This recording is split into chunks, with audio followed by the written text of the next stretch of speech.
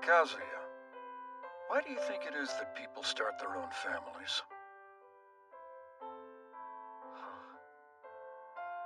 So they don't have to die alone. It occurred to me while I was taking care of your grandmother. We lost our son and your mother much too early in life, but you're still here with us. And it was because of you that we found a new sense of fulfillment and purpose. Because of me?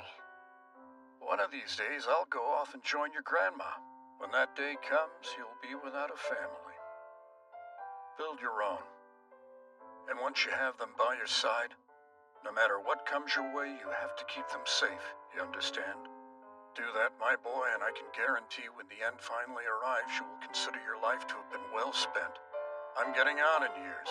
This may be the final wisdom I leave you. When he said those words, I thought they sounded like a dying wish. Time has passed since then, and Grandpa has joined Grandma.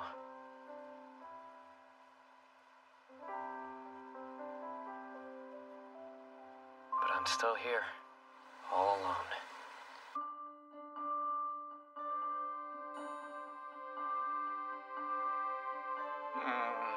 Whatever shall we do? Your Majesty, I don't know what we can do. Surely something has to be done. My king, at this point I believe our only option is to summon a hero.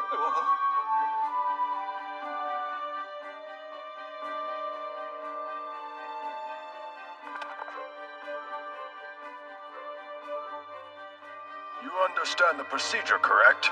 Yes. All right, then we will now proceed with the hero rite of summoning.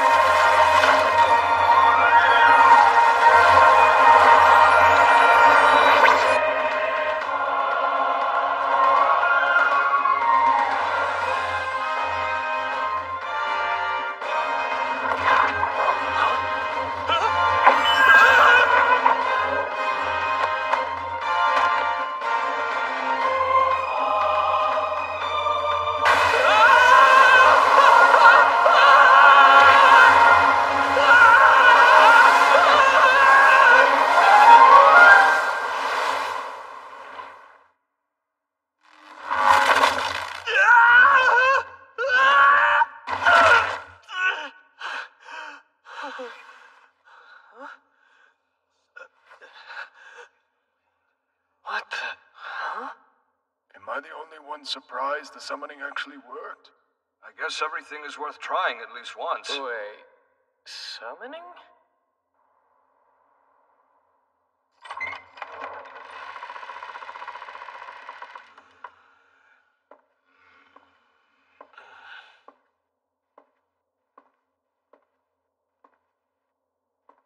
Ah, hero, welcome.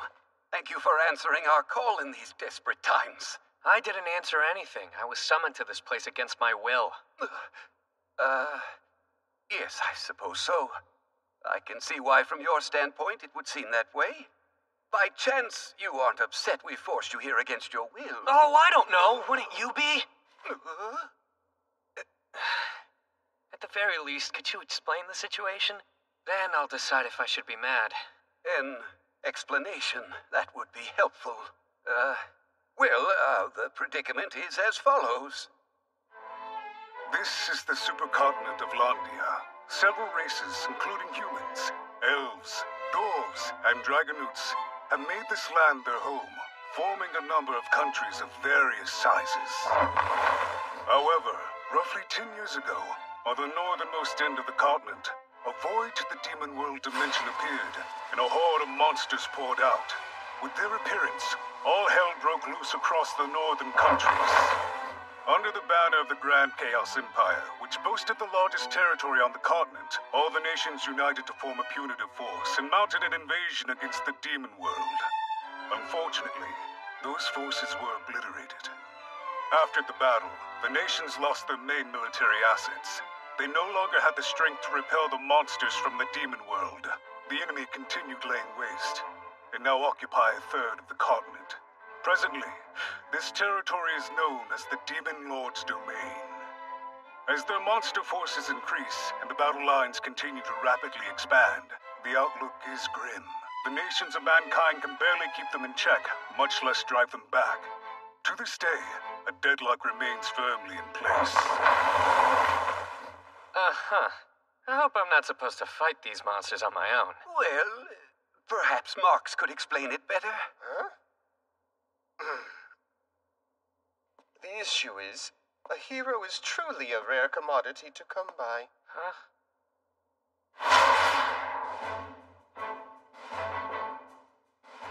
As of this moment, the Demon Lord's domain remains mostly quiet. However, our forces are stationed at his border and have been informed to remain ever vigilant.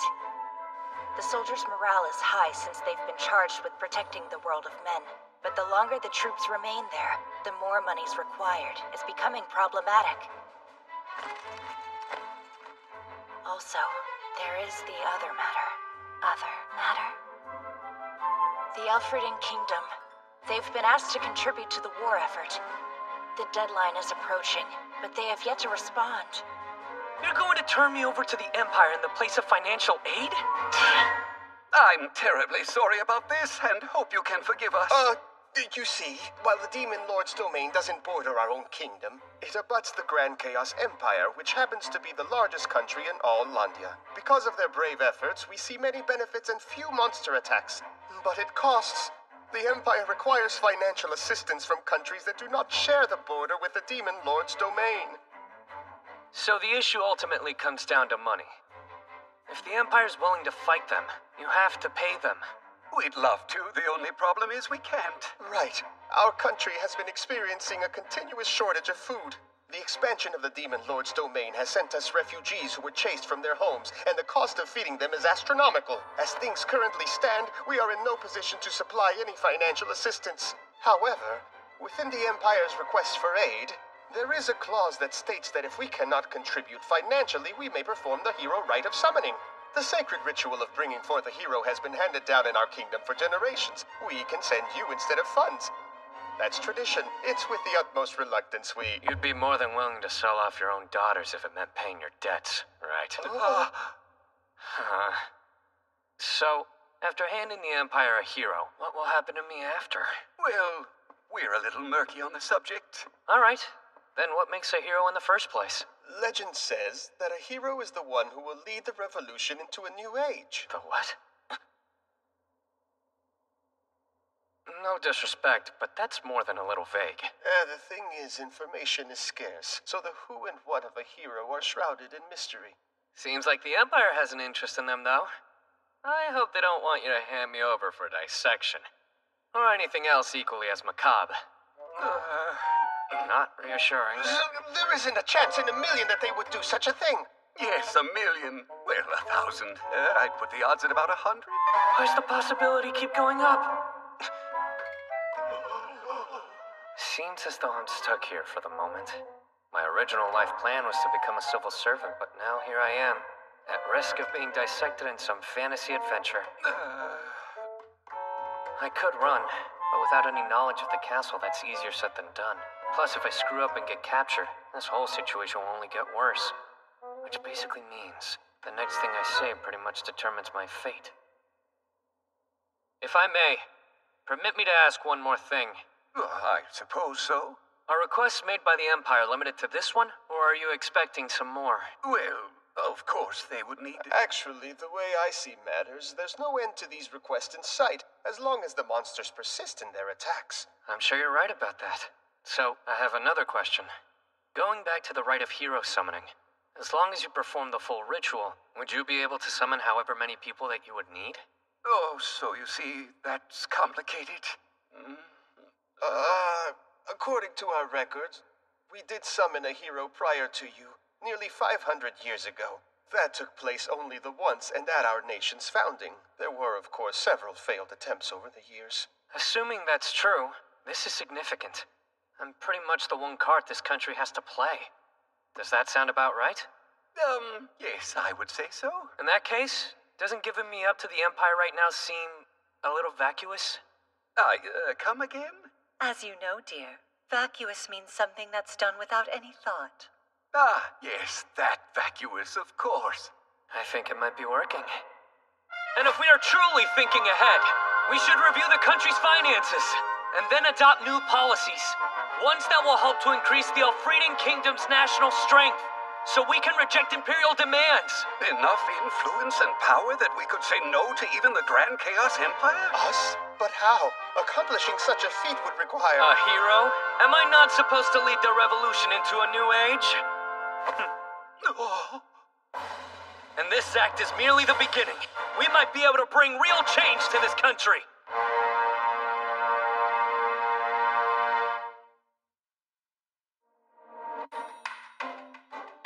Change the country. That was the idea. Only problem was I didn't have a plan. Still, all I need to do is find a way of coming up with the aid money. To start off, tell me about all the country's finances. I want to hear everything that's in place. I need to take a close look at the budget reports. Data on agriculture, forestry, fisheries, the economy, infrastructure, and transport. Prime Minister, if you would please be so kind. At once. And so, a wide range of topics were discussed. The conference between the Elfrieden King, Albert, Prime Minister Marx, and the hero Soma went on longer than expected, lasting for 3 days and nights. Hark and listen! I request your undivided attention. I, Albert Elfrieden, the 13th king of the Elfrieden nation, being of sound mind and body, hereby abdicate the throne and transfer all of its powers over to our summoned hero, Soma Kazuya. What? Huh? Further, I am pleased to announce the engagement of my daughter, Princess Licia Elfrieden, to heroic newly appointed King Soma. April 1546 by the Continental Calendar. The King of Elfrieden hands the throne over to Soma Kazuya. This news quickly spreads, reaching the 3 dukedoms, a trio of rulers who had the kingdom's armed forces, creating a significant stir among them. What? Albert abdicated the throne? Yes, sir. And there is more. He has ceded the throne to Soma, the hero they summoned.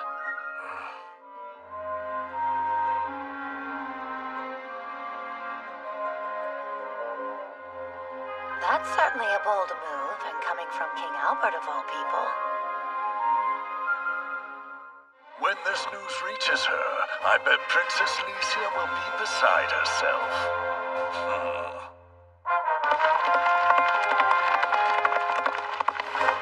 Father, Mother, hold on! I'll rescue you! Right there, that's the spot. Father! Mother? You're fine. It's absurd! I heard that the throne had been usurped and came running to save you, only to find you two casually carrying on like that. As you can see, the throne hasn't exactly been usurped.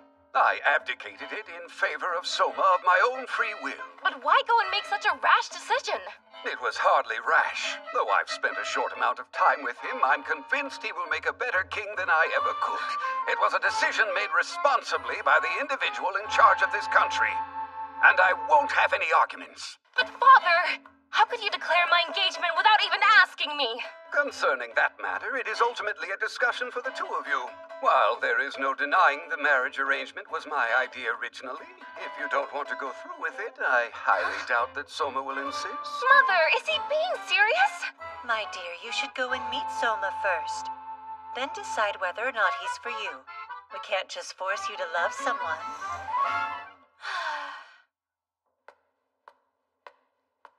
They can't expect me to discuss the matter civilly with him. Obviously, the Soma guy is up to no good. I'm coming in. Huh? Hey, whoever you are, give me a hand. Pardon? Hold up. You are able to read, right? Please, I'm not some idiot. I've had an extensive education. Then what's 3 plus 2? 5. And 6 times 2? 12, obviously. 42 divided by 7? 7 or, I mean 6. I got confused. Good enough. get over here and help me with the budget. What help you? Just who do you think me to be anyway?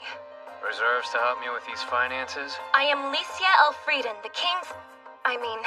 former King Albert Elfrieden's daughter, and you will show me respect. Seriously? You're a princess? Isn't it obvious? Well, not really. That looks like a military uniform. Because it is a military uniform. I'm stationed with the army under the command of Duke Carmine. I was out there performing my patrol duties, then rushed home when I heard the news. Now that you mention it. Yeah, I should have known. There is something princessy about you. Huh? Oh, right. Name's Soma. And for better or worse, I'm the new ruler here. And I used to be this kingdom's princess. Before you came along, that is, and stole the throne away. I'm not quite sure what I am now. Excuse me, stole? If you'd been here, you'd know the king was more than happy to push the crown on me. Perhaps you can explain that. I realize you're the hero they summoned to trade to the Empire, but you just arrived and suddenly my father makes you our sovereign? I'm just as confused as you. I was just looking out for my own safety and suddenly I'm running things. Oh? I do wonder whether the two of them will find common ground. They'll be fine, dear. Trust me. When I brought up fiscal reforms, I knew I might be put in charge of the kingdom's financial management or something like that. But I never expected to be made its king. So listen, I'm sorry for how I acted. You have nothing to apologize for. Hey, you're the victim here. No one asked whether you wanted to get engaged. Yeah, concerning that, Don't worry about the whole betrothal thing. I'm only keeping the throne warm for a little while. After a few years, I'll probably retire from this king gig. Really? All I want to do was fill up your coffers. It was the only way I saw to keep myself from being handed over to the Empire. Then again, now that I've been given the throne, can't waste it. Least I can do is get this country's finances back on track. But, after it's on the right track, I'll let this country handle the rest. Of course, you can cancel our engagement. Such arrogance! You say you're going to quit being the king after only a few years. Can you really do anything for the kingdom in that short amount of time? And before you answer, let's start with all the aid to the Empire. Oh, that. I've already secured the necessary funds.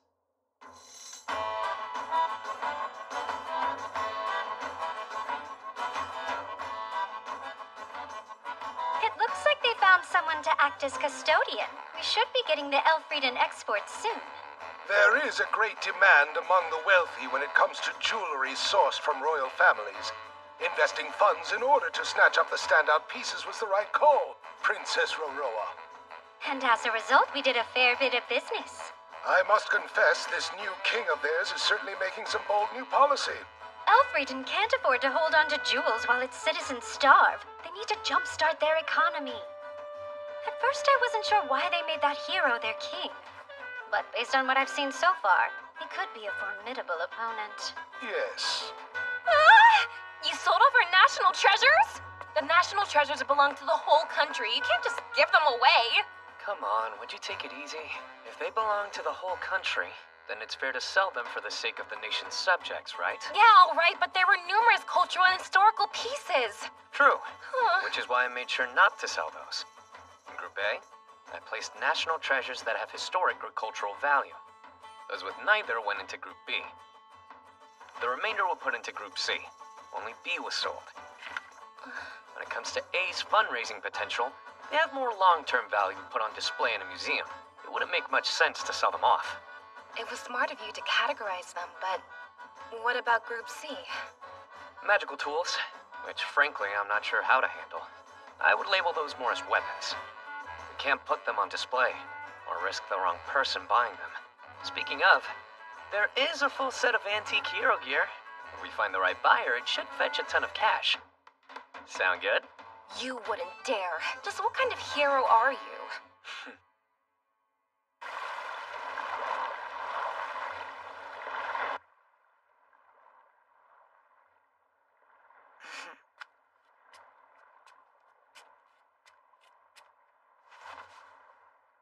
Despite his sudden ascension to the throne, the country appears quite tranquil on the surface. The question is, how long will that last? Anyhow, Canadia. See this new hero turned king with your own eyes. Determine how capable he is. Putting a price on all of our national treasures. Not what I expected from a hero. If I hadn't, they would have handed me over to the Empire. That is true, but still. Tell me, have you already sent the aid money to the Empire? No, not yet. I told them to hold off on paying until the last possible day. Then how about instead of giving it to the Empire, you redirect the funds to the military? After all, your ultimate goal is to get our kingdom enough power to resist them, is it not? At the military academy, they taught us to spend heavily on defense and nothing when it came to tribute. So rather than offering payment for momentary peace, in the long run, the wiser choice would be to invest in building our military? Allow me to chain your adage and immediately activate my own. Time equals money. The financial assistance takes on this card's effect, and by sacrificing it, we gain time, which is what our country needs most in this situation. What are you doing with your voice? Never mind that. Here's my point. Say we build up our military. If we neglect our domestic problems, it means nothing. Until we resolve our food shortage and refugee crisis, we'll continue losing the people's support. It wouldn't take much work for an outside force to instigate an uprising. The country would be in a vulnerable state. A revolt?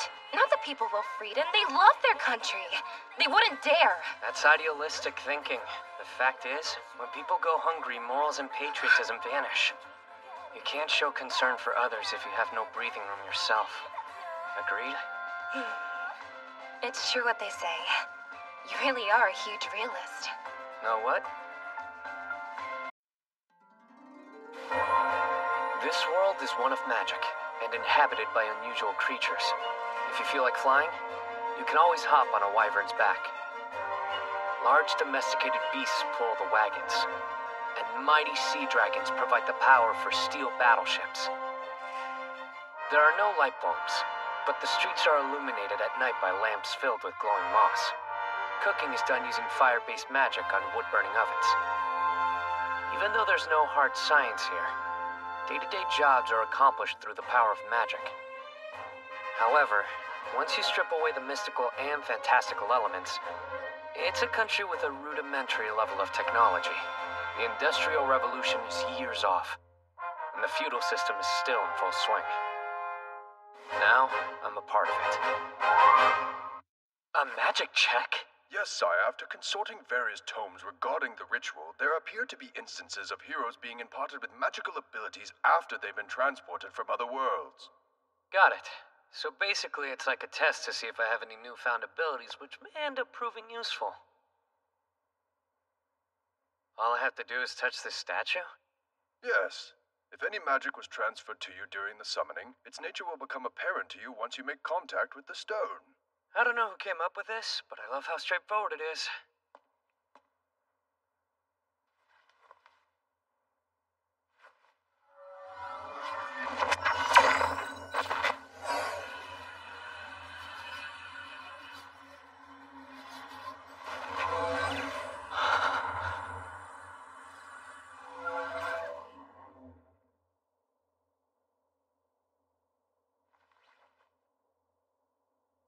How did it go, my king? I never thought I'd say these words, but apparently I'm a magic wielder now. Oh. The question is, what sort of practical applications does this power have?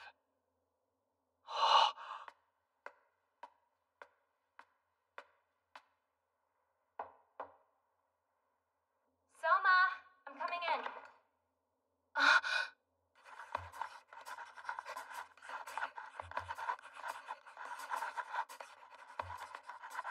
What is going on? Licia, good you're here. Looks like everything's handled. You're using magic to move those pens, right? Turns out I found a good use for it. Since I'm able to copy my consciousness onto inanimate objects and control them, I figured I might as well get some extra work done around here. What I mean is, I'm not actually moving the pens per se. They're an extension of my mind, but writing on their own. Since I came up with the technique, it's only fitting I name it. I call this living poltergeist. A bit chinibyo of me, huh? I don't know what a chuny whatever is, but that is one weird ability. I guess. Moving 3 objects is the most I can manage at this point. And it seems like they have to be close to me in order to work. Very handy, though. It's like copying myself, and being able to work on multiple tasks simultaneously. In short. I'll go on. Super convenient for doing paperwork. So, yeah, my newfound powers making certain tasks easier. Without it, you'd probably find me buried underneath a mountain of paper in here.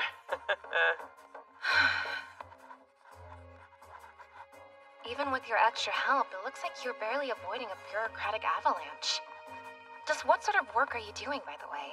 Let's say we're digging for buried treasure. Buried treasure? More precisely, we're tracking down unaccounted for expenditures. We take the budgetary requests, then look at the financial statements. Even though the amount requested and spent may seem to be a perfect match, the itemized expenses will sometimes be different. That can indicate 2 things. First, wasteful spending in order to use up the budget, or 2, misappropriation of funds disguised as an investment. We are poring over every request form the Kingdom has received and keeping an eye out for any glaring discrepancies. If any embezzlement is discovered, the guilty party will pay the amount back. And if they refuse, they'll be arrested and their property seized. Is it necessary to go to such lengths? After all, you solved our financial woes by selling the national treasures and paying the Empire. Sure. For now, at least I don't have to worry about being turned over to the Empire anymore.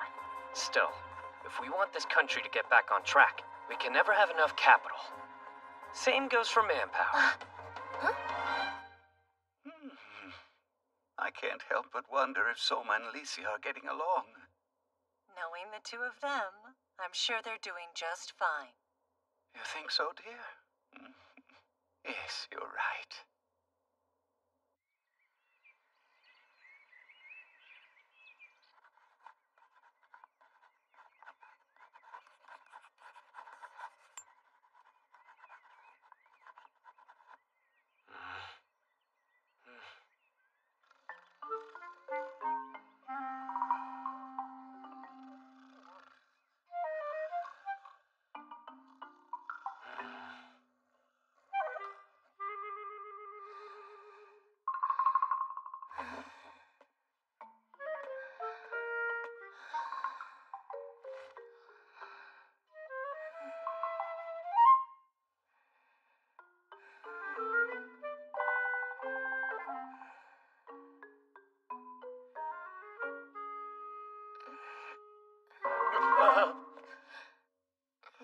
What time do you have?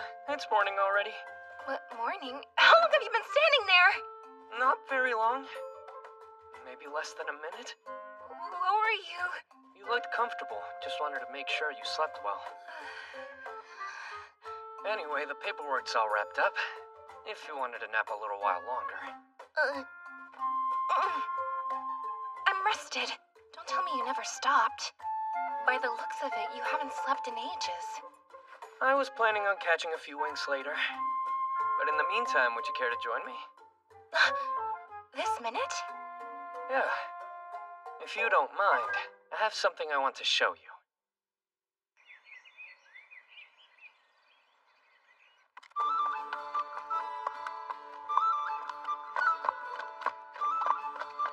Easy. It's not like you have to hold on to my waist so tight. Sorry, but this is pretty scary for me. Some hero you are. Traditionally, the man should be up front holding the horse's reins. I can't help it. This is my first time riding on a horse. You're joking. We get around other ways. Like where I come from. We travel using machines and don't rely on animals. Sounds like quite the place. Soma, tell me something. What is it? The place you're originally from, do you have family there waiting for you to return? Or, friends, girlfriends, anything like that? There's no one. My grandpa was the last of my relatives, and he passed away before I came here. Sorry to ask. No reason to apologize. My grandfather lived a full life. Basically, there's no one waiting for me to return. I guess I'm in no hurry to go back right away, either. I see.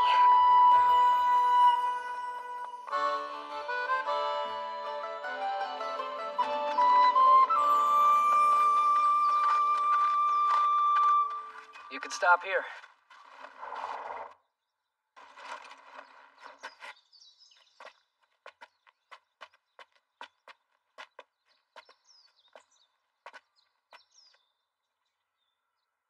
Pretty how the morning dew makes a glisten. You think so? I mean, the whole reason you brought me out here was so we could look at it, right? In a way. You can't eat scenery, though. And that's why we're experiencing a food shortage. Eating scenery? What are you getting at? It's pretty simple. As far as the eye can see, there are nothing but cotton fields.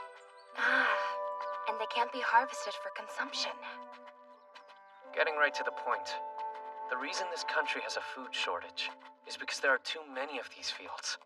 Meaning? It started with the Demon Lord's domain. The countries north of here used to produce a lot more cotton, but damage caused by the monster attacks forced production to cease. Speaking of, in this world, the further north you travel, the warmer it gets. Does it work differently where you come from? Actually, the weather's the opposite. Anyway, that's beside the point. Supplies dropped, and the purchase price of cotton shot up, leading this country to change course. At the time, you wanted to produce and sell as much cotton as possible, and in turn, the farmer stopped growing food. A crop you can't eat, and is grown solely for market, is commonly referred to as a cash crop. There's a drawback when you devote your entire agricultural system to growing them. It leads to a sharp decline in food self-sufficiency. Which explains the current food shortage. Sort of. You can always import crops from other countries if supplies aren't adequate. You're right.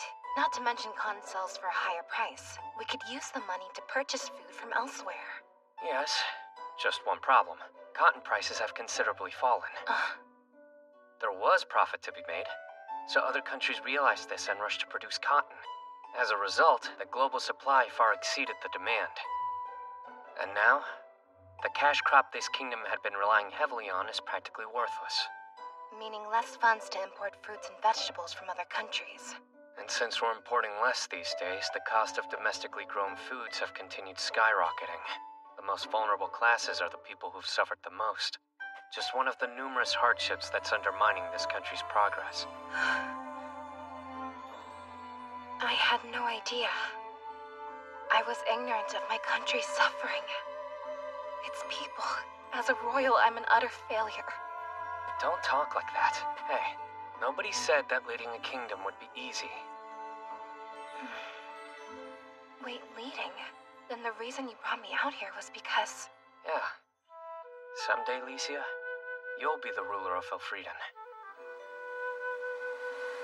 What I want, most of all, is to leave you with every tool you'll need to succeed. So after I've gone back home, you'll be able to manage all facets of this country.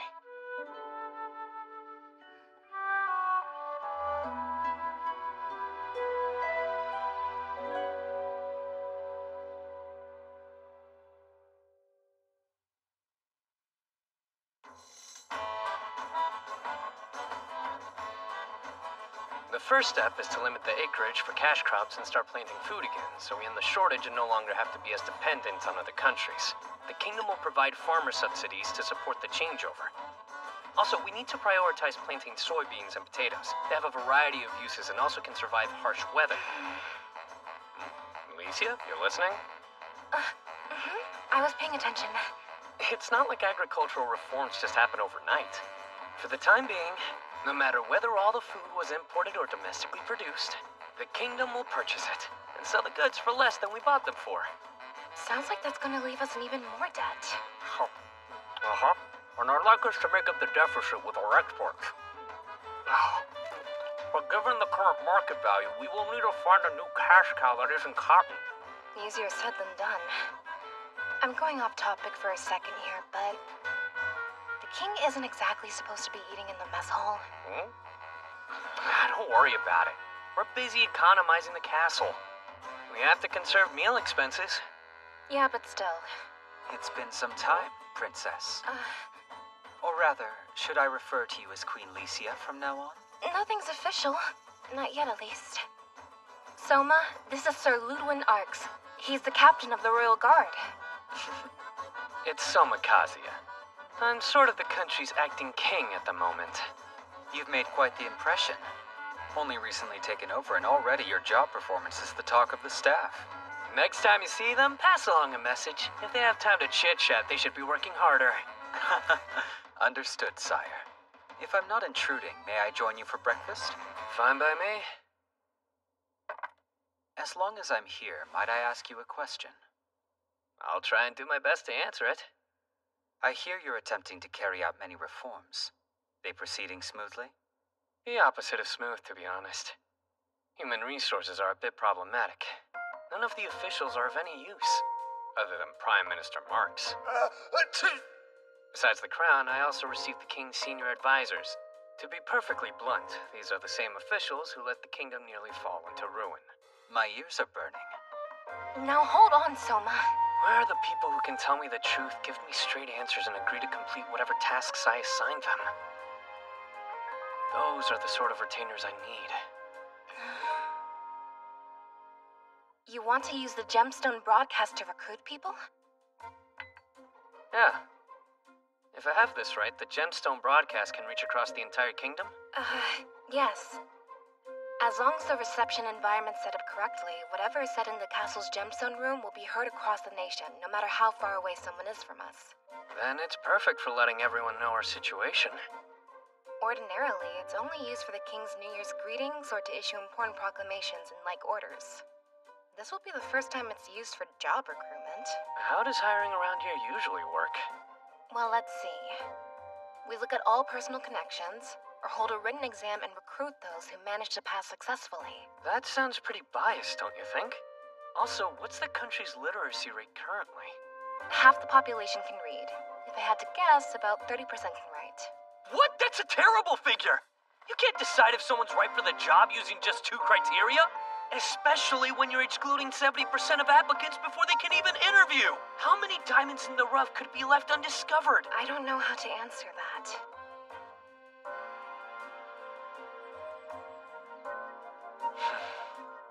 No worries. Once the financial situation stabilizes, we can solve other issues as time permits. But first up, we have to start recruiting capable people. And how are you going to encourage them to step forward? I've been mulling over what I plan to say, but I'm just going to end up paraphrasing a hero I respect since they said it best. Another hero? That's right. An unscrupulous hero of chaotic times. During the late Han Dynasty, Cao Cao, the man responsible for laying the foundation for Wei during the Three Kingdoms period, was so dedicated to gathering men of ability under his command, some described him as a man possessed. In the year 210, to meet the demand for talent, he issued his famous Order of Seeking Talents.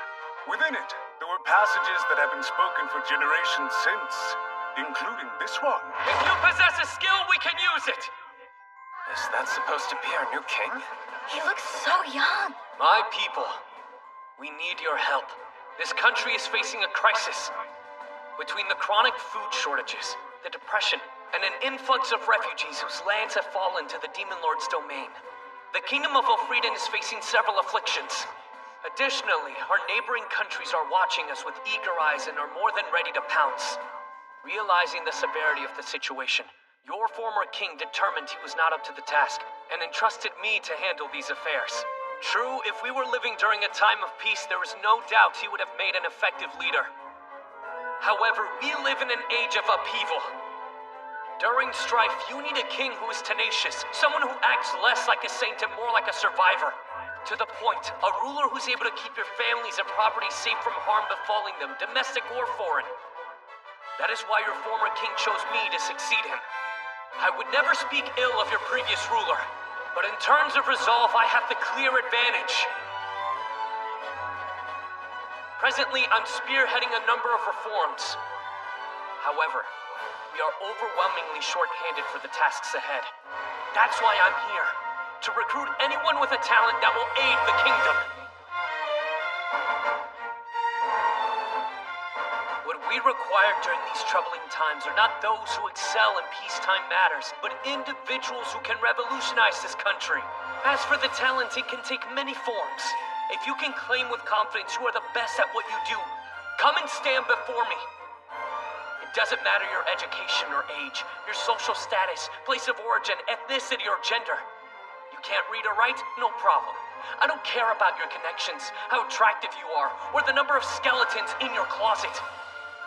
As long as you can say confidently you're the best at what you do and there's no one else in the country who even comes close. If you believe that with all your heart, I say, come forward and present yourself. I know some out there are hesitant, wondering if their talent will be of any use to the kingdom. However, that is ultimately for your king to decide, not you. The determination whether or not this country needs your specific expertise begins and ends with me. I don't care if others have labeled your talent worthless. What are you waiting for? If your ability is determined to be an asset to this country's future, I will afford you every courtesy and look to you as my newest advisor. But perhaps there are some out there who are still unsure. Come demonstrate a talent that is unmatched by any other in the kingdom. And as King of Elfrieden, I will issue you a certificate of peerlessness and a monetary reward. Would that provide you with some incentive? If so, let me hear you!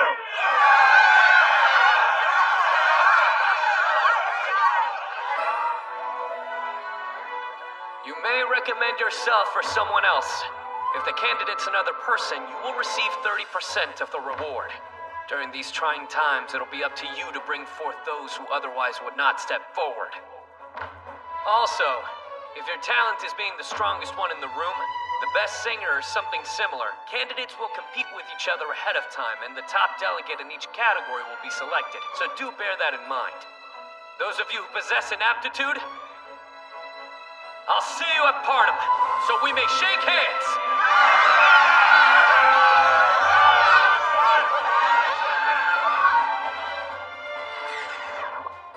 What was that bit at the end? You thought it was too much? Just a touch.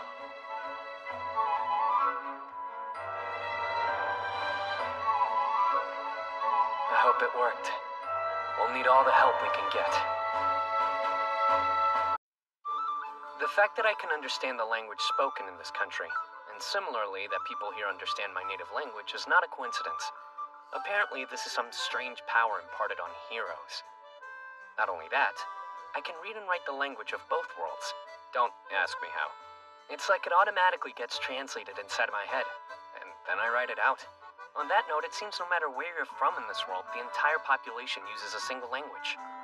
Which is hard to believe, given the diversity of cultures that call this world home.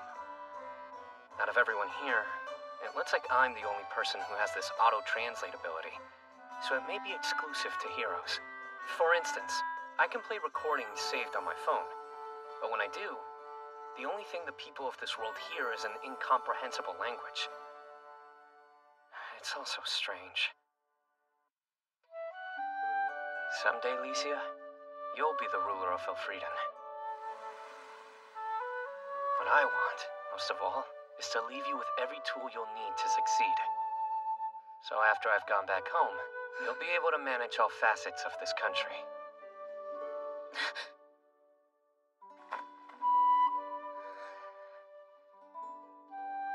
But, after it's on the right track, I'll let this country handle the rest. Of course, you can cancel our engagement. I know that's what Soma promised, but did he really mean it? He wants to find more useful personnel to advise him. But most importantly, what this country needs right now is Soma's leadership. The place you're originally from, do you have family there waiting for you to return? Or, you know, friends, girlfriends, anything like that? There's no one. He doesn't have connections to the world he's originally from. So, what if I become a part of his family? I wonder if that would anchor him here. Wait, if I create a fait accompli as his fiancée, then... Princess, it's time to get up. I'm already awake.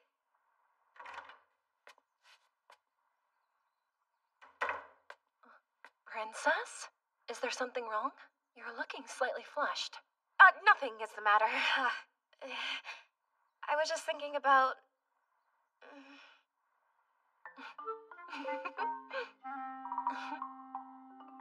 Today is the day. His Majesty is going to honor the 5 subjects who proved to be especially outstanding among the recruited talent. Yes, I remember. The king wishes for you to attend as well, so please hurry and get ready. I understand numerous people responded to his invitation. Yes, so many. The screeners were complaining, grumbling how there was no way they would ever finish. I'll bet if Soma heard that, He would say, if you have time to complain, get back to work. What is with that expression? Don't tell me you're having second thoughts. No. I've made it this far thanks to my talent, but am I nervous about standing before the king and having to prove it can be of some use? Yes. After all, my skill is rather, well, you know.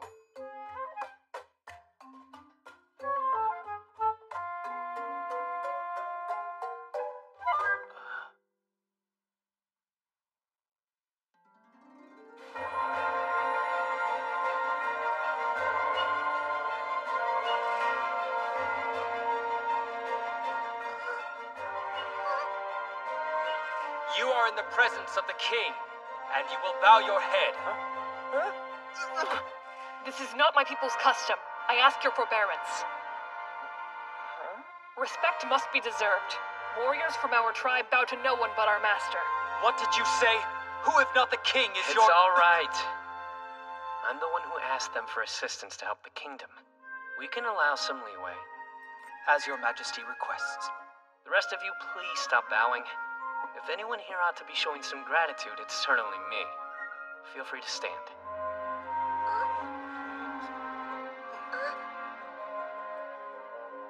By order of His Majesty, the gifted and exemplary citizens of the nation have gathered at the capital. Those present today have shown they have rare abilities that set them apart from their peers across the land.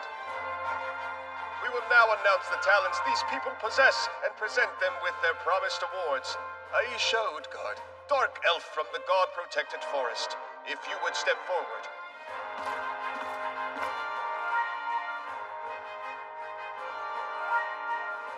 Time for a little research. Dark Elves, a minority race within the Elfrieden Kingdom. Their people are known for their elevated combat skills.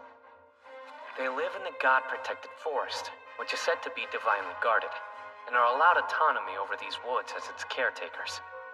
They have limited interaction with other races and are extremely territorial. It's helpful being able to read remotely like this. This living poltergeist thing sure does come in handy. Pun intended. Your Majesty, she excels in the art of combat. It is fair to say that her fighting abilities are unmatched by anyone in the kingdom, and we commend her for that. The foremost military prowess in the kingdom. I have high hopes for you. To be clear, you wish to honor those who can prove they are an asset to the future of this kingdom? That was my promise, and I intend on keeping my word. In that case, I do not want the reward. I ask you to hear my request instead. Go ahead. Please tell me. My people are troubled, for in the God-protected forest, the mature trees are weakening while the saplings are failing to grow. Please, sire, I ask you to lend my tribe your wisdom. I'm not sure what to say. Let's see. Just making sure, you are thinning the forest properly. Thinning? What exactly do you mean by that? You should periodically cut down a moderate number of trees in order to maintain the woodland and promote new growth. Everyone knows that. Then again, maybe they don't. If you allow the mature trees to grow rampantly, their foliage blocks out sunlight, preventing younger ones from flourishing. If the forest isn't managed and is left alone, all you're left with are old trees that are thin and weak like bean sprouts. Once that's allowed to happen, the woods become vulnerable to snow and wind. And without sunlight, the undergrowth begins to wither. The soil can't retain water, making it susceptible to landslides. Your Majesty! Yes? What'd I say? I humbly beg your forgiveness for my rude behavior earlier.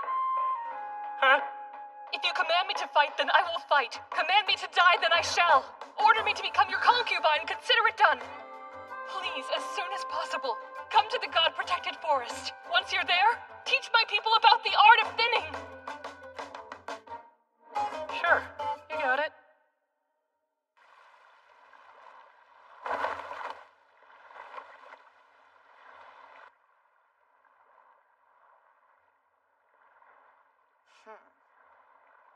By the sounds of it, things are getting interesting over there. Junna Doma, you shall be next. Step forward. Yes, sir.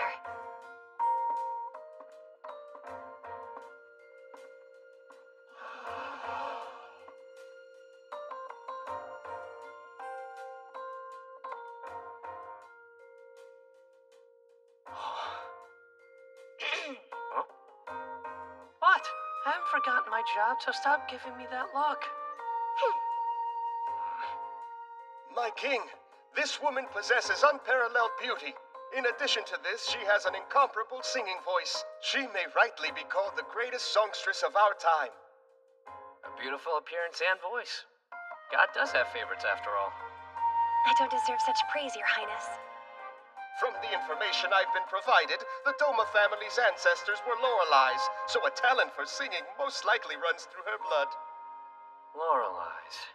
Legend says they were creatures from the deep who beguiled sailors with their beauty and enchanting voices. The singing voice of a Lorelei. I would very much like to hear a song. If that is what you wish. I know. All of Elfrieden is watching. Since the ceremony is being transmitted far and wide via the gemstone, could you sing us something that will help to energize the nation's people? As in something lively? Let's see. Several songs have been passed down in my family, but most of them are melancholy in nature. Honestly, I can't think of any energizing songs, but if I were to hear one, I'm sure I could sing it right away. If you were to hear one, huh? Well, in that case...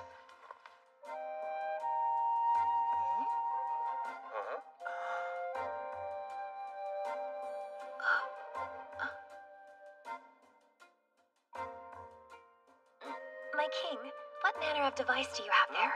I guess you can think of it as a pocket-sized musician. Right, are you ready? Ready.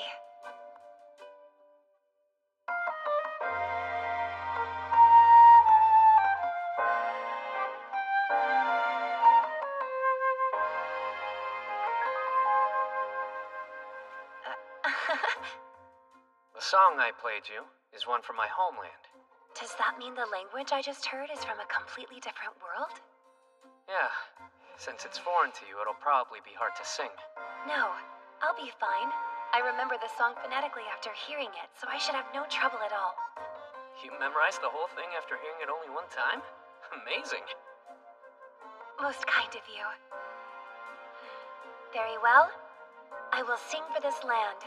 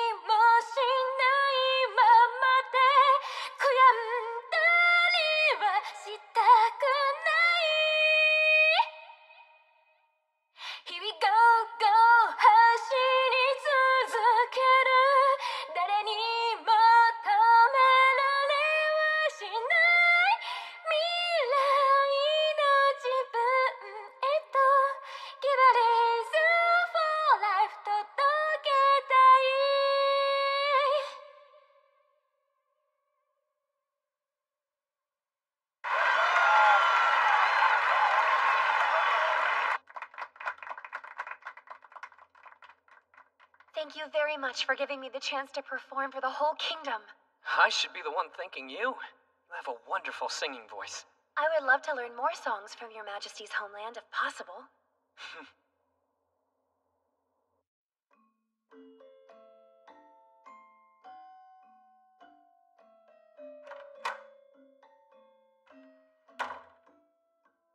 I see you're as intent as ever on gathering intelligence from all quarters.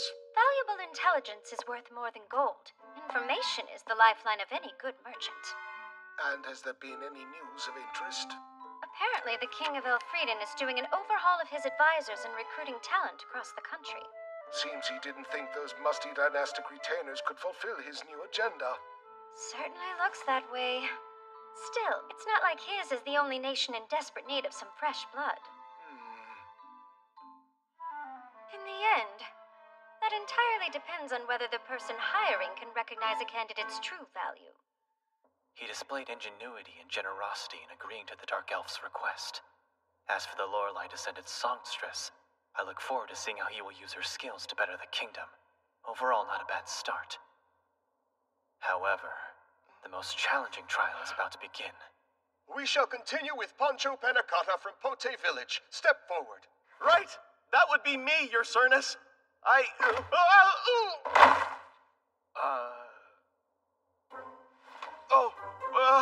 Pardon my clumsiness. This man's talent for eating can be called legendary. While there were several applicants who answered the call claiming to have a true gift for gluttony, none could match this man's insatiable appetite. Furthermore, his search for food has been no ordinary one. He has traveled the world, eating specialties and rarities along the way. According to him, he has consumed just about everything there is to eat. What? It's terrific news! Thank you so much for answering my call. I've been waiting for a person with your expertise. More than any of the other talented people here, I'm delighted that you stepped forward. Your Majesty is delighted I'm here. You know, everyone, they call me Fatso, and said I was a fool to throw my money away for the sake of eating. They're wrong. Your well-honed gluttony will save this kingdom. So hold your head proud and high. Are you sure about that, my kingness? Yes. Your insight from sampling the specialties and rarities from all over will be the key to solving multiple hardships. I need your help, Pancho. Let me use your vast knowledge. Yes, sire. If I can be of any assistance to you, by all means use my experience, please. Hey, Marks. If there's a distinguished subject, this country has a tradition where the king can grant them a specific title, right? Indeed. You are most correct, my king. In that case, Pancho, I will dub you with the name Ishizuka. Back where I'm from, it belongs to an insatiable hunter and master of cuisine. I trust you'll work hard not to tarnish the name. When the sight of King Soma receiving Poncho was seen throughout the nation, it encouraged the reluctant. There were still those of exceptional talent who had not stepped forward, but after witnessing how all manner of skills were praised by the king, they gathered themselves to Elfrieden. Your Majesty, the preceding three nominated themselves, but the next man was recommended by someone else. Huh? And now, Hakuya Kwan Min, step forward. Sir. This man has exhibited a talent for intellect. It is believed that his knowledge and memory are unrivaled throughout the kingdom. Who was it that suggested your skills could help out in some way? It was the uncle I live with, sire. He said I was old enough to stop reading books and should serve my country in a meaningful way, so he put my name forth. That's funny? No, I was just remembering how I used to get that a lot myself, believe it or not. So then, what genre of books do you tend to read? I do not prefer any one genre. I read literature, of course, as well as history, law, and military tactics. Assimilating knowledge unknown to me is my reason for living. Interesting. In that case, how would you like to be a librarian in the castle library? You would have free access to books authorized to only catalogers. Oh, that is most generous, and I graciously accept. Yes, I suppose that is what I would have said just a moment ago. But not anymore, I take it? No, I've changed my mind since. Fine, then what would you prefer? If you'll permit it, using my knowledge, I would like to underpin your Majesty's hegemony. Pretty bold to use the word hegemony, and I wonder what he means by underpin. Does he want to be my military strategist? And you believe you're gifted enough to do that? I would like to think I am. You said that you changed your mind. Explain. Begging your pardon, but since the ceremony began, I've been sizing your Majesty up, judging whether you were a ruler worth serving. Seems I passed. What criteria were you using to determine if I was worthy? It was dependent on whether you appointed Poncho. That was my litmus test. Even if you had not immediately recognized his value, but had appointed him for some future use, you still would have passed as a king. If you had judged Pancho's talent as worthless and rejected him, you would have failed. That was my line of reasoning. I never expected you to welcome him as you did. I'm pleased that I was wrong about you. There's no doubt your talent is sensing what this country desperately needs and seeking it out at all costs. I will echo those sentiments. I also believe I know what this country needs during these trying times. But tell me, are you the sort of advisor who can help me get the job done? I believe His Majesty must be the one to judge that for himself.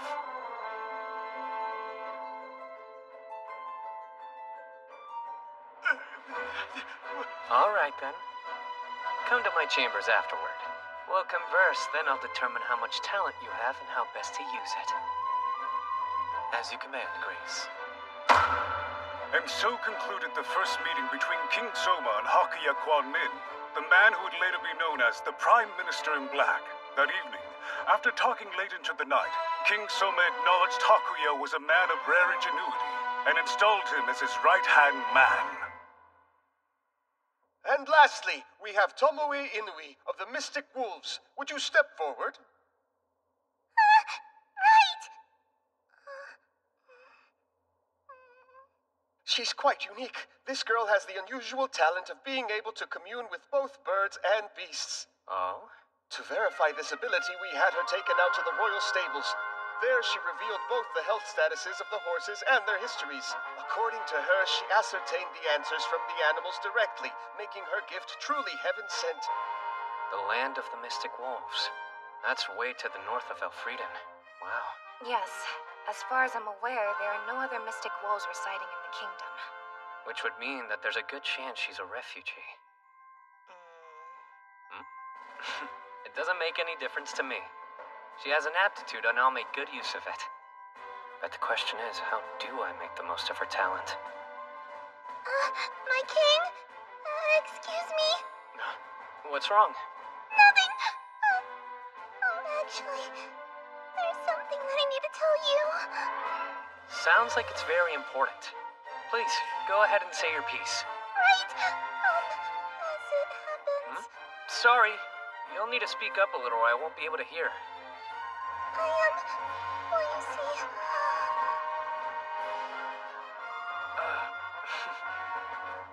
No problem. I'll come down there to you.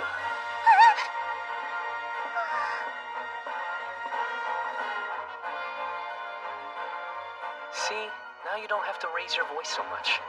There's no reason to be shy. Yes. The truth is...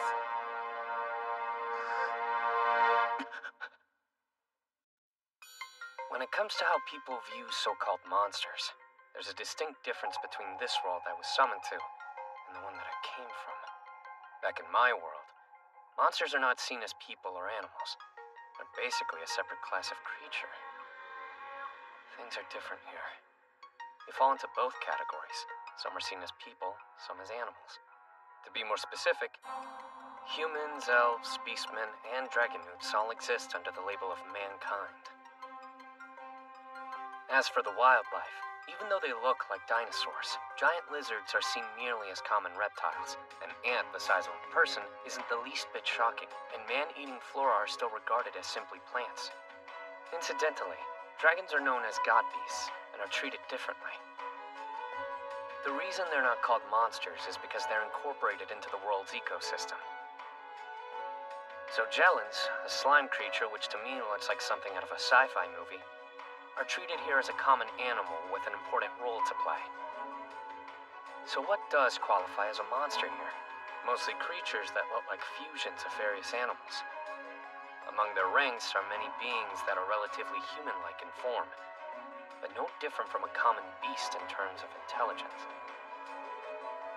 Or so I thought when I started recruiting talent, until a mystic wolf girl responded to the call and told me something that threatened to shake this world to its core.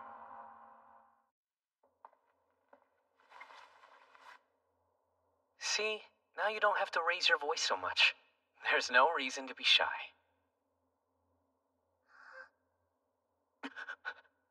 You're absolutely sure? Have you told anyone else about this? No one. I mean, besides you and my mother.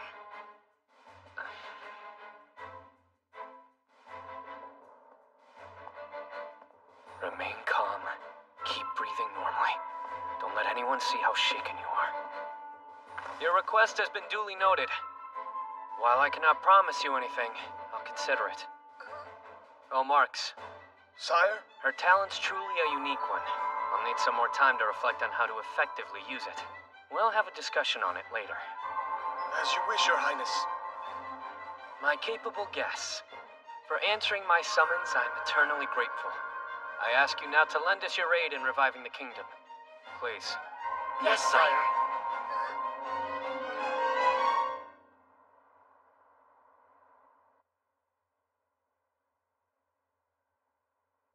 So, you said you wanted to talk to me about something that was important? Back in the chamber, when she whispered to me, is it possible anyone in the audience heard her? I know I didn't hear anything. No, she was speaking far too quietly, sire. My ears didn't pick up a single word either. Sounds like there was no danger that it went over the gemstone broadcast then. I don't think we have to worry. You shouldn't be sensitive enough to pick up whispering. Whatever she said to you must be serious if you're this concerned about it getting out. Yeah. So she can converse with the animals. You heard that part, right? Yes. Not only does she know what they're saying, but somehow they're able to understand what she says in return. It's no stretch to call her talent phenomenal. Yes, even more so because she can also speak to demons. Up to this point, it was thought the monsters of this world possessed intelligence equal to that of an animal's. However, among the Demon Lord Domain's ranks were those who acted in teams, using weapons and magic, and behaving almost as though they were no different than people. The humans began referring to these particular beasts as demons, to distinguish them from the others. True, these demons were different from other monsters, but despite being able to demonstrate intelligence, there was still one crucial component that separated them from the other races and breeds of the land. Demons could not be understood. Their language was unlike any tongue used by the rest of the world. Unintelligible. You spoke to a demon? But that isn't possible. No one can understand what demons say. Tell us everything that happened in detail. Well, the demon I spoke with in the woods was pretty short. And he had a face that looked pretty much exactly like a dog's. I went into the mountains to pick wild vegetables. That's where I ran into him. Before I could think, I yelled out, "Help!" Then, to my surprise, he said, "You can understand me?" He seemed as shocked as I was. My guess, he must have been a scout. At least that's what it looked like he was doing. He said we had the same scent. I couldn't bear watching you die. Go on and run away, quickly! And so that's what I did. Meaning a demon actually showed sympathy? It's possible this was an isolated event, and only a handful of demons would let a mystic wolf escape. But even if it's only a fraction, there are demons we can communicate with, which could alter a situation dramatically. What do you mean by that? Are you saying we can negotiate with these demons and take back the lands lost in the war? It would be nice if things took a turn in that direction. But as of this moment, the nations of mankind are joined together facing off against the Demon Lord's domain. Simply because the demons are seen as our enemy, one that is irreconcilably at odds with us. As soon as people learn we have a way of communicating with their kind, there's a big chance one or more nations around us will try and forge an alliance with them. No, they would never do that. I'm no expert, but our worlds have similarities. There are conflicts between nations here, aren't there? Those who would want to gain the upper hand.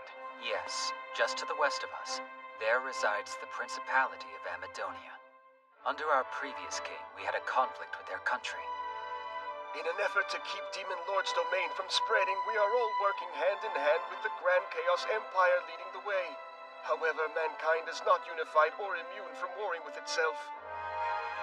You're right. There are those who'd exploit her power.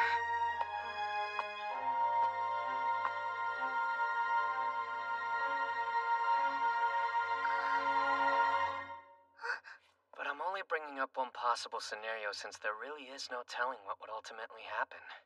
After all, communicating with demons was thought to be impossible. The fact that we can is sure to shake up this world. We have to be cautious about this. Very much so. We can't afford a word of this to leak and become public knowledge. Exactly. But most importantly, the kingdom has to safeguard her with all the tools at its disposal. You mean protect me? Yeah.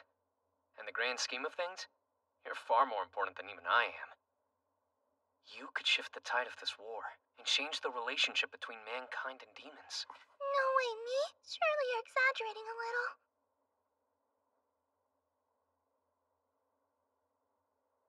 I'd like a royal guard to watch over her. Will you see to it? As you wish. One concern, if we surround her with knights, would that not arouse greater suspicion? Very true. One minute she's a simple peasant girl, and the next thing you know, she's surrounded by the royal guard. People will inevitably think there's more at play. You're right. Someone might get suspicious and start snooping around. In that case, why not simply welcome her into the castle as royalty? Huh? We can do something like that? Of course. It's not usually difficult. Your Majesty would simply adopt her, but seeing how you're not yet wedded to Princess Licia, it's not possible right now. And speaking of the wedding, preparations would take more than a year to complete. Well, that's that. I wasn't trying to rush it. Anything else? Your Majesty could take her as your secondary consort. A consort? Are you insane? In this kingdom, the law states for a child to be a princess consort who is in line for the throne, her standing must be that of a knight or better. But as long as she's not a princess consort, there should be no problem. Yeah, that's not the issue here. By the way, how old are you? I'm 10 years old. Perfect! That is well within the allowable range, Your Majesty. And for a political marriage, not exceptional. Even so, that's far too young. It's not like I need you to convince me. And why can't the previous king and queen adopt her? Yes, I suppose that would work. It absolutely will. I've always wanted a little sister. Wait a minute! I'm sorry, but I'm not so sure about this. 'Cause I already have a family of my own. My mother and brother are waiting for me, back at the refugee camp. It's all right. You see, Tomoe, it's more of a formality just to make sure you're well protected. If you become my little sister, your mother and brother will also become my relatives. They'll be able to live here in the castle with you. Well, in that case, I agree. Marks, we'll have some time to pass before the adoption, and then we'll make the announcement. If we rush into this without warning, it'll look strange and pretty much defeat the whole purpose. A wise decision, Your Majesty. In the meantime, I would still like to keep her safe. You wish to give Miss Tomoe a role, which would require her to stay within the castle, correct? I do. Let's see. Then in recognition of her ability to talk to animals, how about putting her in charge of the horses that draw Your Majesty's carriage? Great idea. Let's go with that. Sound okay to you? Oh, yes.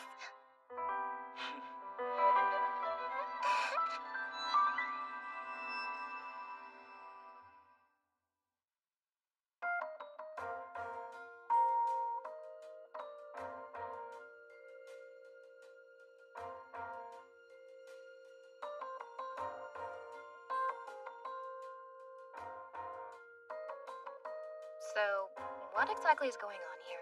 Isn't it obvious? I'm sewing. That part I get, but I'm wondering why you're doing it in my room. I had some downtime. I needed some place to relax. Everyone in the State Affairs office is working hard.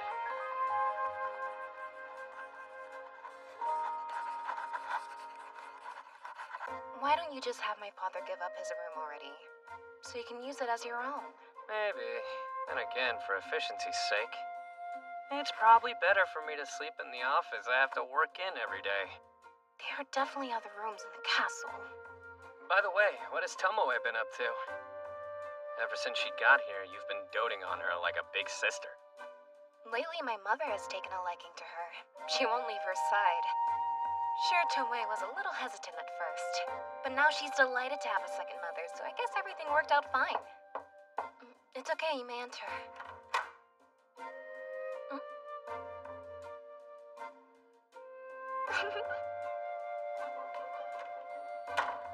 Just don't read anything into this! Seriously? He's back already? Yes, and should be waiting for you in the reception room. No time to waste, Licia! Hey! Welcome back, Pancho. So, was the expedition successful? Oh, very. In large part because you let me use the Royal Wyvern for traveling. I was able to hit every one of my locations faster than I expected. I gathered pretty much every type of food I was after without any complications. Wait, you mean you also lent him the hero sack? That's right. It's far bigger on the inside than it looks on the outside. Plus, whatever you store inside it is less prone to spoilage. The perfect tool for gathering food. You mean the same satchel that's part of our hero gear collection, one of the kingdom's crown treasures? And you're using it to haul around a bunch of... We'll move past that. What do you got planned anyway, going through such lengths to send them out and gather food? What do I have planned? Something that'll do the kingdom a little good, I hope. I hope that everyone in the Elfrieden Kingdom is having a great day. I do as well. And this is the King's Brilliant Lunch, a program meant to provide information directly from Harnham Castle to you, the people of this nation. Or we can just shorten it to the King's Brill Lunch. I'm your host, Juna Doma, and with me... I'm Pancho Panicotta, connoisseur of eating and all things food. We're only addressing the entire kingdom. There's no reason to be nervous. Well, the thing is, I'm not used to presenting to a crowd. As a born entertainer, I'm sure this must come natural to you. I'm really quite envious, Miss Juna. It's true, I'm no stranger to entertaining large audiences. Speaking of which, whenever you're in Parnham, you might want to visit Lorelei, the cute cafe where I work, and say hello. I sing there from time to time, so stop on by if you're around. If we could refrain from any blatant endorsements. And now then, to go into the specifics of the show, we'll now give the floor to this gentleman. You know him as Elfrieden's 14th king, His Majesty Soma Kazuya. The truth is, I haven't actually been crowned yet, so technically I don't deserve the title. Hey, greetings. I'm acting ruler of the nation, Soma Kazuya. And as you're probably aware, the country is suffering from a massive shortage of food. As the chief administrator, it's I who should be held responsible. I apologize to you, the people. While we're moving forward with a plan to immediately increase our food production, it will take time and I ask you to be patient. Until it's resolved, we will keep making regular broadcasts. Our goal is to educate and inform. We'll introduce new foods, a few of which you may not be accustomed to eating, but are quite plentiful, as well as the different ways to prepare them. And to prove these strange items are delicious, I've arranged a panel of blind taste testers who have not been informed beforehand what sort of dishes are being served to them today. Okay then, let's get started, shall we? Pancho, why don't we reveal the first food you have for us? Of course. Our first dish is... I thought we were tasting food. You're not gonna serve that to us, are you? Hope you're all hungry. A perfectly reasonable reaction considering its appearance, but as a coastal dweller who's eaten these creatures before, trust me, they are quite yummy. Juna, you ate one of these and actually liked it? Yes, they are a traditional delicacy back in my homeland.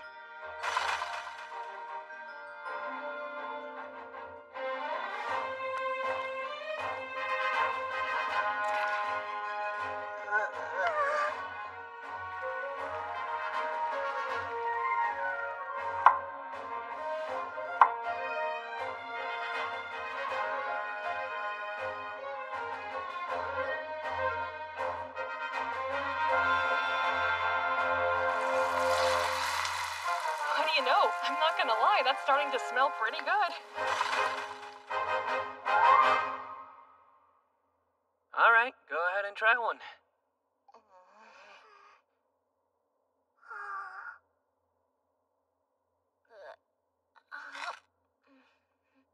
It's delicious, whatever it is. Hey, you're right. This really is yummy. Whoa, those are pretty tasty. One serving isn't enough. Would you mind if I helped myself to one as well, sire? Please, be my guest. So good. These are incredible. They're so full of flavor, aren't they? When you bite through the crispy coating, inside's the octopus, and it's so juicy.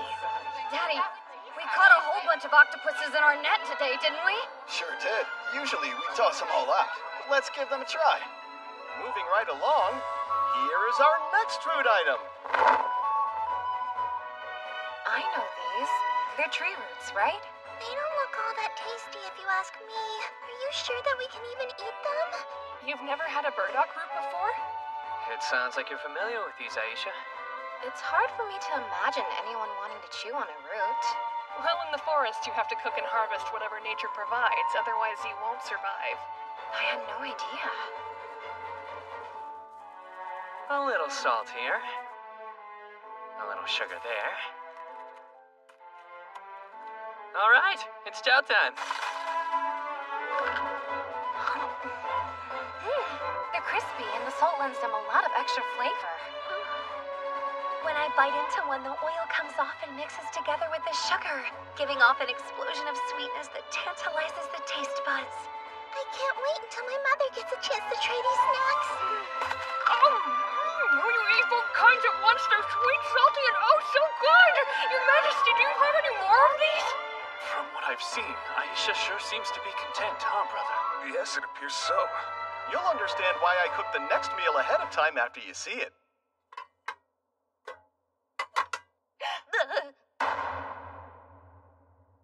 You do not expect us to eat insects. Funny, I could have sworn you were just telling us how you had to eat everything in the forest to survive. And for some reason you assumed that extended to bugs? You would have to be mad to eat these. That hit the spot. It almost like being back home. Can't beat being boiled locust. Being boiled? So did you use some kind of extract? Precisely. I primarily seasoned them using a combination of both mash water and sugar. Never heard of it. Mash water is a condiment. I find that mystic wolves greatly enjoy the flavor. More specifically, it's referred to as bean mash water, which is made from salting beans to ferment them. They continue skimming layers of liquid that forms during the process, and after fermenting it, you end up with mash water. Both of them are extremely unique flavors not typically known or available in the kingdom, truly. In other words, the bean product is miso, and the mash water is soy sauce.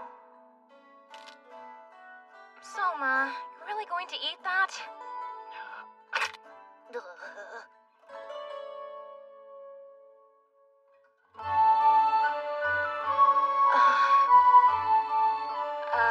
Wait, are you crying? I can't stop myself from tearing up. This is a flavor from my homeland. Insects are a dish in your world? With every bite, the flavor of Japan spreads throughout my mouth. Not only does this world have soy sauce, but miso too. I no longer have to dream about the flavors I love so much being only a memory. Pardon, Your Majesty. I don't mean to interrupt, especially when you're so moved. But would it be all right if we continue to the next dish? Huh? Oh, yeah. My apologies. On with the show, as they say. We can't wait, Pancho. What do you have for us next? Ah, yes. I think this one will surprise you.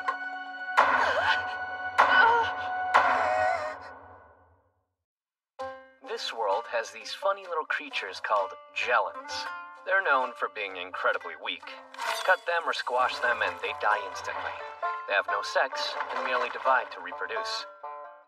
And right now, I'm about to be fed one of these funny little creatures.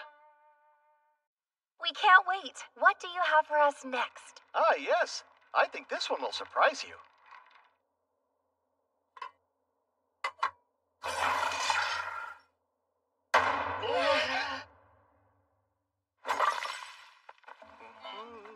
I hope I'm wrong, but is that a Jelon? Why, yes, indeed. That's exactly what it is. You have a good eye. That's weird. I didn't think you could eat those things. Yep. Just a moment, please. Is that Jelon dead? Yes, ma'am. No need to worry. This Jelon has already been slaughtered. It can't be. I've never seen or heard of a Jelon carcass before. Yeah, now that you mention it, this is pretty weird. Why? What makes it so unusual? If you break open the thin surface membrane of a Jellin, its internal fluids come gushing out everywhere. So it shouldn't be possible for you to kill one and have it remain intact like that. I gotcha. So, what do you have to do to preserve the carcass? Well, there is a bit of a trick to it, but it's not too terribly difficult. I learned this from a small tribe who lives far to the west within the borders of our great empire. If you strike it with a stick or something just hard enough so that you don't break the membrane, you can destroy the nucleus within. I'm told the locals refer to this method as Jellin Ikejime. I guess they're kinda like fish. If you successfully break only the nucleus, then all of that internal fluid will begin to congeal and the Jellin will grow firm. If you continue to let them sit after that, the remaining moisture will eventually evaporate and they'll become almost hard-cured lumps. I'd say 2 hours after death seems to be the sweet spot. They'll be solidified to a certain degree, but retain some of that springiness. That's when you could cook them up real nice, you see.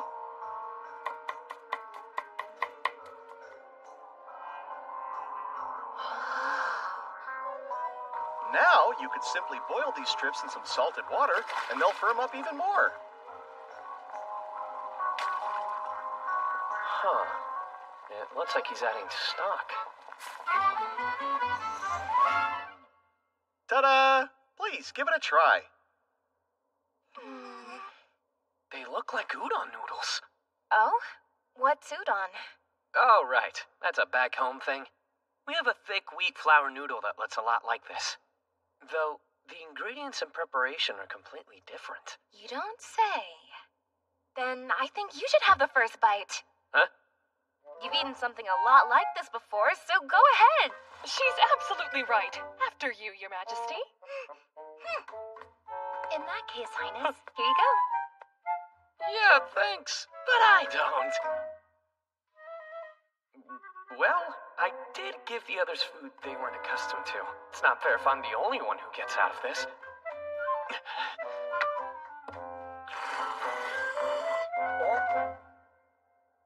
So, how'd it turn out, Soma? It's way better than I expected. Now, I thought it would be slimier and fishier, but this is smooth and chewy. I'd say they're closer to kutsu noodles than udon, but there's a unique squeakiness to them. It's not bad at all. Then I'll try it too. Wow, this is something else.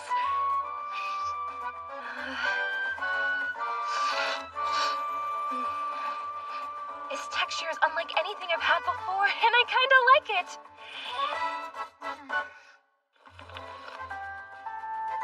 And the soup really adds a nice flavor to them.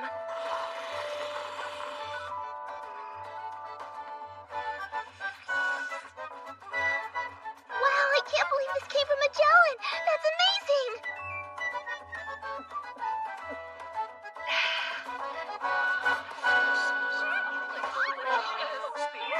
Unfortunately, that's all we have for you today, so it's time we thanked everyone for tuning in to the King's Brill Lunch and wrap things up here. I hope you enjoyed acting as our host, Poncho dear.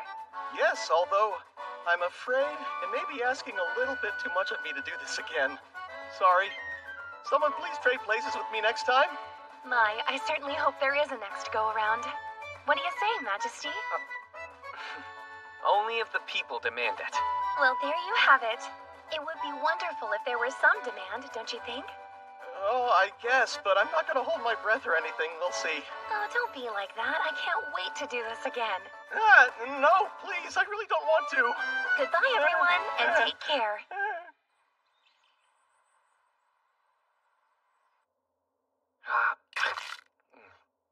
Who knew there would be so much demand to keep the Kingsborough lunch running regularly? Oh, we have to at least do a follow-up now. Come in.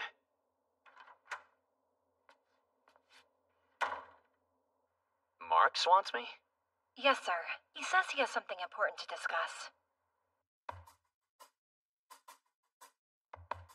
What's going on, Marks? Why are we having to meet in here? Why not talk in the State Affairs office? Do forgive me for interrupting your busy schedule, but I wanted to discuss the possibility of stepping down as Prime Minister. No, you can't be serious! The former King Albert recognized your majesty's talents and yielded the throne to you without hesitation. I have given a considerable amount of thought to following his example. I have done what I can in your service for as long as possible, but I believe your needs have outgrown my abilities. Unexpected. Have you thought about a replacement? Hakuya has proven himself most talented and deeply devoted to the throne. I believe this man is the perfect candidate to take over my position as your new right hand. He has my full support.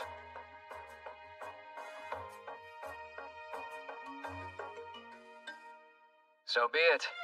The formal appointment will have to wait for another meeting. But yes, I agree with you. My oh my, that certainly is a huge weight off my shoulders. Now I will humbly accept the retirement allowance I owed for my many years of service and perhaps purchase myself a cottage in the country where I could enjoy the rest of my days. At least that's what I had been planning, but I am well aware that the National Treasury is still in dire straits. So in lieu of my retirement and in service of the crown, I will remain at your side and accept a salary commensurate with a new position. How about that?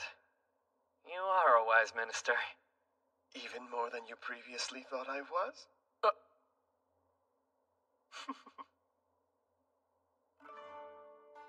I am more grateful for your majesty's words just now than I would be for any monetary reward. Listen, Marks. It hasn't been very long since I arrived in this world. There's much that I still don't understand, especially when it comes to the customs of the court. I would like for you to act as a consultant to help me with that. Will you? Your wish is my command. Sire, although I haven't been formally appointed yet, as your Prime Minister, I have one suggestion I'd like to put forward. What is it? Majesty, I think you should take time off. Huh?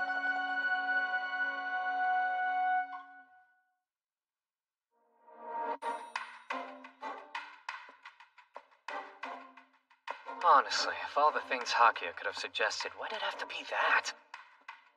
I get that when the boss won't take time off, it makes it harder for those under him to do so. But it still feels weird. If I had my druthers, I would prefer that you take a substantial break, an extended stay in a quiet location outside the castle. But we don't have time for that, do we? No, we do not. I figured as much. Alright, what do you want me to do instead? Take the rest of the day away, and leave the grounds before you're tempted to continue working. I've made arrangements to allow for your absence. Yeah, if I'm taking time away, I'd rather stay in my room. I'm afraid that's not an option. Our objective here is to have your majesty show off that you were taking a break from work. You need to enjoy this time in a way that the castle is able to see and appreciate. I don't think you can call that a real break, then. If I may, sir. Use this opportunity to take Princess Licia on a date in the castle town. A date? Oh, yes. By deepening your intimacy with her in that way, it will surely hasten your succession, sire. Don't get ahead of ourselves. But I guess it would be kind of nice to go out together. So what should we do about an escort? I think Aisha would be the perfect choice. Brilliant, Hakuya. With such a mighty warrior to accompany them, their safety is guaranteed. Sure, but if it's supposed to be a date, should I really bring another girl along? You'll have a flower in each hand. I couldn't be more envious. Indeed. Damn him. He didn't mean that, right? Oh, just who I wanted to see.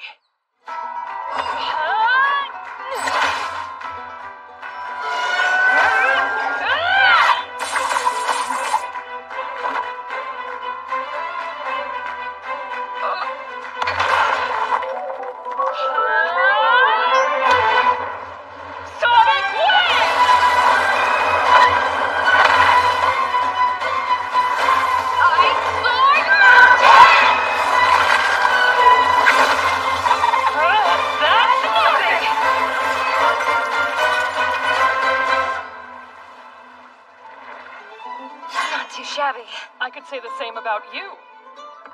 Your guard is truly impressive. Is this how warriors of this world always fight? If they don't slow it down, they're going to destroy the whole castle. Hey! Enough already, you two! Your Majesty!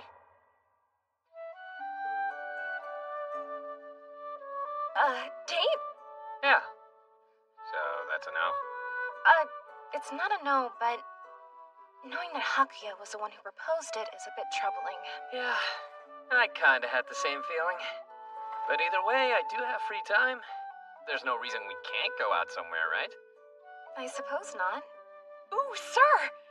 In that case, please come to our forest. As much as I would like to.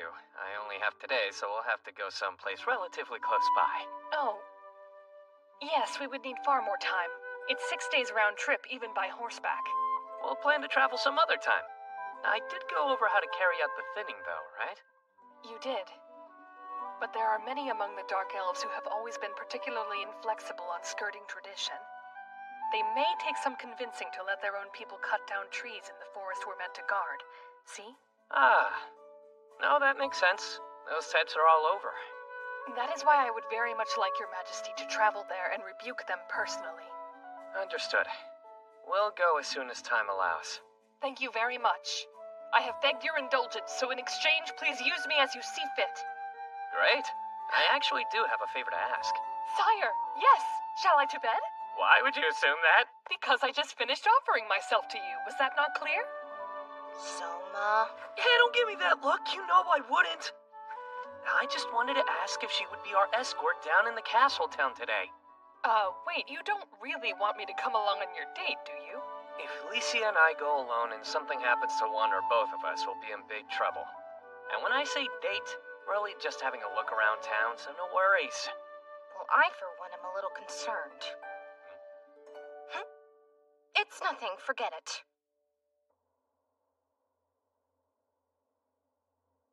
So this is a military academy uniform. Sorry to keep you.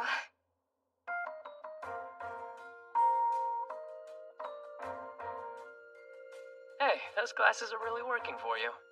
Oh, you think so? Well, thank you. Your Majesty, how do I look in uniform, sir? Huh?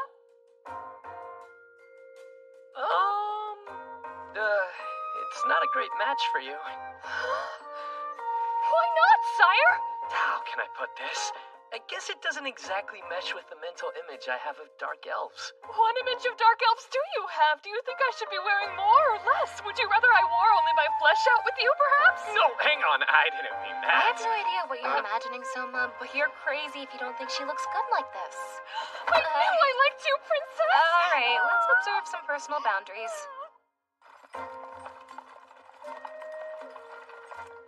It won't be long before we're in town. Remember, once we set foot outside this carriage, you and I are no longer the princess and the king. We're simply students at the academy. Yes, hence the uniforms. We can keep a low enough profile like this. You can count on me, Your Majesty. Another thing. We're undercover, so you shouldn't call me that. Oh, of course, but what should I call you instead? You can just call me by my name. Or if you prefer, you can use my given name, Kazuya. Huh? Soma, I thought that Soma was your given name. No, that's obviously my family name. My name's Kazuya. But you're Soma Kazuya, are you not? Yes, Soma Kazuya. That's right! Given names come first in this country like they do in the West! No chance I can go ahead and correct that, is there? It's unlikely. Your official documents probably all have Soma Kazuya written on them already. Oh, come on. I cannot believe I screwed up my own name that badly. I don't think it's that big of a deal. Here we go. We can switch back and forth depending on where we are at the time. So when we're out in public like this, I can call you Kazuya. I'm sorry you have to cover up my mess. I'm happy to do it. What exactly is your perception of me in this moment? I'm not really sure. Slacker dark elf?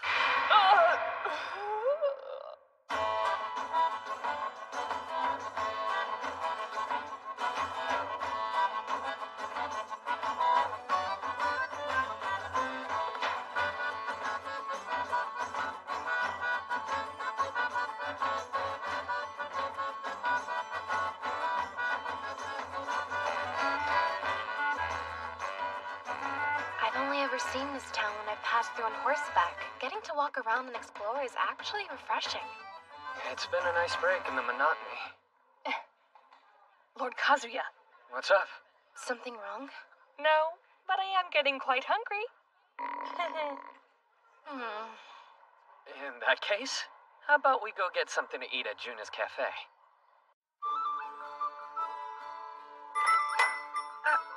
Well, if it isn't your magic... Good day, Miss Juna.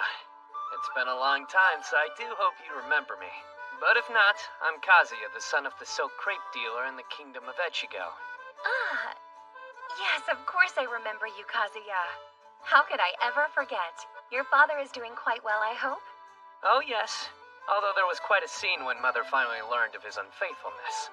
I can imagine. I do hope you're more mindful of how you treat women than he is, dear. I'm glad she caught on so fast. Thank goodness for Juna. I'm still surprised at how much I like this stuff. So, has Gelen Udon already become an official part of the menu? It has. You would not believe the number of people who've asked to try it ever since the broadcast. And since it will still be quite a while before we recover from the food shortage, I'm so relieved to have such an affordable new ingredient. I promise we're doing all that we can. Sorry if it's not enough yet. Oh, please. I think you're doing a wonderful job, Kazuya. Don't you fret.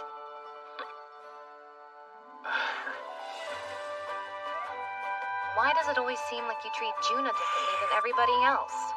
Oh, yeah. That's something that I've noticed earlier myself. It's nothing I can help.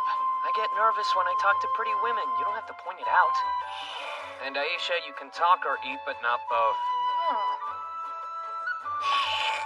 She's made her decision, folks. You know, Miss Aisha, the first time I saw you in the royal castle, you struck me primarily as a gallant woman of action who would never let her guard down. But right now, you seem much more like a harmless slacker. Hey, that's not true, is it? From this angle, it looks like you just want to outdo Poncho at the gluttony game.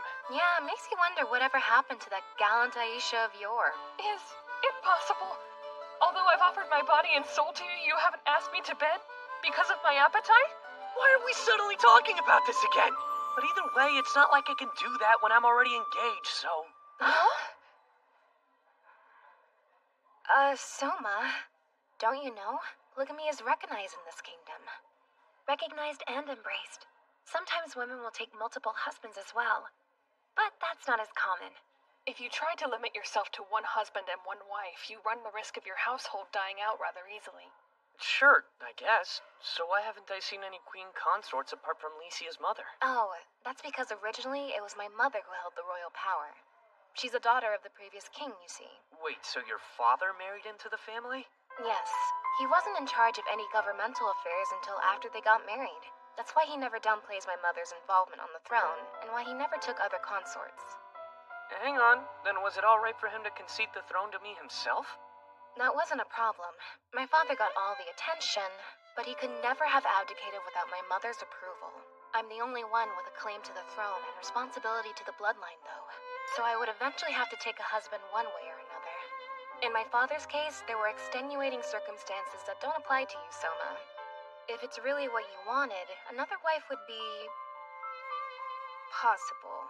But would you be comfortable with that? Truth be told, I wouldn't be thrilled about it, but I'm willing for there to be up to 8, including myself. So many? Okay, so where'd you pull that number from?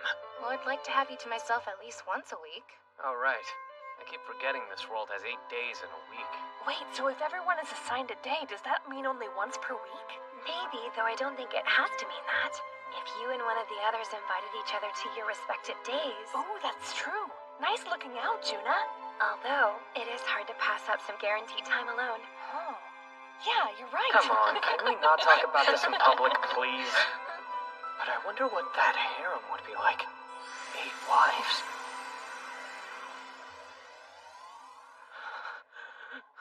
Out of the question! And do not make me repeat myself. No how. The Elfrieden Kingdom's total military force is said to be roughly 100,000 strong. The army, led by Duke Jorg Carmine, numbers 40,000. The Navy, led by Duchess Excel Walter, numbers 10,000. The Air Force, led by Duke Castor Vargas, numbers only 1,000. Though, it is said that one Wyvern Knight is equal to 100 foot soldiers. Furthermore, there's the Forbidden Army, which is composed of the Royal Guard under the king. Combined with private armies of noblemen, their numbers total 40,000 strong. Also, there are hired swords dispatched as part of the service contract with the mercenary state of Zem under the leadership of the Forbidden Army, but their employment has been terminated. The reason being, soldiers who fight for profit readily change sides. They have only one loyalty: whoever pays most. When a military force fights for money and not country, they do more harm than good. Now then, to explain why the Forbidden Army is smaller than the three dukedoms' forces requires a bit of a history lesson. The kingdom was originally founded when various races decided they should join forces. Humans were the most populous, so one of their own became king. But in order to preserve the rights of the other races, the top leaders of the three armed forces over air, sea, and land were chosen from among these people. It was a contingency plan in case a human tyrant were to begin oppressing them. The system allowed the three dukedoms' forces, which outnumber the Forbidden Army, to resist them. At a glance, this may look well designed, but a decision-making body split into groups has many disadvantages for a state. For some reason, when I contacted them about my reforms, the three dukes decided to give me the silent treatment. Because of these circumstances, I had the freedom to take some time off, and honestly, I was actually enjoying it. Out of the question! And do not make me repeat myself! It's not like you're going to change my mind! Going off those ears, maybe another mystic wolf like Tomoe? No, she isn't. That girl's a mystic fox. Huh? You can easily tell by looking at her tail. Clearly belongs to a fox. Oh, right, definitely. You wouldn't want to mistake mystic wolves for mystic foxes. That's an easy way to make both races mad. Oh, thanks for letting me know. Other worlds are hard. Of all people, I wasn't expecting to see Halbert Magna here. You know him? He's the oldest heir to the prestigious Magna family. Ever since his days in the academy, he's shown himself to be an outstanding horseman. Ah, that's a challenge I cannot pass up. Now, Aisha, she said he was outstanding, not the best. After graduating, he was supposed to take a post in the army. Why is he in the capital? And what about the girl? Don't know. That is Miss Kaeda Foxia. Actually, she comes in here relatively regularly. If I remember right, she said that she was a mage with the Forbidden Army. I'm begging you, Hal, please. You mustn't go over to the Carmine Duchy right now. You know the Duke is outright defying the new King of Elfrieden. Worst case scenario, we're looking at potential civil war. That's the whole reason for switching. If there's going to be a war, this is my chance to finally make my mark on the world. I hope you realize there's more to war than just advancement. Your father's worried about you. He requested you come back because he doesn't want you doing anything rash. My old man has nothing to do with this. He served under Duke Carmine's command for years. But when it's time to confront this new king, my father refuses to fight. Instead, he hides away in the capital. I don't have to listen to a word he says. He clearly understands the situation better than you. When it comes to Duke Carmine, he refuses to heed the king's call and stays in his own lands. It's insubordinate. He hasn't been acting like himself lately. If we fight amongst ourselves, it only benefits the neighboring countries.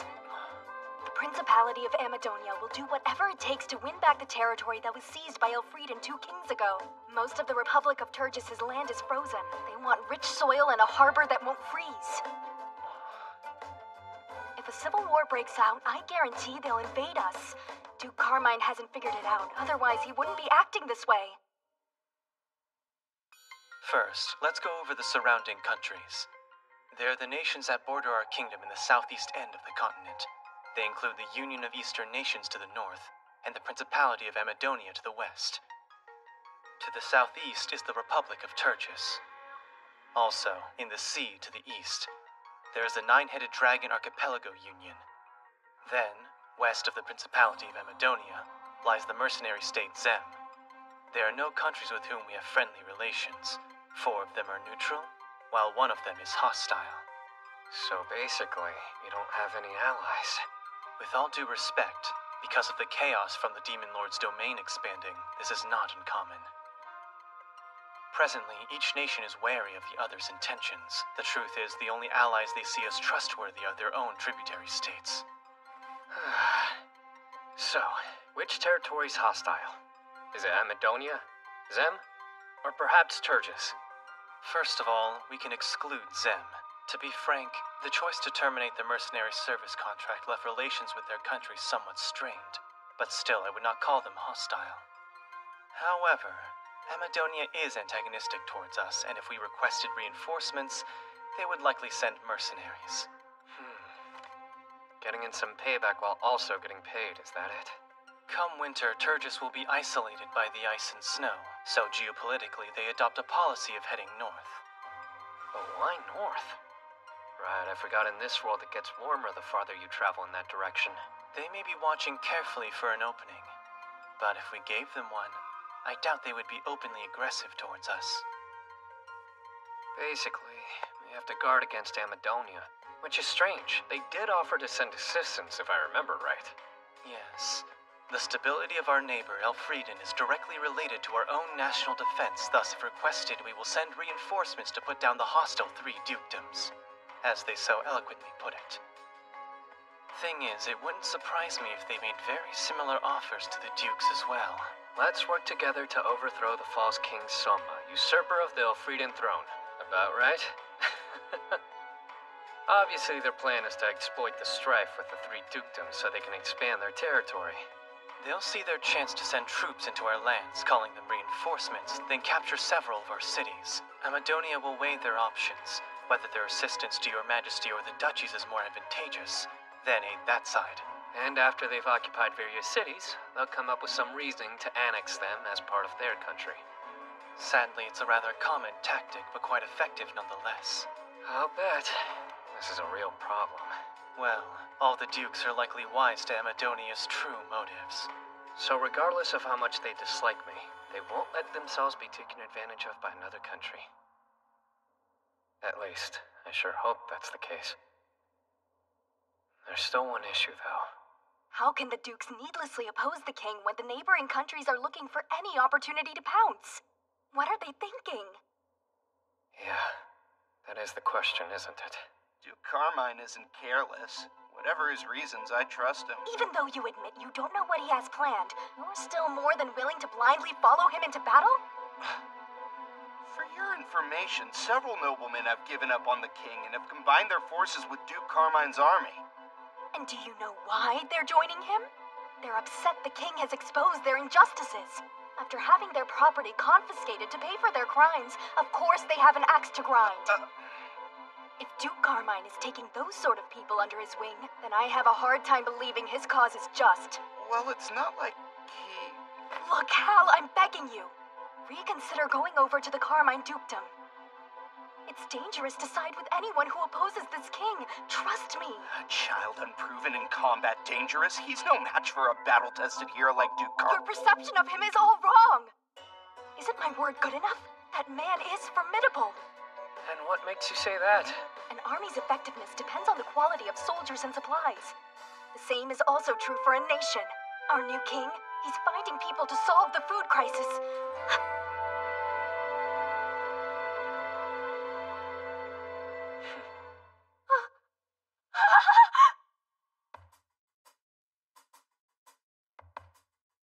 So, pardon, but why are we here?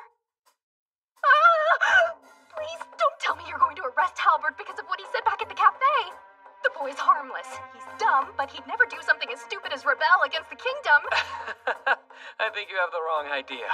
I do? So why were you in town? I got some time off of work unexpectedly, so I popped into Juna's cafe. Oh, a much-deserved break.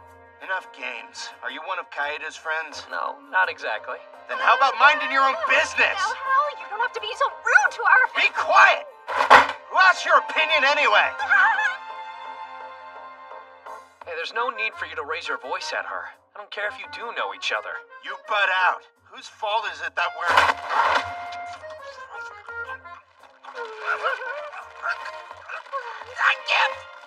Call her off! Aisha, that's enough.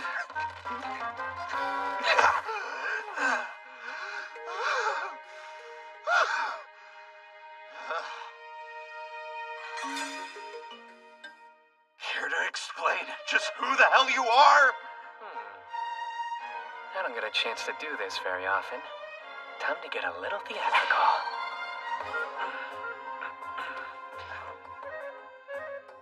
Why, Halbert, it seems you've forgotten my face. No, it can't be! Your Majesty! How can I feel guilty about being dramatic when I got a reaction that over the top? Kinda. You knew it was him the whole time? Then how come you didn't tell me to shut up sooner? Let's continue our conversation. Huh? I'm curious, is your intention to actually side with Duke Carmine? That is... I couldn't really blame you if you chose to do so. The same way a ruler chooses and appoints his officers, I believe those officers have a right to choose the ruler they're going to serve. Kaida, just how do you know Halbert? We're childhood friends, Your Highness. Childhood friends, eh? I see. Well, Halbert, as I mentioned, I'm not going to stop you from siding with the three dukedoms. However, I'm sure you already realized an inevitable fact. After I retaliate against them for their betrayal, you'll be forced to fight your friend. If I understand, Kaida's a mage with a forbidden army, meaning that she's in a unit that reports directly to me. When you're out on the battlefield, do you think you'll be able to raise your sword against her should your two paths end up crossing? And even if you're not personally responsible, there's still a chance someone else fighting on your side might end up taking her life. In the heat of battle, when you know she'll be exposed to danger, can you say without hesitation you'll be fine on the side of the enemy and not being able to come to her aid? You don't have to answer, but just know that whatever road you do choose, it leads to a future not that far away.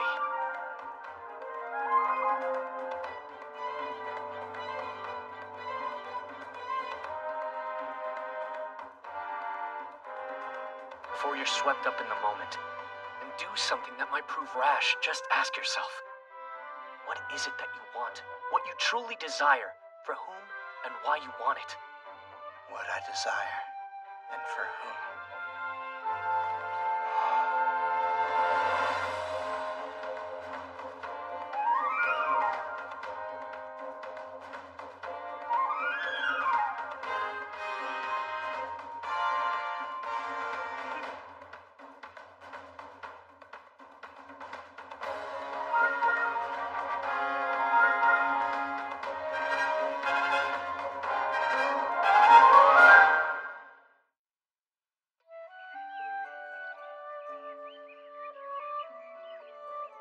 Just a little break, yeah, right.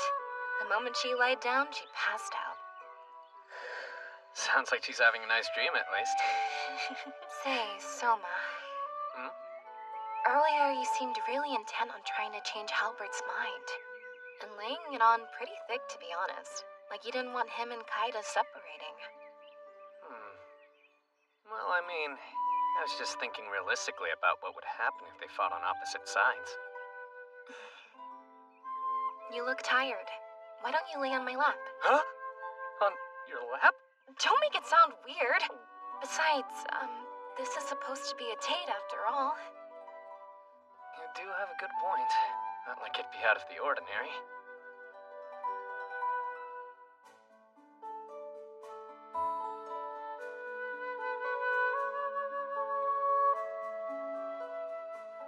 Doesn't this make us look like we're engaged? Yeah, in name only, at least. Name only. Don't worry about the whole betrothal thing. I'm only keeping the throne warm for a little while. After a few years, I'll probably retire from this king gig. Hey, do you even want to be engaged to me? It's not very fair to ask me like that. Huh? And why not? Licia, are you okay? You know, being engaged to me? Yeah, of course I am. Don't read into that. I just meant you're better suited to ruling the kingdom than I am, that's all. You're fine being engaged to someone you don't love? Just because they're better suited to being the king? That's what it's like to be royalty. Maybe Maybe so, but I'm not royalty. Not really. Anyway, I would rather marry for love's sake. So, in other words, you don't like me. Can you say for sure you'd never fall in love with me?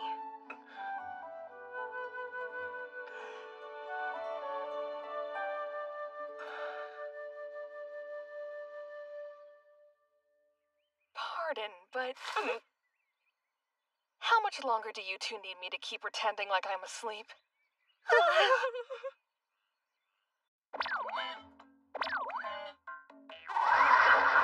Told ya, I'm pretty good at this. I assume you're moving him using that living poltergeist magic of yours.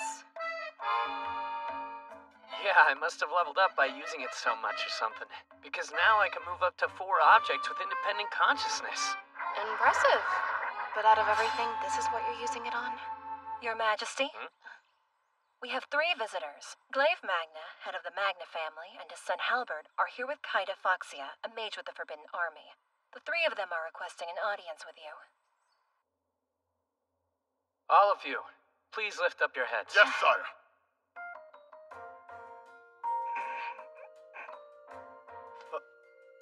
Oh wow, Halbert. Looks like you saw combat sooner than you were expecting. I ask you forgive my son's misconduct. No, I beg you, have mercy on him, sire. By misconduct, you mean yesterday? Kaeda related the events that transpired, Your Majesty. From the abuse he heaped on your lordship, to his flagrant admission that he would take the side of the 3 dukedoms, it's unforgivable. Your Majesty's wrath is to be expected, but whatever punishment you see fit to administer should be mine alone to bear, for my failures as his father. The blame should fall on me for letting things reach the point where my officers would consider defecting. I won't censure him. Majesty! And besides, by the looks of it, he's been punished enough already. Such magnanimous words! You are merciful! Once we return to our mansion, I will see to it immediately that my fool of a son has this lesson pounded onto him by my own hand. Yes, well, don't be too harsh. Besides, I'm worried if Halbert's rugged looks continue improving. I mean, get worked over anymore, it might end up upsetting Kaeda. That reminds me, I was going to do this at some point, but now's as good a time as any. We might as well get it over with. Mage of the Forbidden Army, Kaeda Foxia. Sire? It's obvious your talents are being wasted in your current position. I order you to serve under Sir Ludwin, as a staff officer in the Royal Guard. Yes. Huh? Hold on, me, a staff officer? What's critical is the quality of our personnel and supplies. That is what you said yesterday at Lorelei. I believe you and I think quite alike. Thank you very much, sire. As for you, Halbert Magna, I order you be transferred to the Forbidden Army. You want me in the Forbidden Army? That's correct. You will be Kaeda's adjutant, where you will stand watch by her side and support her. Understood? Huh? Yes, sire.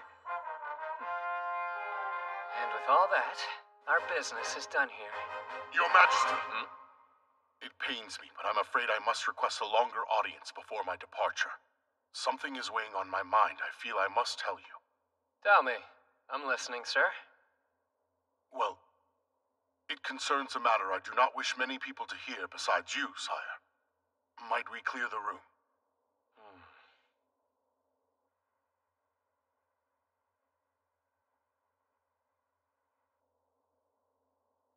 All right. Let's hear it. Sire.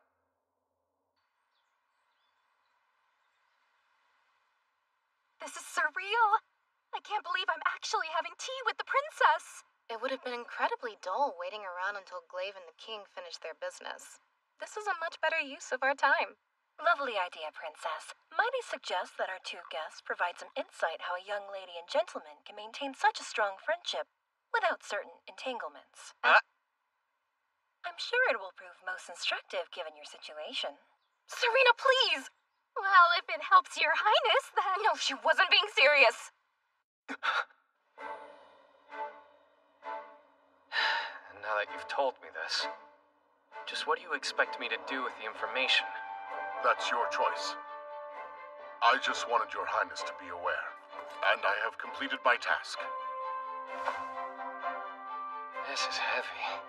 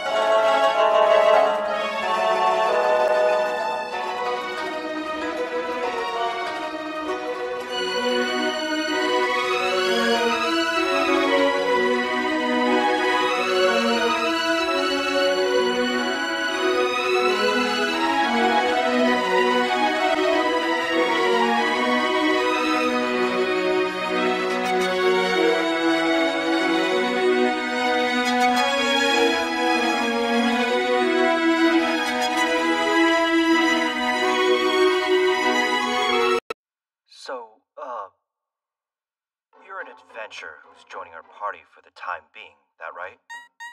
Hey, do you think that could actually be... The famed explorer in a mascot costume that we've heard rumors about. Despite his appearance, apparently he has considerable skill. Are you sure this guy's gonna have our backs when we need him? Well, today's adventure is to explore the tunnels beneath the capital, which is just a beginner-level quest. I don't see the harm. He seems charming enough. Like that'll help in a fight. In any event, I look forward to working with you.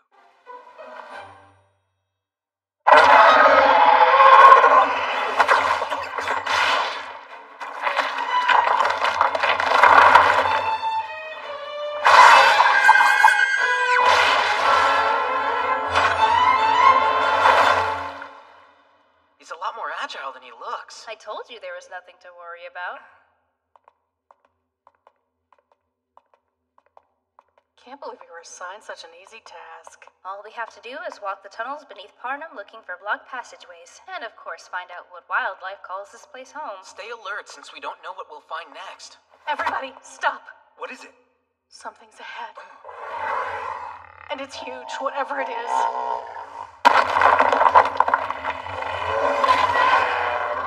Is that a salamander? No way! I've never seen one reach that size before. Stay back! Salamander fluids are highly acidic. Close combat is extremely dangerous. Fine, then we'll just have to rely on my magic. Not if they're fire-based attacks, though. Salamanders are immune to those. One choice. Ready? Everyone retreat!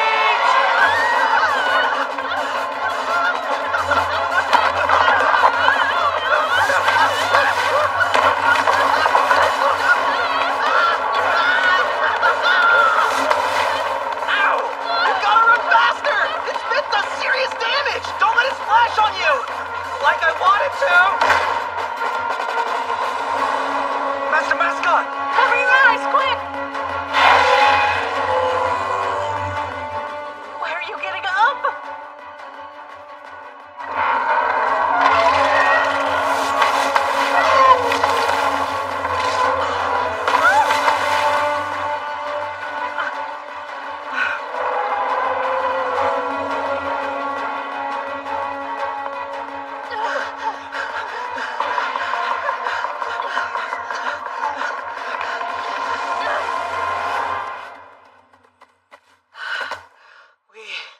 We should be safe out here.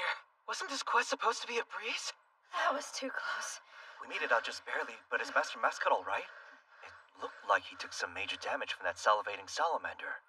Honestly, of all the times you could have tripped, I don't even want to imagine what would have happened if I didn't come to your rescue. Huh? There's no reason for you to go and beat yourself up over it. You're welcome. Still, I did get saved by you, so I suppose that means we're even. Excuse me. Are you saying you're glad it was you that got burned by the acid instead of me? Ugh. Well, you shouldn't be. I'm an adventurer after all. When it comes to picking up scars, I'm no stranger. It's almost like she's discovered a way of carrying on a conversation with him. Even though Master Mascot didn't say a single word, how is it possible for Yuno to know what he's thinking? I have a theory. Could it be the power of love? No way.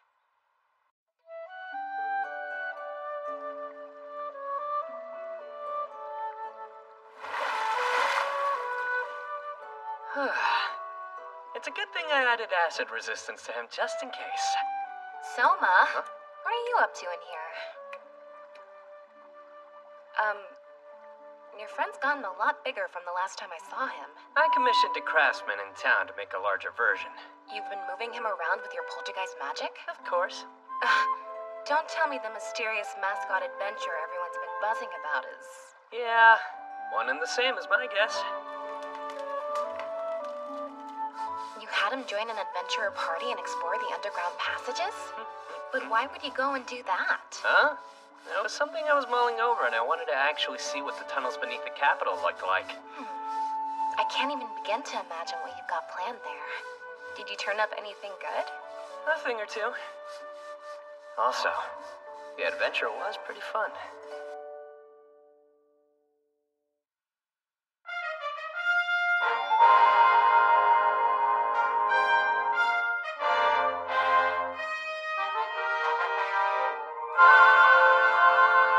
I couldn't be more proud of these faces, eyes sunken, showing no signs of life. Your gaunt faces look like the spirits of the dead, haunting their own graves. For several days now, you have eschewed your bedrooms to work, battled with numbers from morning till night, and ignoring your family's pleas to stop coming to the castle. To put it simply, you are this kingdom's true treasure. Take pride, for all of the mental strain you've endured was for the sake of saving Elfrieden and guaranteeing its future. It's thanks to all of your work just now, we've secured the capital desperately needed, which will allow us to earnestly move forward with the much-anticipated Project Veneti Nova. Veneti Nova? Yeah, that's the name of a new city we're going to put here. Since it's on the coast, does that mean that you're building a port? Just wait. I'm planning on making it the largest bay city in all of Elfrieden. But Lagoon City in the Walter Duchy already serves as our main seaport, so why do we need another? Soma, you don't mean... It's nothing like that. I'm not trying to start a conflict with Duchess Walter, really. Then what exactly is your reasoning for needing to build a second port? While we construct our new city here, we'll start building roads outward. If we maintain a transportation network from the port to other cities, we can control both maritime and overland shipping, making the distribution of goods much smoother. Once the project reaches completion, Veneti Nova will end up becoming the heart of this nation. And the roads branching off will be the blood vessels. That's the plan. The kingdom's hardened vessels? I mean, is smoothing out the distribution of goods really that big of a deal? Yeah, I'm underselling it. Licia, do you know how prices are determined? Items people want are expensive or cheap, depending on the number available. At the very least, I know that much. Right. The price of goods are determined in relation to supply and demand. If there's an absolute shortage of something, that's out of our hands. But if distribution is done smoothly, whatever material we experience a shortage in can be brought over from someplace where there's a surplus. Once the commodity excess and deficiencies are resolved, and a balance between supply and demand is achieved, inflated costs will gradually decline. So all throughout the kingdom, prices will begin leveling out. Naturally, I think lower prices are a good thing, but how do we make them go down? Tell me, Licia, what do you think is the most in-demand item in the country? The thing that people are seeking more than anything right now. Oh, right, food. Yeah, exactly. There's a fundamental reason for the food shortage. That's because our domestic production of food crops is at an all-time low. And as a result, supply shortages are driving prices up, spurring things on. No matter how much food costs, you can't afford to stop eating. When prices go up, it puts a squeeze on household budgets, leaving less money to spend on other things. And that's the reason this nation's economy is stagnant. While converting our staple crop away from cotton is proceeding, we'll have to wait to produce actual results.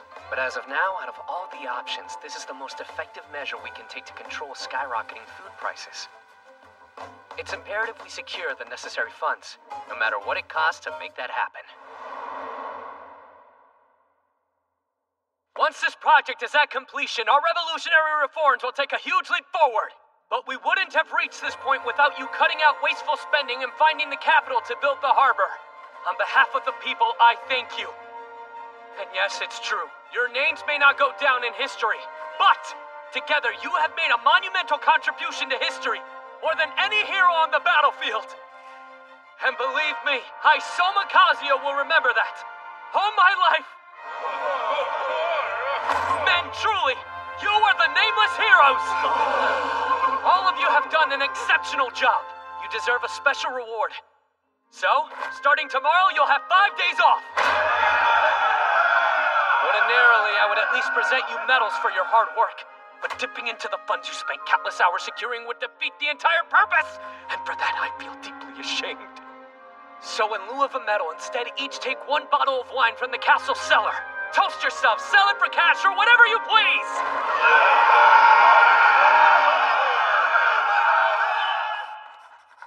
What was all that? I understand that this is a huge accomplishment, but weren't you a little too worked up? When operating on zero sleep, I do have a tendency of acting slightly overdramatic. Speaking of which, why not give your mind a break? I mean, with your living poltergeist ability, you can let your consciousness rest in shifts, right? I suppose. But then again, we were right on the cusp of securing the budget necessary to begin construction, and time was of the essence. So I kinda needed each consciousness running at full strength. I realize this is important for the kingdom, but don't make me worry. There's no one else who can take your place. If something happens, you could always summon a replacement hero, can't you? For now, I need to get a little sleep. Afterwards, let's go inspect the planned construction site for Veneti Nova. Goodwin's there now. He and his men should already be starting their work. I need to go check on that. I'll prepare a coach. In the meantime... He's already passed out. Must have been more tired than he thought. It is true. We could always try and summon another hero if we really needed to, but they would be someone different. And I want you. Soma Kazuya.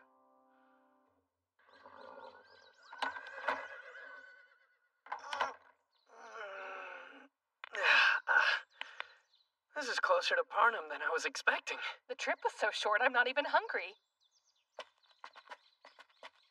It's located near the center of the kingdom, and geographically, it's an ideal place to build a port. Kind of makes you wonder why a location this well suited went unused for so long. Your Majesty! Huh? Thank you for making the trip out here. Good to see you, Princess. I welcome you to the future site of Veneti Nova. And thank you for safely escorting His Majesty here, Aisha. Let's get right into it, Ludwin, and hear an update on how construction is progressing. We've already finished marking off the territory. As for construction, it was on schedule. What happened? You ran into trouble? Yes, well, let's not discuss here. I'll explain the details inside. There are people who are opposed to the construction? Yes, sire. They live in a small village located a little farther inland from this point.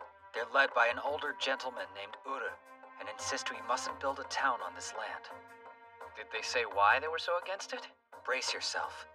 Apparently this is the Kaijin's domain, and if we erect buildings, we'll incur its wrath. The Kaijin? That's what their sea god is called, according to the village elder anyway. Kaijin, the destructive god of the ocean. So, this world has sea gods too, but do they actually exist or are they a myth? There certainly are people who think there's something monstrous living deep in the ocean, but if you ask me, I'm doubtful this Kaijin exists. I've never seen it myself either. Sadly, More than likely, it's just some sort of local superstition. Whenever houses are built on the sea god's sacred land, an enormous monster appears emerging from the ocean and swallows the buildings up whole. A giant beast that comes out of the ocean and swallows all the houses up. Ludwin, I need to hear what this old man has to say in person. Tell me where I can find him. The village he lives in is relatively close by. If you'd like, I could take you there now. I had a feeling I'd see you again. How many times do I need to tell you about the Kaijin? Building a town down there is a death trap. Huh? Forgive me, old-timer, but regarding this Kaijin, would you mind telling me a little bit more, please? And who might you be? Oh, I'm just the acting king of Elfrieden, Soma Kazuya. Huh? Ah! Your Majesty! Please continue, Udap. Tell me more about this sea god. It's not my place to make demands of His Majesty, but I beg you to reconsider. No matter what's happened, this land has always belonged to the Kaijin. Whenever us land dwellers dared to build houses on its territory, we would awaken the sea god's anger and he destroyed our hard work. This village, the next one over, and the one after that have suffered generations under the Kaijin. No one dares live in his domain anymore. Udap, since you're an expert on the Kaijin's sacred land and where it reaches, would you mind pointing it out for me? So this is the sea god's sacred land?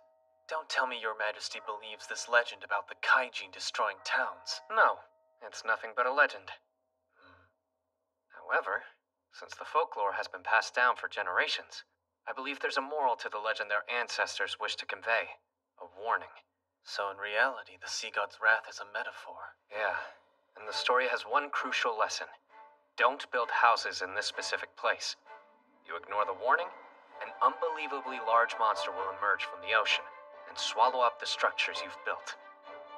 I suspect that this sea god's wrath is really a tsunami. But sire, as long as I've lived, I've never heard any tales about that area being struck by a tsunami.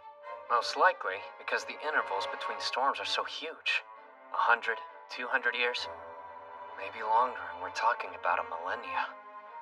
1,000 years. Before returning to the castle, I visited the other villages surrounding the construction site and asked them about the folklore passed down. I received a rough estimate as how much area the tsunami would cover. Which is represented by the slashed out portion on this map, right? It completely overlaps the proposed construction site for Veneti Nova. Yeah, and almost impressively so. Then, your majesty, knowing this, do we cancel building the city? The project will continue moving forward. Except, we're changing the construction site. Change the site? But this far in? While this V-shaped topography is suited to being a harbor, there's just one major problem. Should a tsunami occur, people are at risk of being harmed. I'm thinking of moving the planned construction site to this side. There? That area did actually come up as a possible replacement site for Veneti Nova. But sire, you're talking about planning for a tsunami that might not even come for 1,000 years. Aren't you being overly cautious? If there's a 1 in a millennium chance it'll strike, who says it couldn't be during our lifetimes? As long as there's a remote chance, I'd like to make Veneti Nova a city that can withstand disaster. Wise decision in line with your motto, to provide is to prevent. When I consulted the elders about what preceded the sea god's wrath, every one of them mentioned how the ground would suddenly begin violently shaking. Meaning earthquakes? Precisely. When a large undersea quake happens, the fault movement causes the seafloor to rise up quickly and then sink down, resulting in the sea's surface. Well, never mind the reasons why. What's important is that if the ground starts shaking even just a little bit, there's a risk a tsunami's on its way. Very well. To be safe, let's factor in a storm hitting the shoreline. Knowing that's a possibility, how does that event alter our current plans? Short version, people need to flee the coast as fast as possible if an earthquake occurs. Ideally, they need to seek shelter on higher ground. It is imperative we spread this information, especially to the people residing near the coastline.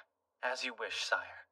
May I also propose we consider appropriate locations for the citizenry to retreat to and prepare routes there in the event of an earthquake? Please do. Now, as far as changes are concerned to the construction, first of all, we need to create a bank here and elevate our proposed site. It shall be done, but that is going to require some time to finish. I'll have the Earth Mages in the Forbidden Army make it a priority. May affect the construction schedules elsewhere, but still can't be helped. Here's a possibility to consider. What if we place the residential and commercial districts further inland? Best to do the same for any consulates and other important facilities. It begs the question, what do we do around the port facilities? I've never met anyone as fired up about building a port as His Majesty. We both know how he worked like crazy securing the budget to get this project off the ground. Naturally, he would be passionate. It's admirable just how much His Majesty really does care about the kingdom. Yes, Aisha, he really does. May I ask you a question? What is it? Do you have feelings for Soma, as in, like him? You bet! I have immense respect for him. And that's how you feel? Then let's support him in every way we can so he can stay happy. Oh, you better believe I will.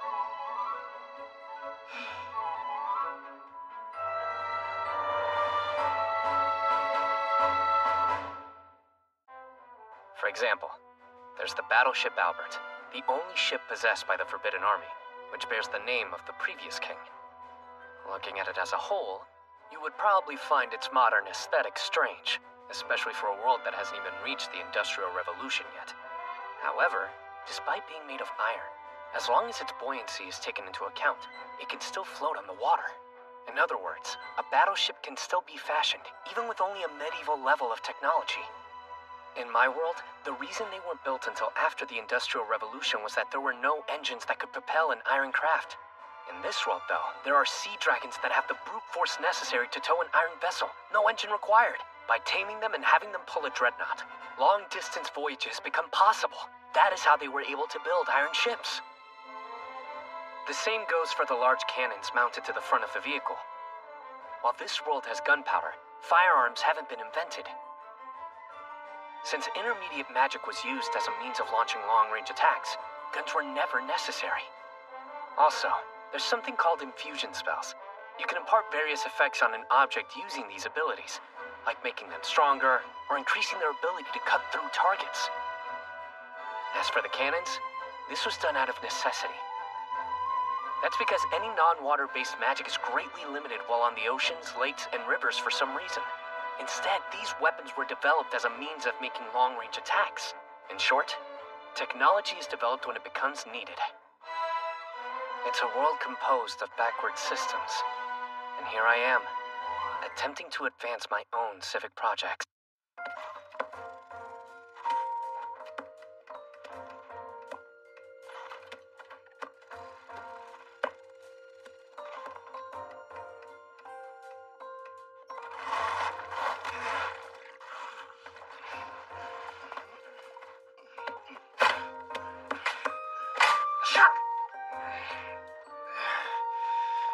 Break. The legendary Forbidden Army is reduced to road construction? You there! No larfing! So stop running your mouth and get back to digging! Kinda. Oh, no, you don't! You serve under me, Hal, and will address me as Site Foreman, got it? Site Foreman? Is this really a job fit for the Forbidden Army? We originally hired unemployed people from the capital, but we were still extremely short-handed. After all, we are building an entire network of roads throughout the kingdom, you know, starting from the new port city of Venitinova and stretching all over. I'm just saying there are better options besides using the Forbidden Army. We're supposed to protect the kingdom, not build roads.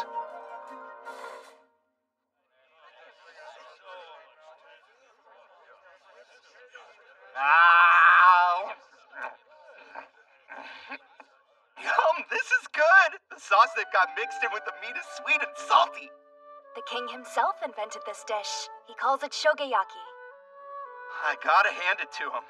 If nothing else, the guy is a real talent in the kitchen. After the Mystic Wolves came to the country as refugees, a settlement was set aside especially for them. That's where they make seasonings called shoyu and mirin, both of which are used in this dish. It's basically how they established themselves in this kingdom, providing us with these seasonings. A policy that houses them and gives us delicious food. That's killing two birds with one stone. What's more, it's amazing we can eat fresh vegetables for a change. These came from the village closest to here, which is connected by the road to the capital. Creating a direct route between cities lets us manage our supply lines more easily. Sounds like the construction efforts are already paying off.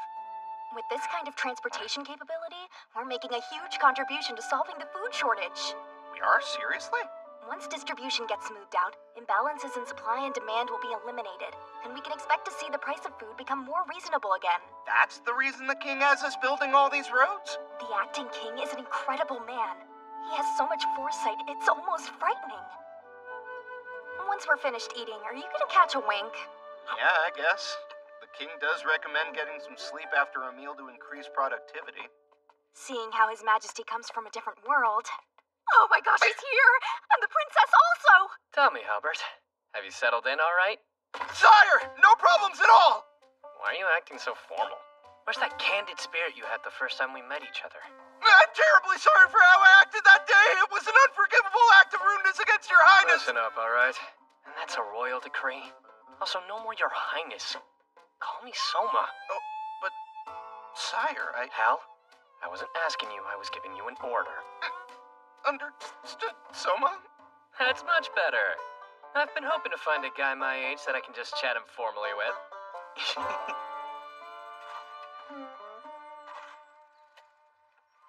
So this is what's involved when making a road, huh? Strange how I've walked on them countless times, but never gave a single thought to how they were constructed or the manpower that was involved. Officially, this is an inspection, but no one said it couldn't be educational either. What's that material that looks just like mush? It's a special blend of volcanic ash and lime. In the world I come from, they call it Roman concrete. It continues to harden over time. When it solidifies, even one of those beasts traveling at full gallop will cause it to crack. That's pretty amazing, but is it really that rigid? As a matter of fact, the degree of flexibility is what allows it to distribute the forces it receives. Back in my world, there are buildings made of this concrete, and they're still standing 2,000 years after they were built. Are all of these street lamps modeled after the ones we use, like back in the capital? Yes, they're designed so that when it gets dark, the light moss inside will glow. Also, we planted warding trees from the God-protected forest evenly spaced on both sides of the road. Warding trees? Aisha, care to explain? Sir! Warding trees like this one constantly emit a frequency that monsters and wild animals seem to find unpleasant. Most likely it's to prevent giant boars and other wildlife from devouring them. In the God-protected forest, we plant these trees around our villages. They keep the monsters and animals out and our people safe. Sort of like a rudimentary barrier, huh? But if we place them too close together, there's no telling what sort of impact it'll have on the ecosystem. So we moderately space them apart, far enough to discourage wild animals from approaching. I don't understand. Wouldn't it be better to keep them out completely? Right. So, Alicia, what do you do when animals who seasonally change hunting grounds like gray wolves or red bears can't migrate because of the road? They get stuck where they are and their food runs out. So then they start attacking livestock and people instead. Or another example. What if giant apes or boars who find themselves locked in one place deplete all the food and have no choice but to descend on settlements and eat whatever they find on the farms? Ask yourself, what should we do? Alright, now I understand why we shouldn't stop them entirely. But why such specific examples? Because animal control is an issue all local authorities should be responsible for, you know? Local what? Authorities? I didn't know you were thinking so far ahead. Leave it to you, Your Majesty.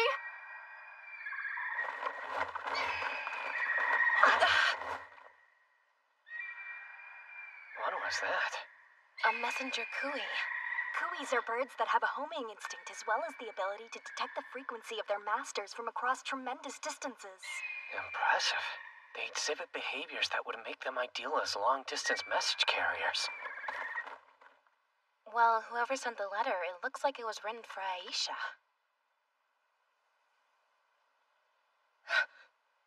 No, it can't be. What does it say, Aisha? It's a message from my father, the chief of the Dark Elves. This is terrible. He says last night there was a massive landslide in the God-protected forest, and it ended up swallowing half of a village. Before it happened, he says the forest had been experiencing a long stretch of rain. There's so many of us missing. Soma. What do we do? Hal, please. The king is thinking right now. Don't break his train of thought. Kaida, how many do we have constructing roads? Sire, there are 54 from the Forbidden Army and 4 engineers on loan from the Civil Engineering Guild. Of all of those, there are 6 who are Earth mages, including myself. All right then, this group is going to the Dark Elves village to rescue them. Majesty! Aisha, one-on-one, there's no question that you're stronger than I am. But I can mobilize a lot more manpower. So let me handle this. I guarantee you we will save as many lives as we can. Not now. Crying will have to wait. We need to carry out the rescue first. But if we're going to enter the God-protected forest, then we need you with us. Show us the way in. Right. Disaster relief is a race against time. Luckily for us, we're not that far from the forest. We'll head directly there. As you wish, sire. I'll get the soldiers ready to go at once. See to it. Licia, please return to the capital and request that they send a rescue party. When you get there, also ask Hakuya to send relief supplies to the Dark Elves village. Understood. I'm on it. Leaving now. How long till we reach the God-protected forest? With a quick steed, half a day. At a normal military march, it will take 2 days, no matter how fast we hurry. What? 2 days? If the landslide happened around midnight, about half a day has elapsed. No matter our speed, we'll arrive 2.5 days after it occurred. Only half a day before the 72-hour threshold is going to be tough. Why a 72-hour threshold? During natural disasters, about 3 days after the incident, or 72 hours, the number of likely survivors decreases dramatically. Then let's not waste time and head to the God-protected forest! I'd like to, but a normal military march will take too much time. Isn't there some kind of magic that can instantly transport a large army? Are you kidding? If anyone could do that, do you think we'd be out here pouring this much sweat into building these roads of yours? Damn it. Surely there's some way to get up there fast.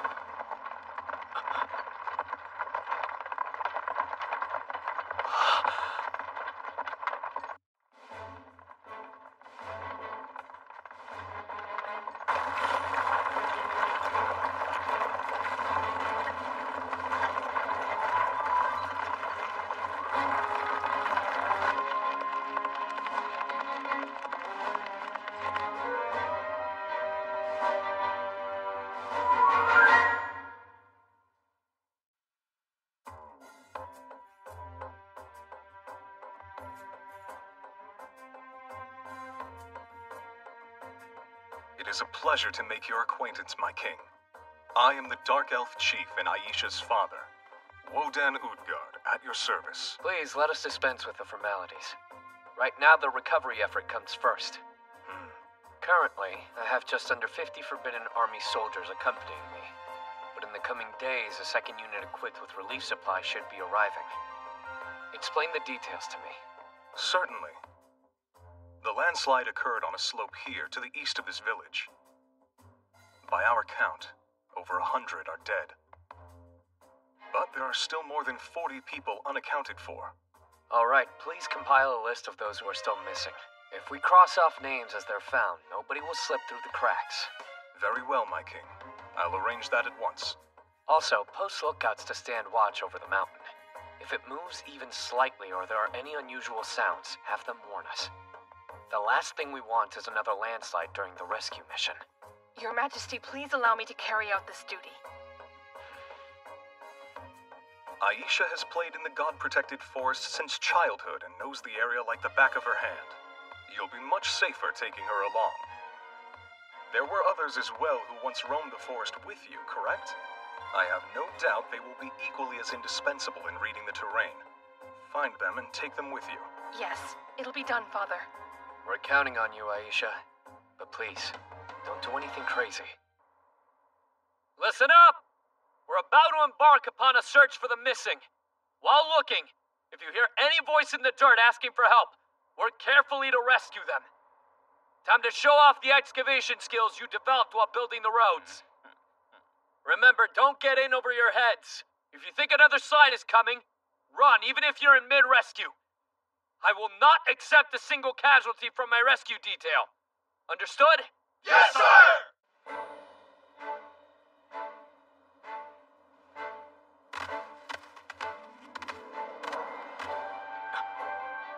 just hurt someone. They're underneath this trunk, and they're still breathing. I don't hear anyone. They're under here. Hurry up and dig.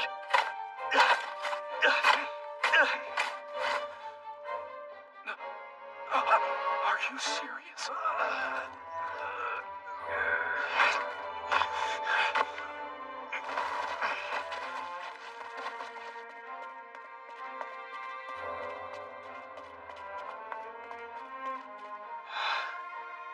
How you could tell someone was buried there. It's all thanks to these. What is that? Like a mouse? Carved out of wood. Watch.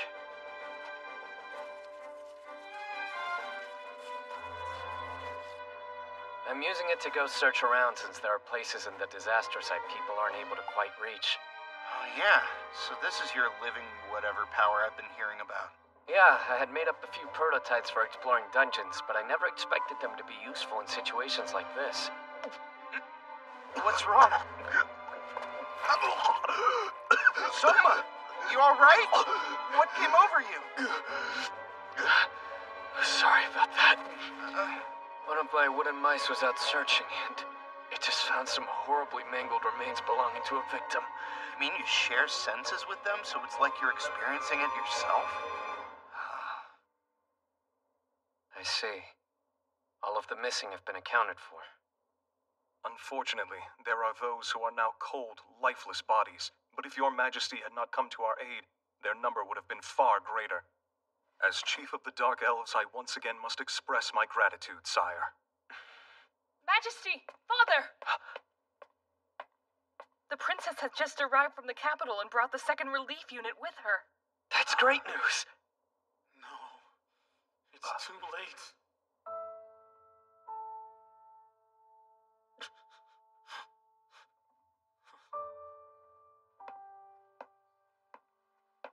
It's true they weren't here in time to search. But at this stage, it's more important to focus on relief. Tending to the wounded, moving the sediment, and building temporary housing. There are a number of jobs left to do. But it won't bring anyone back from the dead now, will it? Stop this at once. This man is my younger brother, Robthor, your majesty. He lost his wife in this disaster, and his only daughter is still wandering the border between life and death. Understandably, he's somewhat distraught. Please forgive him. No, it's okay. My king! I've done my part to keep the forest safe. So why has the forest taken my family? Enough, Robthor! This is no time to ask futile questions. That won't bring anyone back. Right now, mourn your wife's death, and pray that your daughter's spirit will continue to remain a part of this world.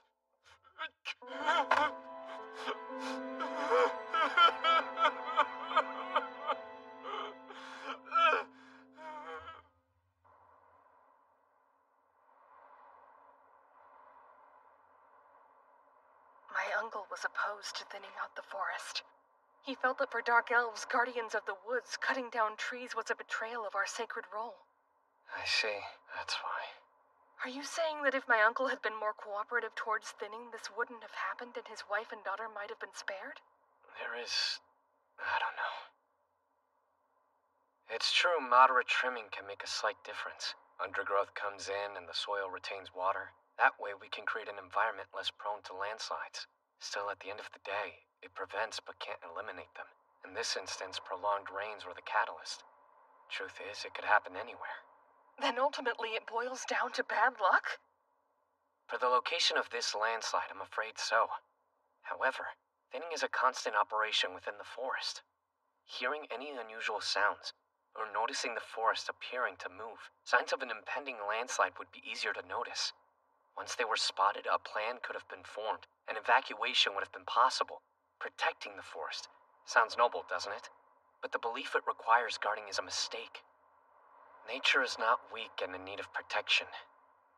It's egotistical to think we can destroy it. So is the idea that it needs us watching over it. It goes through cycles of destruction and rebirth all the time. People merely attempt to keep it in a state that best suits their own needs. All mankind can do is make slight adjustments. Thinning and maintaining the forest makes it possible to coexist with it.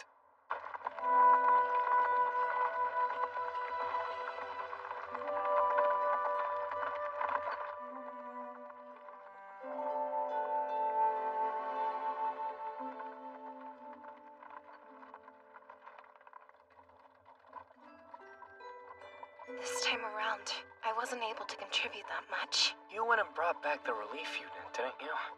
Everyone gave their all out there today. Almost. I was the only one who couldn't do much. That's nonsense. I heard you made a huge difference with the rescue. My responsibility is to be king. It's not my job to direct tasks on site during an emergency. I should have made preparations ahead of time before an emergency transpired, but that didn't happen. Because I was neglectful. What are you talking about? Soma, if it weren't for you... Utilizing the Forbidden Army as a rescue team went smoothly enough. But beyond that, I've fallen short several times. A clear means of communication, long-distance shipping, stocking rescue supplies per area, medical teams assigned to search parties. I overlooked all of it. I was so occupied with the food shortage and the 3 dukedoms, I failed to prepare for anything else. Soma...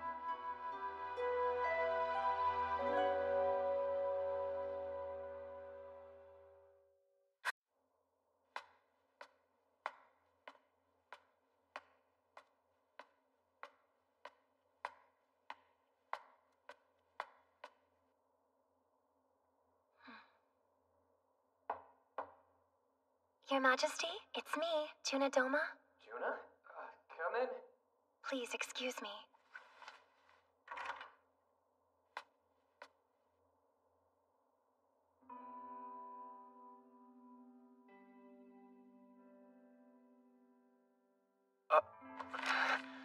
I spoke with the princess earlier.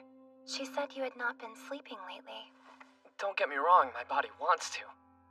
But my mind's too active going over things to let me shut my eyes.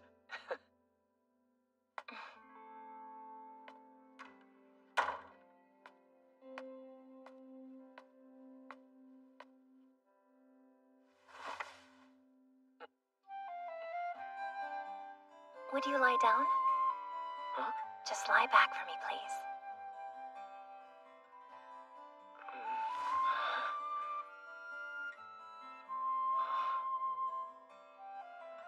You really need to get some rest. I realize you don't like showing any vulnerability, but I am on your side. I've noticed how you do everything you can to avoid looking miserable in front of the princess, and the tremendous effort you put into appearing strong for her. But sire, when it gets to be too much, please call on me. Oh.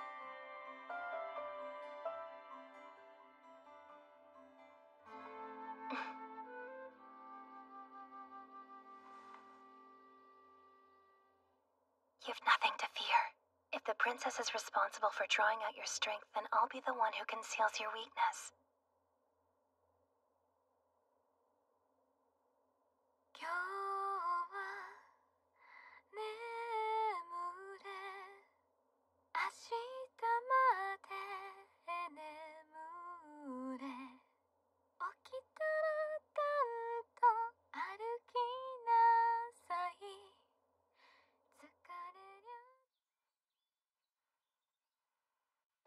If we plan to act before opinion tips in Soma's favor, is now not the time?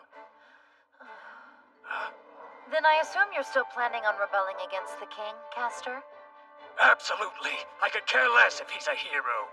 And what about you? You dislike the king, which is why you refused his request for assistance, remember? What comes first for me, above all else, is the peace and safety of Lagoon City. We're acting as though our neighboring countries aren't waiting for their opportunity to strike, yet here we are quarreling. Preposterous.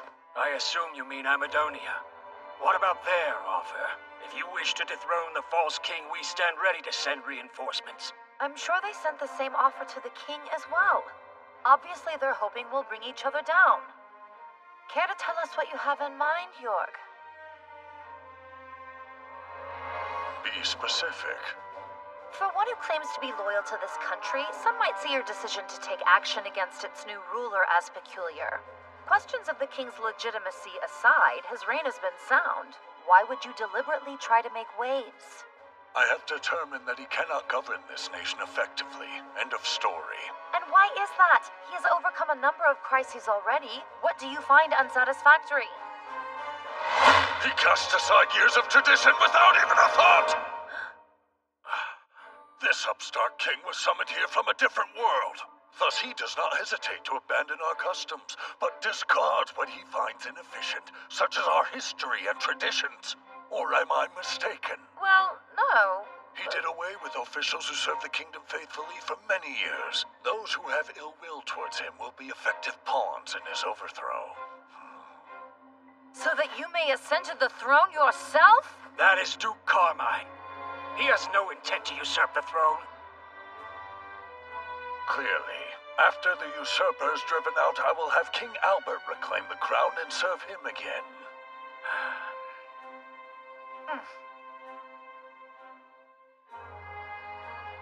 Castor, in case anything should happen to you, it'd be prudent to sever ties with Excella, Carla, and Carl. You're implying I'll be bested by that lightweight child? If you stand against the king, you should make preparations in case things don't turn out the way you had hoped. Huh?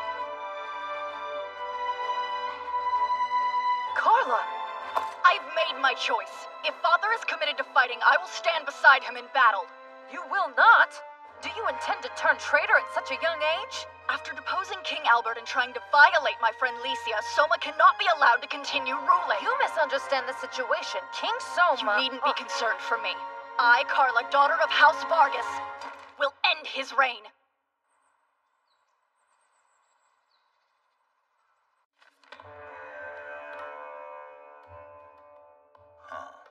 What do you have there, Father?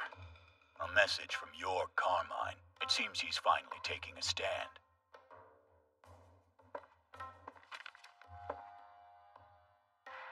About time he got off his hindquarters. The years have taken their toll. Back in his prime, the Duke would never have been foolish enough to accept any invitation that we extended to him. That's for certain. War has been declared, and so we shall act. Reinforcements will be sent to the kingdom. And to whom will we be sending them? Whom, you ask? Why, to King Soma against the three dukedoms. And we'll send the three dukedoms troops to overthrow him, of course. You really are the worst, Father.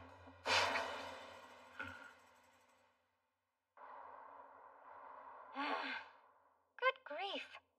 What am I going to do with that old man and my dumb brother? As if Amadonia's strength wasn't meager enough, now they want to stretch it even thinner. Pardon me. Best not to speak of such things so blithely, Roroa. On the other hand, the Elfrieden Kingdom has it nice. A large population means tons and tons of tax money and operational capital. Seriously, though, how can I not be envious of our neighbors' coffers? Hold on.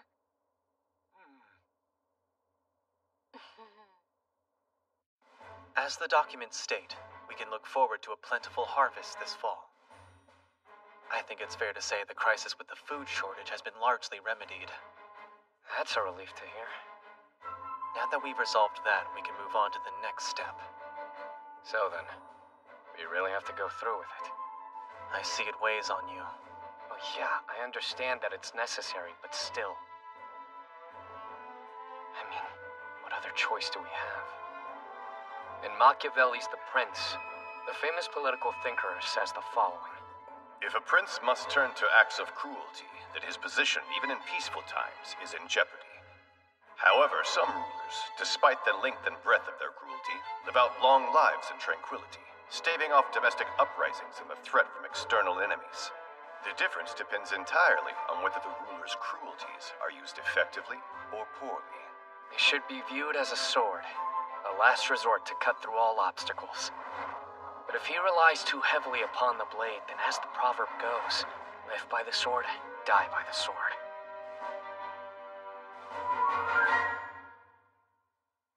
As I've said before, I've made the determination your plan will be one of these cruelties.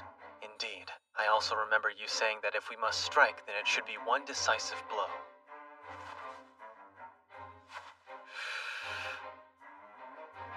One of these days, I'll go off and join your grandma. When that day comes, you'll be without a family. Build your own. And once you have them by your side, no matter what comes your way, you have to keep them safe. You understand? Now's the time. Let our subjugation begin.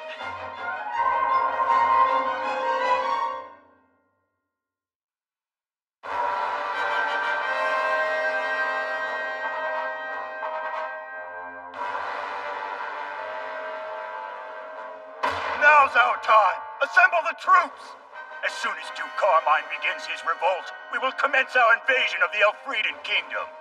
Our target is the grain belt in the southwest.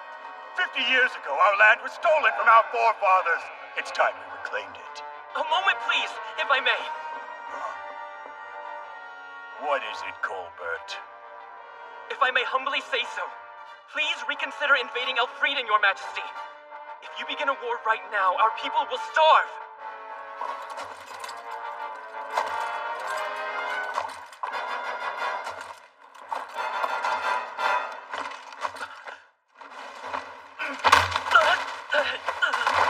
You domestic affairs ministers always say the same thing. Now's not the time. Focus on matters at home. And what do you have to show for it? Ever since Elfrieden's new king ascended to the throne, their national strength has made a significant comeback. I beg you to listen to reason. If you enter into Elfrieden, our nation will be open to censure from all of the other countries. Don't forget, we are signatories under the Empire's Declaration of Mankind's Common Front against the Demon Race. The Mankind Declaration, huh? Headed by the Grand Chaos Empire, the Declaration of Mankind's Common Front against the Demon Race, or Mankind Declaration for short, is the decree from the Empire which has the largest territory and military. It's an international treaty that states owing to the expansion of the Demon Lord's domain, all conflicts between mankind must come to an immediate halt. In order to keep the demons from encroaching any farther south, mankind must work together as a unified force to push the enemy back. Its main points consist of the following 3 articles. Of the 3, the first article states that should there be any changes within mankind's borders as a result of conflict, they will not be recognized. If we invade Elfrieden, we will be courting intervention from the Empire and our allies, Your Majesty. I'm begging you to reconsider!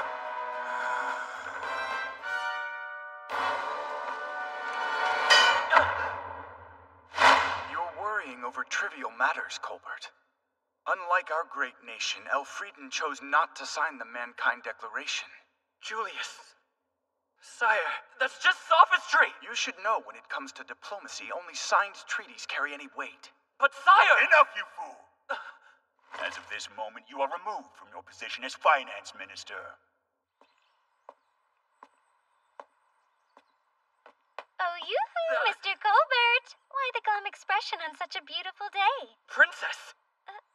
By the looks of that bruise, you and my old man must have had a difference of opinion. Allow me to assure you, I'm in perfect health and spirits, Princess. Good to hear. Then go get ready to leave. Huh? I beg your pardon? Just what exactly are you planning to do? Isn't it obvious? We're both going to drop out of sight. Sebastian's already gathering everything we need for the trip. So for now, just come with me. Hey! What is it, Soma? I'm about to meet with the 3 dukes. But before I do, there's something I need to ask you, Alicia.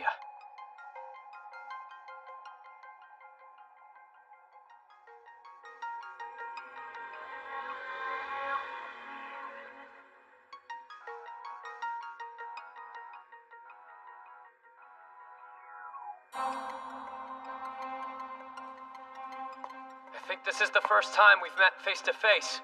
Duke Siam Somakasia, the interim king to whom King Albert, the previous ruler of Elfrieden, yielded the throne. Duke Castavagus, General over the Air Force. At last I may greet our new king. It's a pleasure. I am Excel Walter, Your Majesty. As you know, I'm Duke York Carmine, Army General. Very well. I am now issuing my ultimatum to the 3 dukedoms. If you 3 continue to disobey my orders, then I will have no choice but to recognize you as traitors. I'd like to hear your thoughts on the matter. And you will, but first, a question. Please, go ahead. Kindly inform us what you intend on doing with the three duchies. If you do as I command, I have no intention of taking action against your territories. What about our armed forces? I'll merge your forces into the Forbidden Army, creating a unified military. In doing so, it will abolish your previous right to maintain armed forces within the three duchies. Then it is just as I thought. Even as an outsider, you should know what sort of chaos disbanding our armies will allow. When a despot becomes king and asserts racial supremacy, the other races will face oppression under his rule. To prevent this, our forefathers formed the three ducal armies, checks and balances. This allows the dukes to support as well as watch over the royal family, and, if it becomes necessary, to remove a tyrant should he ascend the throne. What are your intentions? To overturn the entire system? It served the nation well during times of peace, but the state of this world is unstable now. The Principality of Amadonia wants vengeance against us, and the Republic of Turgis aims to expand northward. They seek an opening to claim our territory. And don't forget the Nine-Headed Dragon Archipelago Union, and the relentless disputes over fishing rights. During times of strife, having a military with multiple command structures is futile. Now is the time to centralize our power. And what if that consolidated power becomes corrupt? If that happens, then you're free to come and claim my head.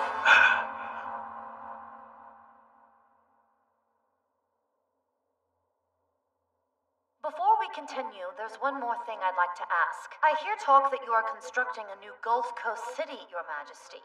Once construction is complete, what is to become of Lagoon City?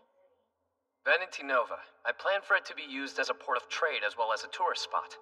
As for Lagoon City, it will likely continue to serve as our main naval port. I am greatly relieved to hear that, my king. As of this moment, I, Excel Walter, along with the Elfrieden Kingdom's Navy, place ourselves under your Majesty's command. I am grateful for your wise decision. I look forward to working together for the sake of the kingdom. The feeling is mutual, sire. Now, Duke Vargas, will you extend your hand and help me for the good of our kingdom? Unfortunately, I have to decline. I have defended Elfrieden, not only under Albert, but the previous two generations of kings. On that note, perhaps you care to explain why King Albert abdicated the throne, without so much as a word to the three of us. Actually, I'd like to know that too. Princess Lucia, do you know the reason why? I am sorry. My father insists I stay out of such things to avoid suspicion. But if he were here, he would tell you Soma is your king now. Is that so? Here is my answer. I cannot accept you as our king after all. But, Duke Vargas... I will instead side with Duke Carmine. I see. And is that your final decision? Yes, but it's one I reached on my own. Duke Carmine will have my support, as well as 100 members from the Red Dragon City Knights. The rest of the Air Force will not be mustered and will continue to remain neutral. Very well. Is Duke Vargas' decision in consideration of his possible defeat? How can this be? Now then, General of the Army Jord Carmine, I don't need to ask whether or not you'll side with me. The moment you gave shelter to nobles who were guilty of corruption, it was evident that you had no intention of following me. So I would ask you one thing. What is it that drove you to take this stance? It's my pride as a warrior. After living for more than 55 years, my strength may have declined, but I've gained an extraordinary opportunity. Through my experience, I'll determine Elfrieden's fate. But that's... You're being a complete fool! Naturally, one cannot be a warrior without being a fool. And you'll bear witness to the way that I live my life. Are you sure you don't mean the way you'll die? They are the same thing. Those who aim to live die. Those who desire death live on. That is the way of the warrior. You're just an old rotten trunk I need to step over. Though I may be rotting, I am a great tree with strong roots. It makes no difference! Jord Carmine, Castor Vargas. I've one thing left to say. Before we head into battle, I'd like to make a proposal. I doubt any of us want the fighting to drag on, or for it to involve innocent citizens of this kingdom, am I correct? So I'd like to establish a rule where if one of us kills or captures the other, the forces under their command will immediately switch allegiances. I agree. If somehow I am defeated, take good care of my men who survived me. And with that, I will excuse myself. Please wait! Princess Lycia.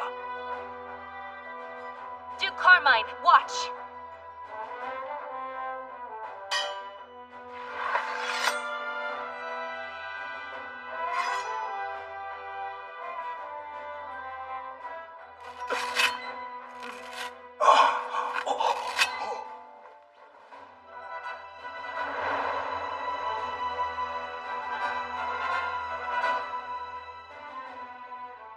Now you've witnessed my resolve. I have chosen to stand alongside Soma. I've seen your courage and I acknowledge it, Princess.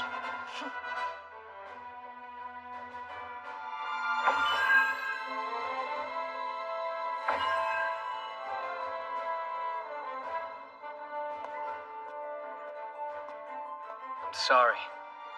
I wasn't able to change Castor's mind. There was nothing you could do.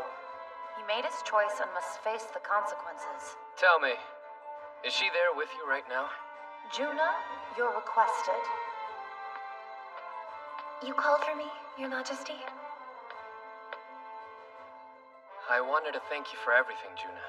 Because of your connection with Duchess Walter, we were able to resolve our differences without going to war. I only did as ordered and don't deserve your praise. Sending Juna to spy on you was deceitful, but I needed to show caution and care. For that, you have my apologies. It's all right. If you hadn't, I doubt I'd have you on my side now. Soma. Don't forget, we have your back too.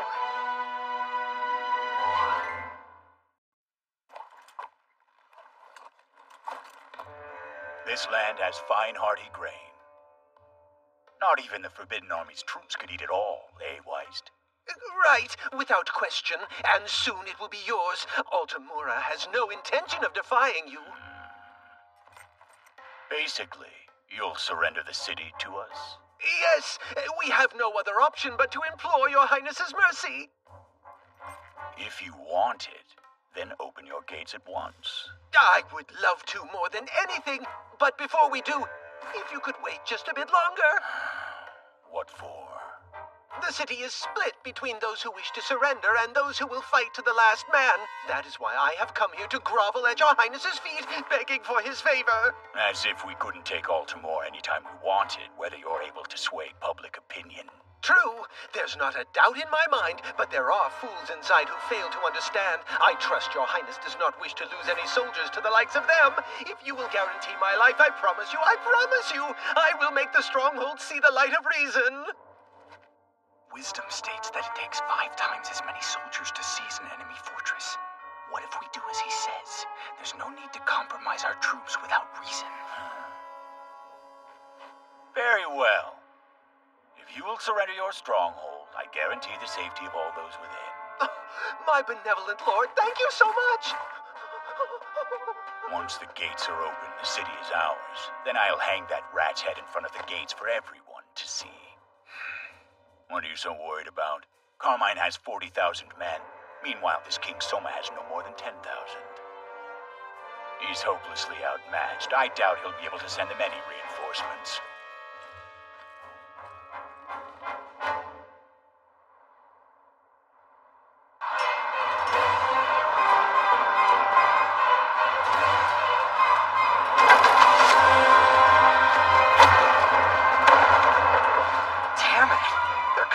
A little hard, don't you think?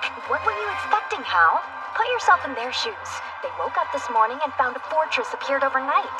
It's only natural that they would panic. I guess. Gotta admit, when I heard about this Tsunemata project, I was surprised myself. You have to hand it to His Majesty.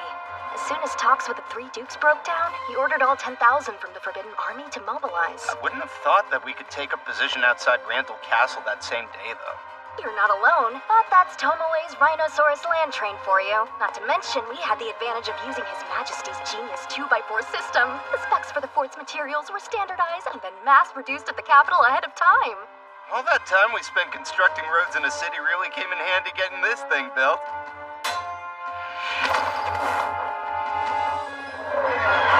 Kinda miss being on the wrecking crew, though. That's another down. Look out, Hal! The enemy is bringing in heavy artillery! Huh?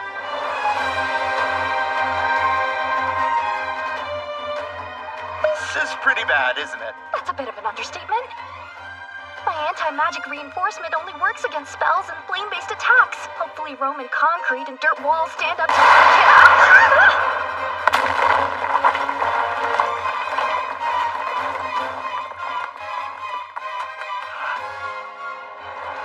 They're breaking through! How are we supposed to stop them? Oh, we are in trouble if you're asking me what we should do.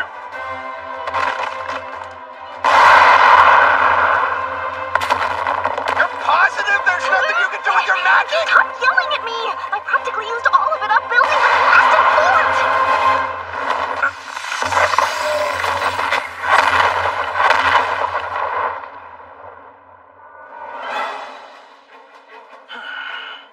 Easier than shooting a falcon. Hardly a challenge. And who are you now? Forgive me. I didn't introduce myself. I've come here from the God-protected forest. You may call me Sir. I remember you from the landslide. Thanks to you, my daughter... I never got to say thank you, which I regretted at first. But then my daughter said she wanted to be like you. That's not the worst part, though. She went on to tell me how she wants to join the Forbidden Army and the Great Halbert. You can imagine my annoyance at hearing that.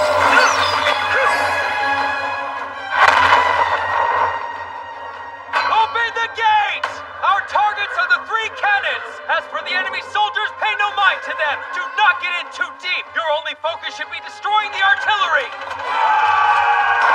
Come on! Let's show these traitors the Royal Guard is more than just a bunch of pretty faces! Torch the cannon!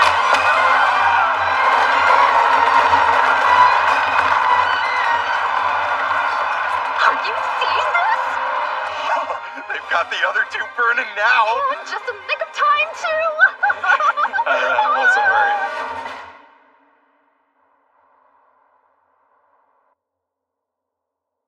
All 3 of the cannons were destroyed.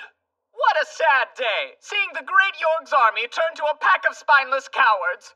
That's rich coming from a corrupt aristocrat whose only talent is in amassing wealth. I trust you haven't lost your nerve, or have you? You think there's anyone capable of intimidating me?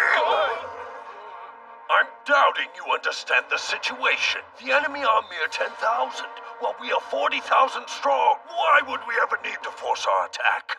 They're outnumbered. But if that's the case, should we not wipe out their forces in one fell swoop? You attempted the same strategy and were routed, if you remember. You even took cannons with you, of which we are now down 3. And we are truly sorry about that. And there's no sign Soma is even in that fort. Duke Carmine, how can you be sure? Since the fort was erected, their army has been on the defensive. If he were in our position, he would have made some sort of move by now. No, he is definitely on the move. The question is where, and we must lure him out. Do you mean to tell us you're planning on using the soldiers inside the fort as bait? You men must be spent from the battle. This fight will not be over in only a day or 2. I suggest taking tomorrow to rest and regain your strength. Absolutely.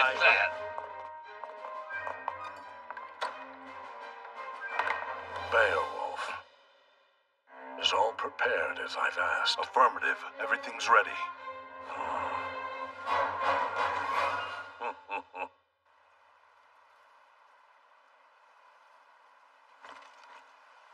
Figures. What would you expect from a rat?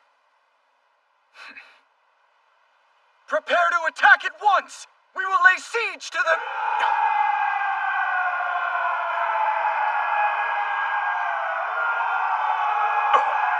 What am I hearing?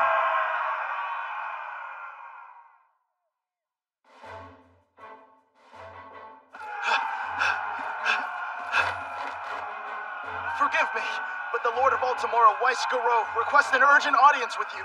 Let him through! Yes, sir.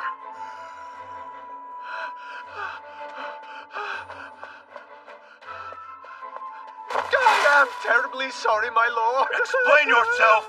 You promised me that you'd have the Stronghold's gates open by The now. holdouts have become more stubborn, and it's taking longer than expected persuading them to surrender. What? You lied to me. I don't want to hear any excuses. I'll lop off your head and make you an example to everyone behind those walls. Before you do, I wish to inform you that the shouting you just heard coming from Altamura were the war cries of the do-or-die resistance faction I mentioned earlier. Father, in a battle against soldiers who are prepared to fight to the death, our losses would be far too great. I could not have put it better myself. Yes, I failed you, but perhaps I can make up for it.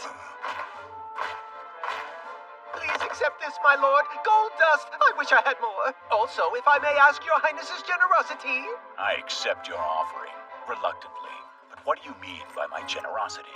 Tomorrow at midday, see that tree? When its shadow reaches here, they will surrender. Until then, I beg you to refrain from attacking the city. I promise that this time I will be able to convince the holdouts that surrendering is the only choice. Father, why don't we take Weist at his word and show some magnanimity this one time? Very well. We will refrain from attacking until noon tomorrow. But if the gates are not opened by then, we will take the city by force. Thank you. Leave it to me. I can convince them to open the gate for you, sir. Are you sure this is the wisest course, Excel?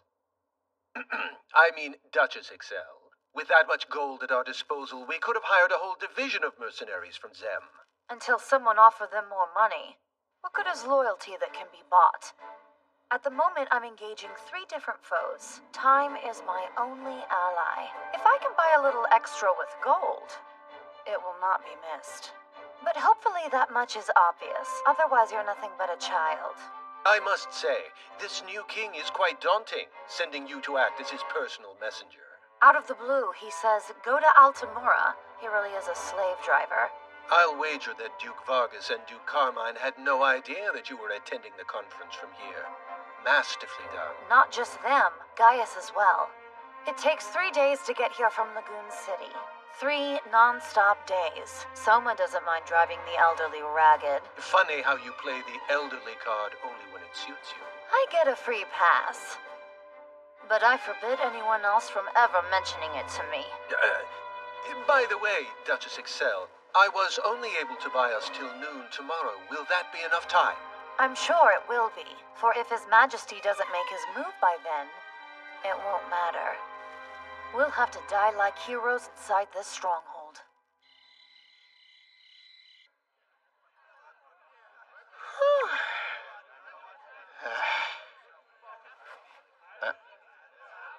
Hey, Kaede, what's wrong with you?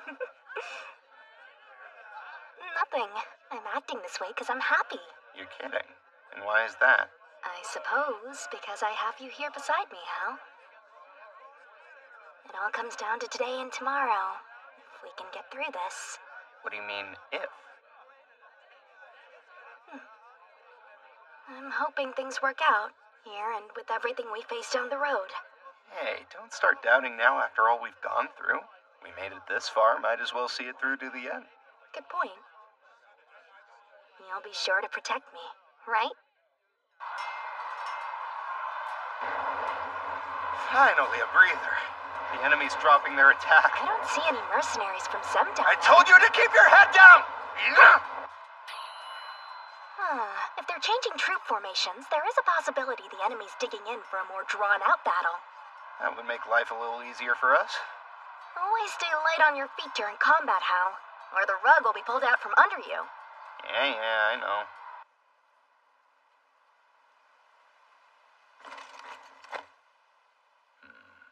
Prepare to launch our assault. Messenger! Alert all units that we are now beginning our attack on Altamura! Yes, sir. Multiple wyverns approaching from the sky to the east! Huh? It's the Air Force!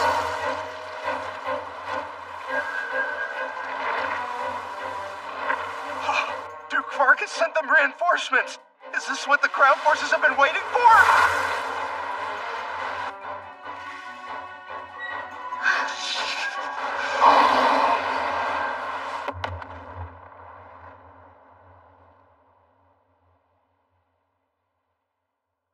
Yes, my lord. Let's hear it. How's the evacuation of the citizens going, Tolman? I'm pleased to report it's complete.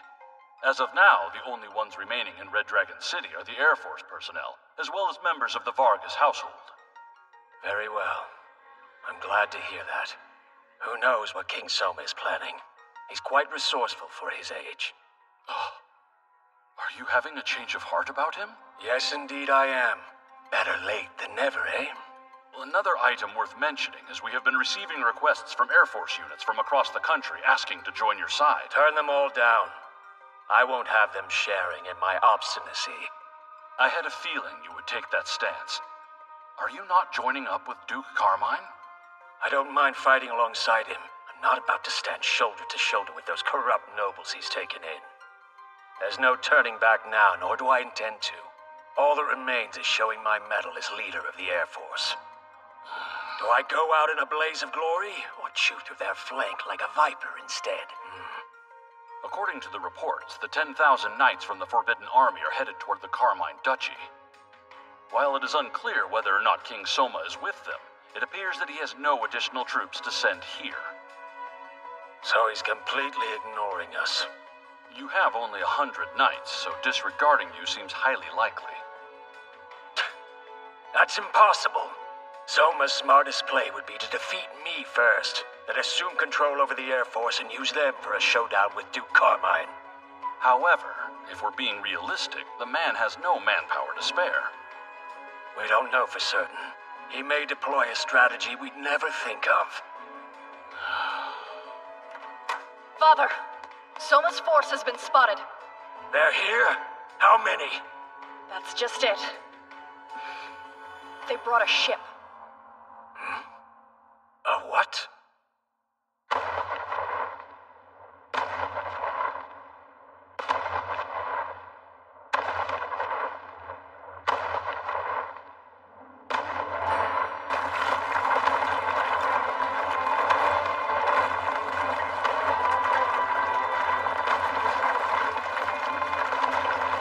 Father, the battleship Albert is heading this way. They put wheels on it and are dragging it over land? Is he planning on throwing away his flagship here? I didn't have any choice. I've already got a shortage of military strength as it is. Duke Vargas, a letter from Soma arrived requesting conference via Gemstone broadcast. Apologies for the hasty arrangement.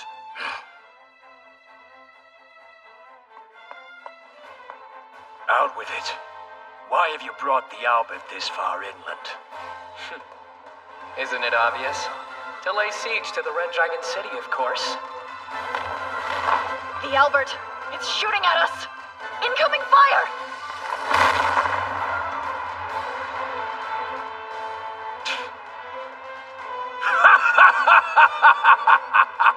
Not bad at all. This truly was a failure of imagination on my part. I take it you have an affinity for spectacles, Duke Vargas. You better be careful, Soma. You're in danger of becoming a better king than I expected. You could make things easier for us by standing down. Surrendering at this point would be disgraceful, especially after the show you put on. I see. That truly is a shame, then. Have it your way.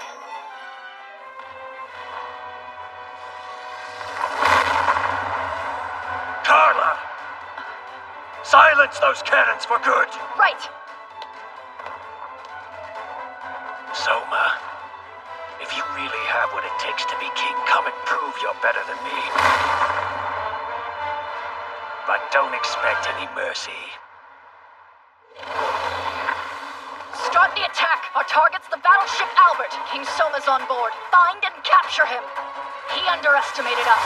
Let's show him House Vargas' valor!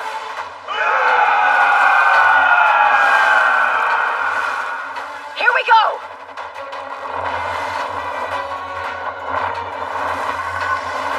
Prepare to drop the bomb!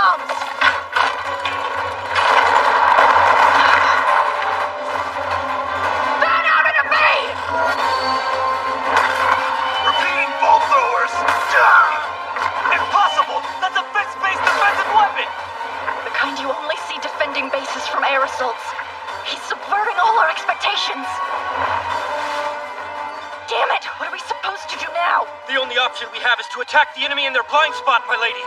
It looks like the ship's wheels were hastily constructed. That's where it's most vulnerable. Right. Then we'll approach by flying at ultra-low altitude. Did you hear that? I want all units to move in now! Neutralize the cannons, bolt throwers, and any other weapons it has in its arsenal! But wouldn't it be quicker to pulverize the bridge? Don't you dare! Princess Lycia could be in there! Destroying its weaponry will suffice, understood? And make sure you take Soma alive. Understood! We have to. Otherwise, if we kill him, Lycia will likely be devastated. But if that's a concern, I should have tried talking Father out of this.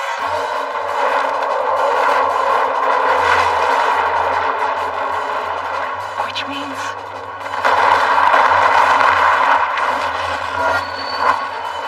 I should have supported Soma when I had the chance.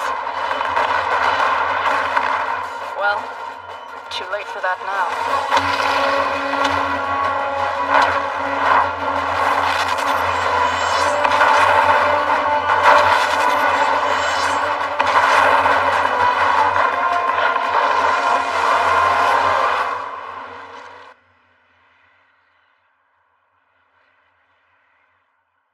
Far too quiet down there. We still haven't found any enemy soldiers. Somebody had to be controlling those cannons. Below deck, we found what looks to be an empty suit of armor, but the only thing inside was this puppet hand. All of you, hurry back to the castle! But we haven't located King Soma! Because he was never on the ship. This was all just a trick, a ploy to lure us away. When you say lure away, you don't mean his real objective was... taking Red Dragon City, where Father is.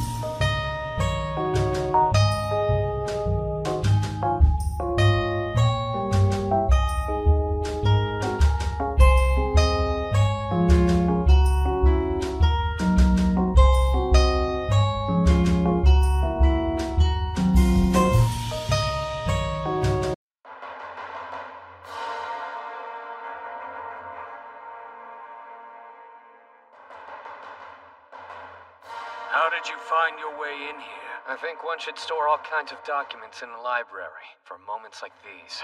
In other words, you found the blueprints for Red Dragon City. So I take it you know about the underground escape routes and all its other secrets. This is the first occasion we've met face to face, isn't it, King Soma? Duke Castor Vargas. And I am acting King Soma Kazuya. You may call me Tolman, a servant of the House of Vargas, sire. On that note, he had nothing to do with all this. If somehow I'm defeated here, you may trust the Air Force to him.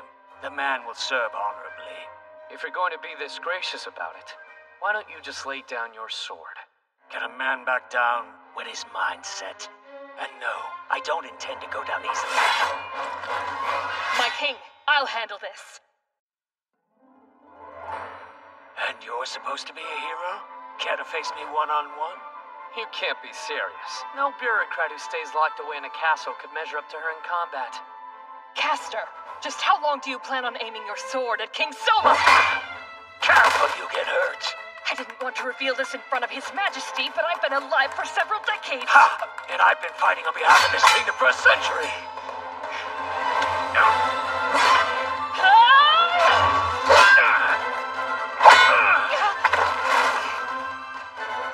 Not too shabby, but dark elf woman. Name's Aisha, and I won't let you lay a finger on His Majesty! Quite the brute strength you possess. True. While I may not be graceful, if my strength can be used in supporting His Majesty's reign, then being described as a brute is good enough for me! Such fierce loyalty.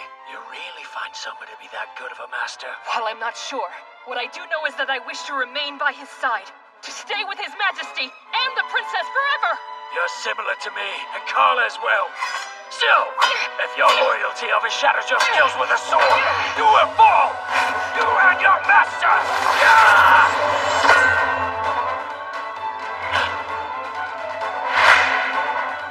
Ice Sword Mountain! Freeze right there!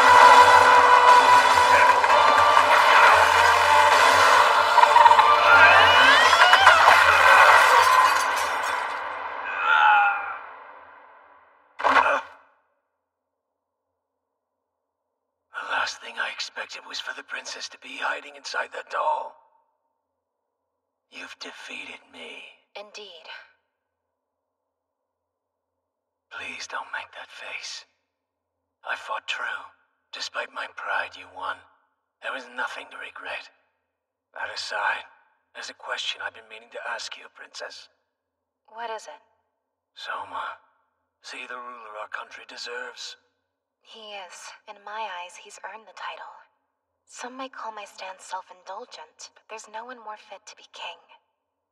And if one day my father suddenly demanded the throne back, I would stand by Soma's side and fight to protect his reign. You'd be willing to go that far? The battleship exploded, which means the Air Force should be returning soon. So it's to be a slave, Carla. The name of the master it's been set to is Soma Kazuya. If you attempt to harm its master, then... It'll automatically tighten, and my head will roll free from my neck. Yes, I understand.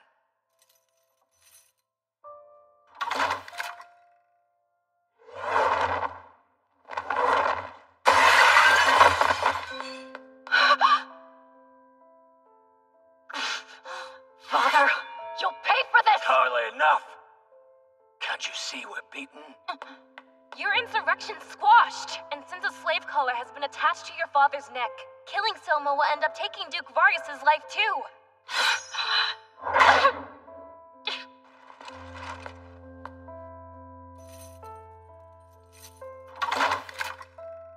Tolman. Sire? Given recent events, I hereby grant you temporary commission of the Air Force, making you general over it and part of the Forbidden Army. As you command, my king. But if I may, I wish to ask you one thing first. Proceed. What fate will befall Duke Vargas and Lady Carla? We will review their case once fighting has ceased, but at the moment I will not speak on it.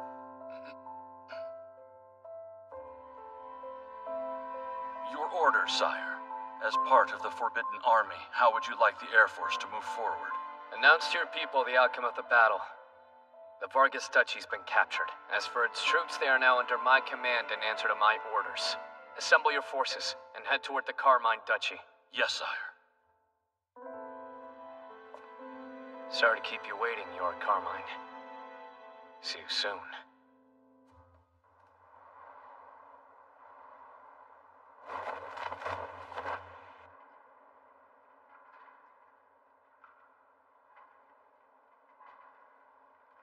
I know you have your doubts, but Carla here is extremely loyal. She's conscientious to the core and will do what is asked of her, no matter how much she might dislike it. She's a good girl, trust me. Also, to be forward, you may not be able to tell with all her armor on, but she's... There's no need to oversell your friend's virtues, Alicia.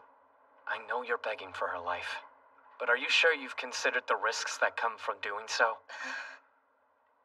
Carla has committed the crime of rebellion. As a concubine, she might be shielded from prosecution. But if the king refuses to uphold the law, he will lose the trust of the people. But even so, you can't just... Please stop trying to shield me. He sent us letters time and again asking for our allegiance, but we kept rejecting his offer. I consider myself a warrior. Until death. If my life is forfeit, so be it. I only wish you could have taken that spirit and directed it into something that didn't hurt Licia. Multiple wyverns approaching from the sky to the east! It's the Air Force! Duke Vargas sent them reinforcements. Is this what the Crown forces have been waiting for?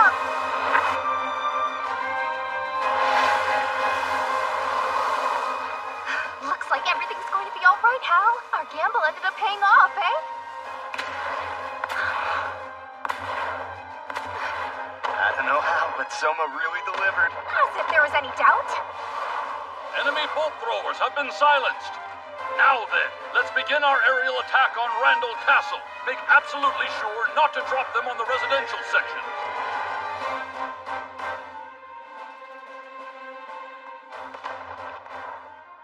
Brought along the air support exactly as I promised.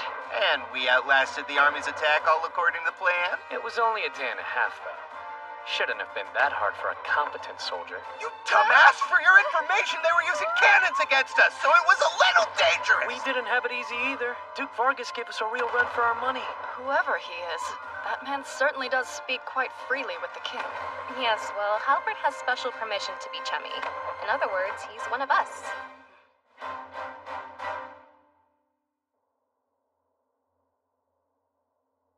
Count Vargas and the Air Force have betrayed us. We must come up with a new strategy. We're awaiting your instructions. Tell us what we're supposed to do now, Duke. Are you going to say something? Give me a damage report from the bombardment. Yes, sire. Some of the roofs and towers have been completely destroyed. Fortunately, casualties were minimal. However, Soma now has air superiority. I see. In other words, given the position we are in, essentially we have taken the people of this city as our hostages. Yes. Then there is no other way of putting it. The battle is lost. But what you're saying is utter madness. The army remains virtually unscathed, and there's ample opportunity to turn things around. If we use the people as human shields and hide in the castle... Use people as shields and hide within the castle. I just want to make sure, did I hear you correctly? You should be able to sacrifice your subjects if you desire. Yes, I suppose that's the way you lot think, isn't it? Disgraceful. What are you doing? Wait! I don't deserve my slave. Come on, It's outrageous to think I would ever lower myself to your level, out of my sight. Your Majesty, as you ordered, we constructed and defended the fortress. Mission accomplished. That was quite the feat. After the fighting is over, you and your men will be rewarded. Assemble your troops, Ludwin. Prepare to move out. Sire, we'll make for Randall. We won't. There will be no more fighting here today. With that, I have done my part, and no longer have any regrets in this life except one. Now then, Beowulf, if you would see to mine yourself. Sire.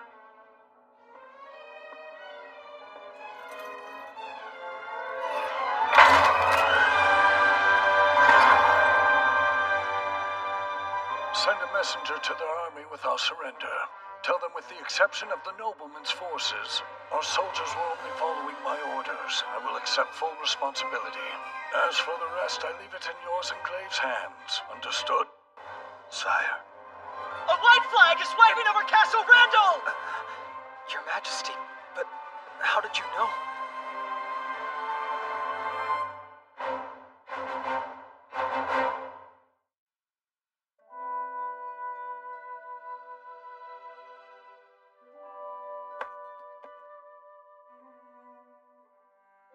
This wine was a present from King Albert. The day the princess was to marry, I hoped to drink myself into a stupor. My only regret is not being able to see her in her wedding dress on that fateful day.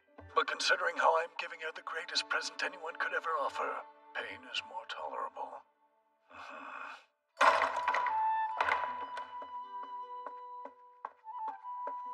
I bring word.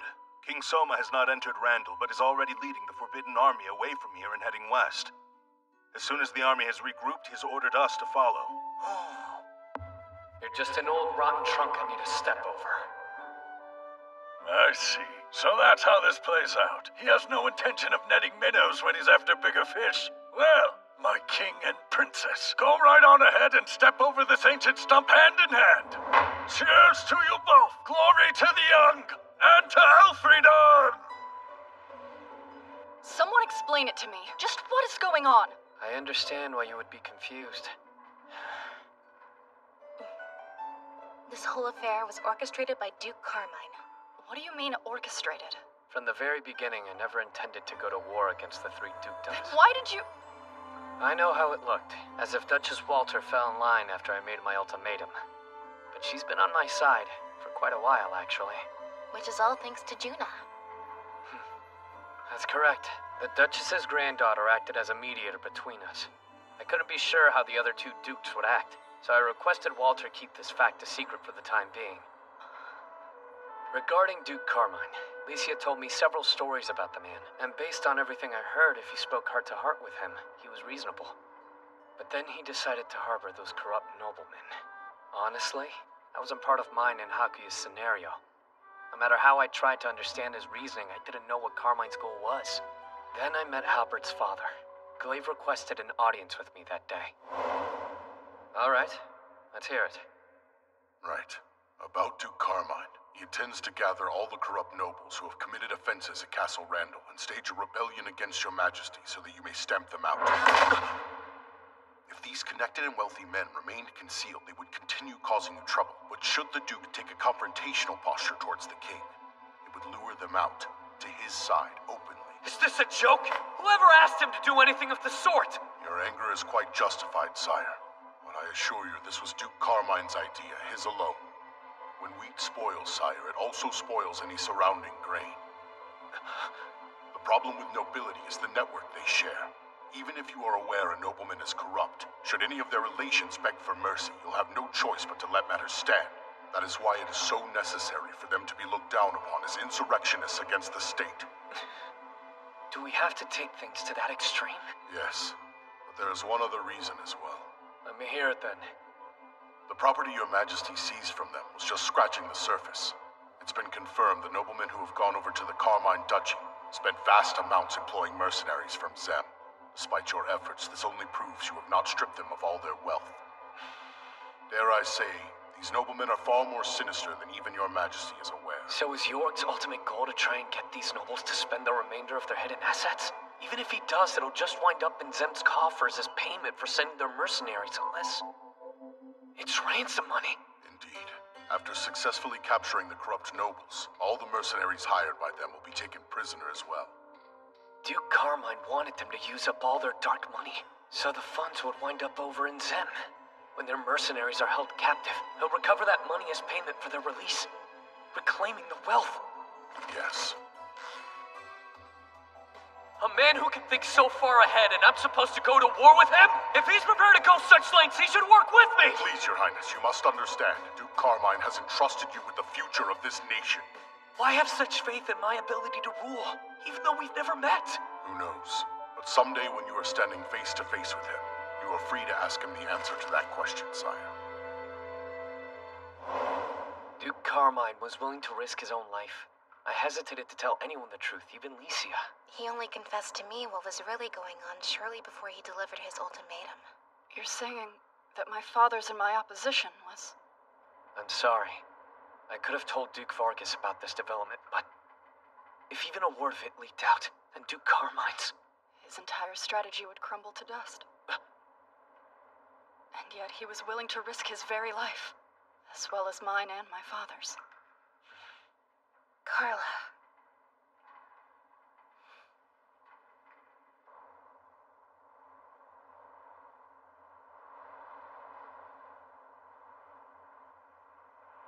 I won't show that damn Weist any mercy. Someone has stepped out onto the wall!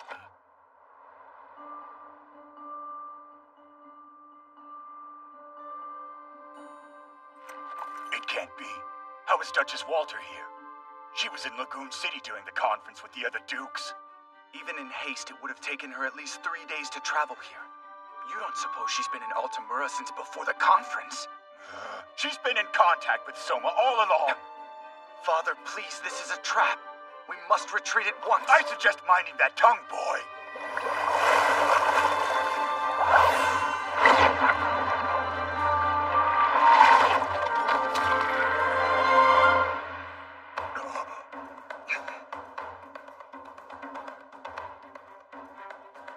I am the acting king over the nation of Elfrieden, Soma Kazuya. Having defeated Duke Vargas of the Air Force and Duke Carmine of the Army, I am now in control of all the armed forces. This civil war has ended. However, we still cannot sheathe our swords just yet. You see, Amadonia's military has taken advantage of this chaos and chosen to brazenly invade our territory. For generations, they've taken land they lost to us and continuously raised tensions along our border. The current Amadonian prince, Gaius VIII, has been no exception. He has promoted friction between myself and the three dukedoms and operated from the shadows for their benefit. Will merely driving these invaders out suffice? At a time when mankind should be united in the fight against the Demon Lord, can we excuse such barbarism? Nay, it must be called out and punished. As such, the Elfrieden Kingdom condemns the Principality of Amadonia, and hereby declares war! Why, you insolent brat! You call 3 generations of noble conquest barbarism? I'm sure you're watching, so Gaius, know that I'm sending my forces westward. As you may have surmised, our destination is Van, the capital of Amadonia. While you and your forces have been dawdling around Altamura, we have made preparations to burn your city to the ground. What'd you expect? You have raised your hand against my house, and now you will suffer. We must ride back to Van immediately!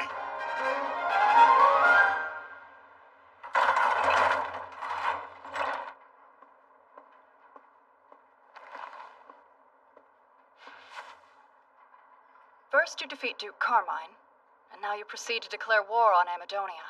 This isn't something you can do on a whim. This plan, when did you form it?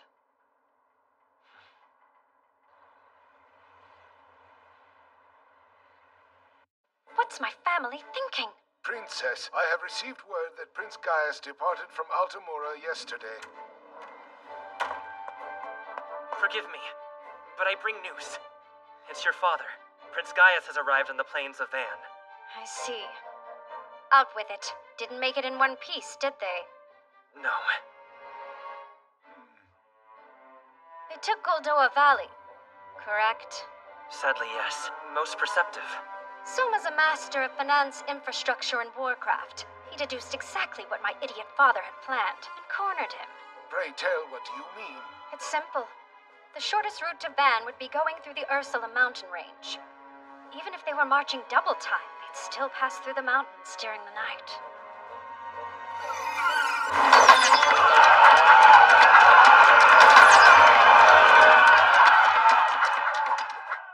Word is that it was a hellish night. Men abandoning their friends, screaming for help, clawing through blood and muck. The way out of the valley is right up ahead, men! The main force's vanguard is headed through the valley. Shall we give pursuit? There's no need. We've dutifully carried out our orders. Prepare to withdraw. By the time they left the valley, their army of 30,000 men was cut in half. After that, His Highness stopped in villages, gathering troops and supplies, and managed to recover his forces back up to 25,000. Even if he does take back Van, doesn't Father realize he's turning the people against him? He's openly inviting a rebellion. I've more to report. After replenishing his forces and arriving in Van, the plains were already filled with Elfrieden Kingdom banners. 吹き抜ける風世界を駆け抜け出会うはずのない僕らをつないでく誰にも見えない翼を広げて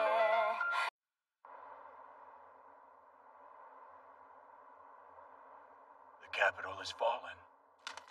Father, fear not. Look up there at the flags.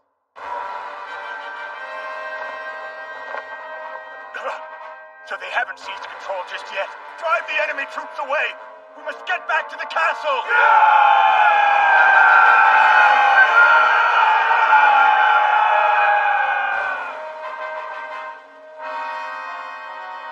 Bring word, my king. The Amadonian force is advancing. They're planning to attack all at once. A frontal assault. It's about time.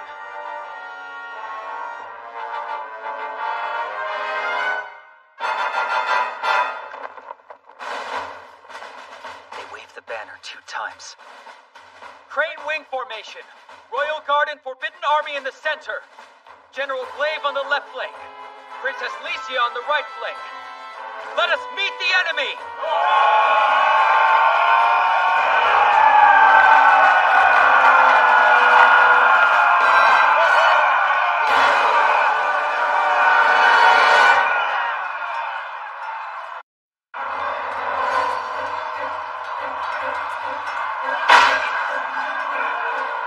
We'll never back down! Show these cowards how fearsome Amadonian soldiers are! Strike with the rage of a country that's been invaded!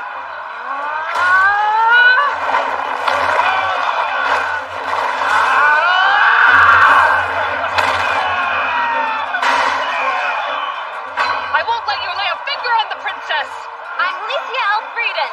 If you want to claim the head of the daughter of Albert, then come and take it if you have the nerve, you cowards! Your Highness.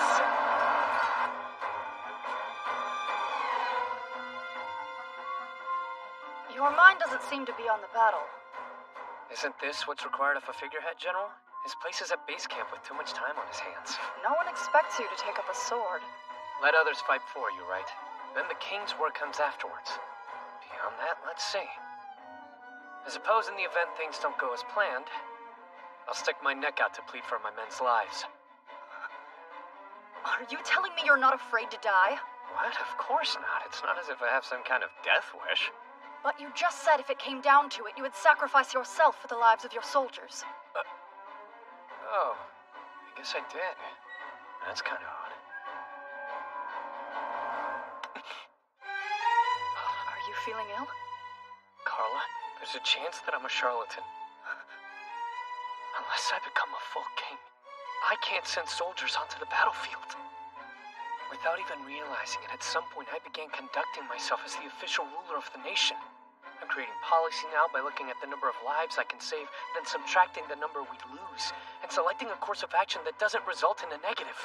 What are you talking about? I'm behaving like a coward. Deep down, I'm afraid of seeing myself and others get hurt and die. But in order to enter into war, I have no choice but to fully become the king over this institution.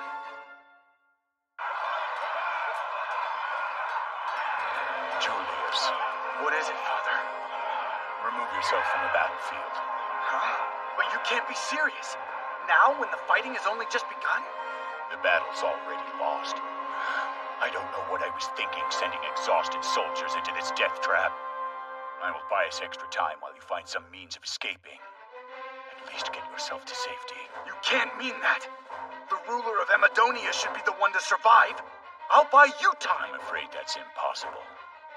Elfrieden will not cease until they have my head. If only I can defeat him, then the hardliners within the Principality of Amadonia will cave.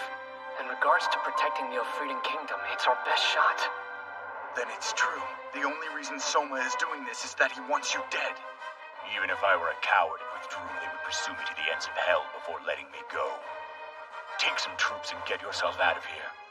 I was wrong. Compared to the bumbling Albert, this new ruler far outclasses his predecessor. Please allow me to ride beside you, Father. Silence, boy! I gave you a royal decree. What would become of our family if you were lost too? But there's still Roroa. The future of our family has never concerned her. The soul of Amadonia lives on with you and must not be snuffed out here today. Father, you can't. Please forgive me. Now to show them what Amadonian pride looks like. Our only objective is claiming the head of King Soma. It's the main Amadonian force. They appear to have fallen back, except for Prince Gaius and an escort of 500 elite knights, sire. They're charging here towards the main camp. Your collar. I'll re-imprint it. It'll answer to Licia. If anything should happen to me out there and I fall during battle, I will need you to tell Licia that I yield the throne to her. Is that your last will or something? If you think there's any way I'm going to carry out that request, you've gone mad. Make life easier, order me to strike him down. It's not for your sake. Licia is my friend, and I don't want to see her getting hurt. So give me the order already, and let's finish this! Kill him. At once.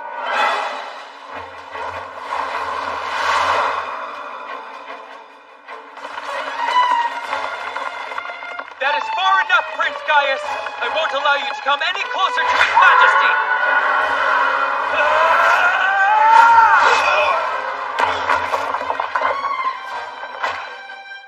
It has been done, Highness. May your wish be fulfilled. That's not him. It's a decoy. Stand aside, you peons! I will cut down anyone who comes between me and my objective! I don't know why you show this king such loyalty, nor do I care! I will achieve the desire 3 generations strove for, and no one will stop me, especially not some Dragonute wench! Before I spill so much blood, I'll gladly paint the ground with yours! You didn't really think Gaius VIII would be defeated by a mere puppet! Carla! Finally, I meet the source of my strife. Yeah, I'm Soma Kazia. And you're Gaius Amadonia, the man who tried to illegally seize our land. Silence! That land originally belonged to our country. How is it illegal to tread on one's own land? Get off me! Carla! No! Do it! Better stand clear!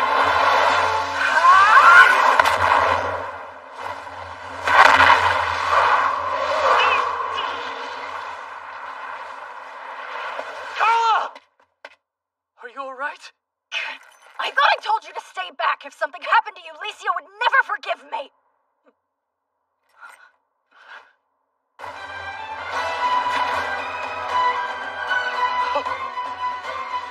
Soma Kazia, until I claim your head, I will never admit defeat. Your kingdom, I will take it down and make the people submit and demonstrate the backbone of the great Amadonia. I've had my taste of Alfredan hospitality. Here is Amadonia's gift to show my gratitude!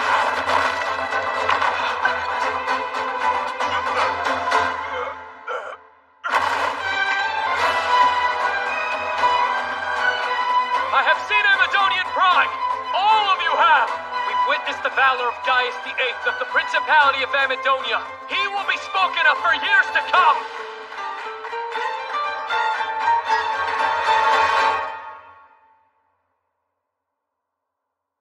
I see.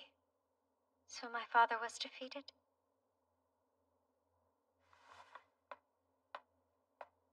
Listen, Sebastian. Could you let me have the room to myself? Just for a little while?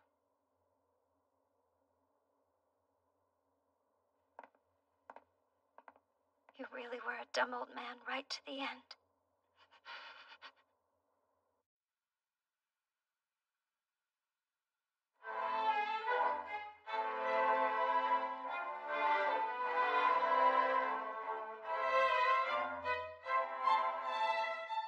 This place is utterly gorgeous.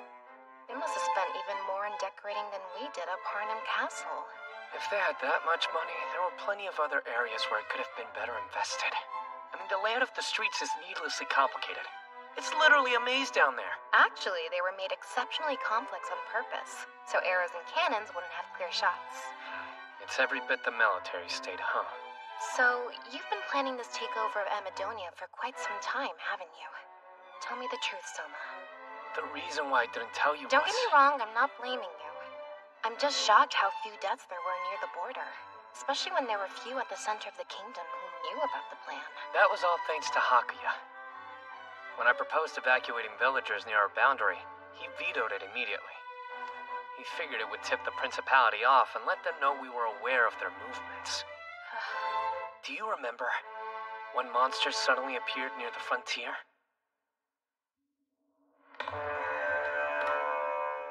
They're called Flame Pureaux. The quest is to protect refugees in the village from these mysterious monsters.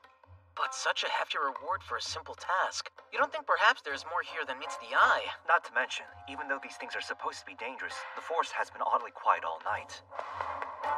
You know, go on ahead and see what you can find.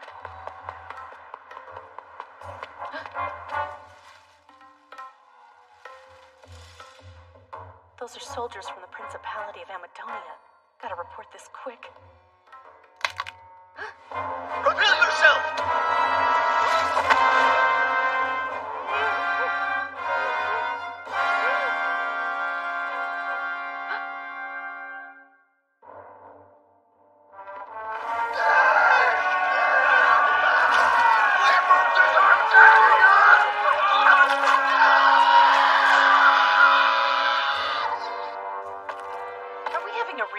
Dungeon incident. Well, those Amadonians got scared. The survivors all ran off. Looks like I owe you again, Master. In other words, the disturbance involving the Flame Pureaux was just a clever scheme to get the villagers near the border to safety? Your Majesty. Ludwin, your report. Sire, it seems Julius took a detachment with him and fled west. Supposedly there's also a princess, but I am told she left the city and took the finance minister with her, along with several of their key officials. Not having them in the capital hurts us. Contact Castle Parnham at once. Have Hakia send over bureaucrats. At once? Yes, Pancho? I'm here reporting on the status of the Treasury, sire, sir. I feel you might have anticipated this already, but in terms of their food stores in capital, supplies are rather scant. On the plus side, they have plenty of weapons. So much. Keep the essential armaments, then sell the surplus to raise funds. Until things are stable, let's also ration food in the castle. In the event we run out, we can import more, but only in an emergency. Would that be possible? If you can guarantee our safety while traveling, I think we can manage easily enough, sir. Yes? I'll make security our top priority. Next, Glaive. The soldiers are maintaining discipline and in good spirits. With this kind of momentum on our side, we can easily conquer the rest of Amadonia, if you so wish. We'll capture nothing beyond Van. The fighting is over with. Really? Why not? I figure we should trample the enemy now while they're still vulnerable. No matter how much we expand our dominion, it all goes up in smoke once the Empire decides to get involved. You mean that the Empire's going to show up? Oh, there's not a doubt in my mind they will. Amadonia signed the Mankind Declaration, and now they've been invaded by Elfrieden. There's no way the Empire ignores the actions we've taken. Any changes within Mankind's borders as a result of conflict will not be officially recognized. Most likely. They won't stop at military sanctions. But Amadonia attacked us first! Unfortunately, that's just how international treaties work. The Principality will probably assert that it's Elfrieden's own fault for not signing on to the Declaration. Which raises the question, why didn't you? Especially when you had the chance and knew what would happen if we fought Amadonia. Because it turns out the treaty has a catch. Even if I wanted to, I still couldn't sign on, so... But I don't understand. Well, let's just say it could prove dangerous to the Empire, and potentially break them up. We need to hurry up with the post-war cleanup before they decide to act.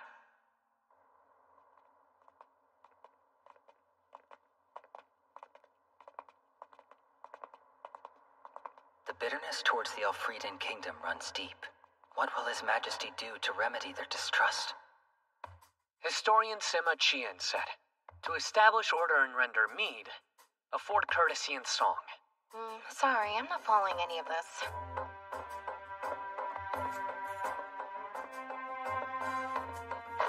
Junadoma here under the command of Admiral Excel. Reporting as ordered, sire. Juna, thanks for coming. Wonderful job at Ursula, and that navy uniform looks good on you too. I can't think of anything more embarrassing than having your Majesty seeing me dressed in such fashion. Ridiculous! You pull off beautiful and gallant without any effort.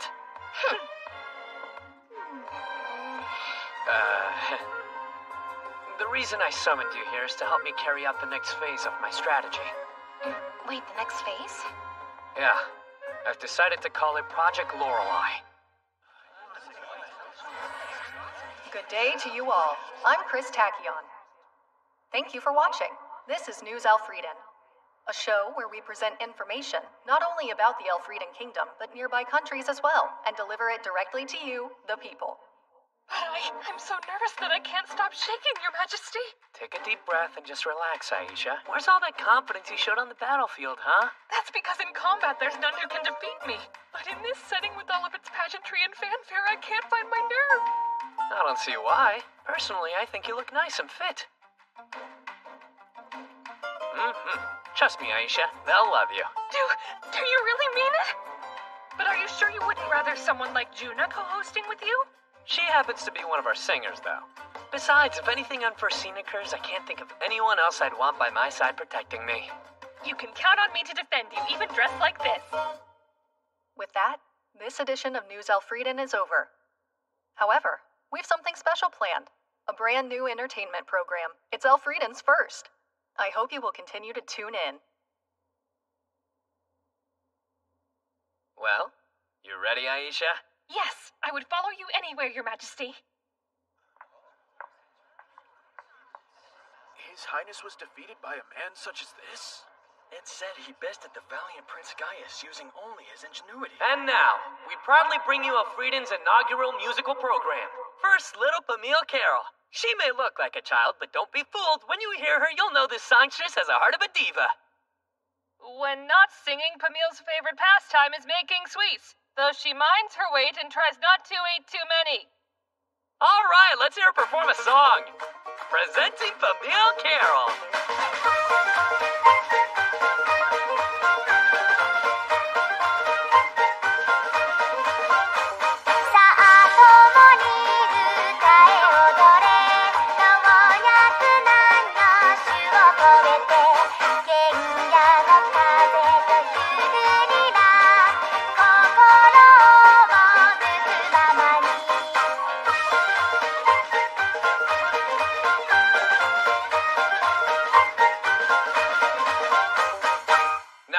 Introduce the Lorelei who is the pride of the Elfrieden Kingdom, presenting the incomparable Juna Doma.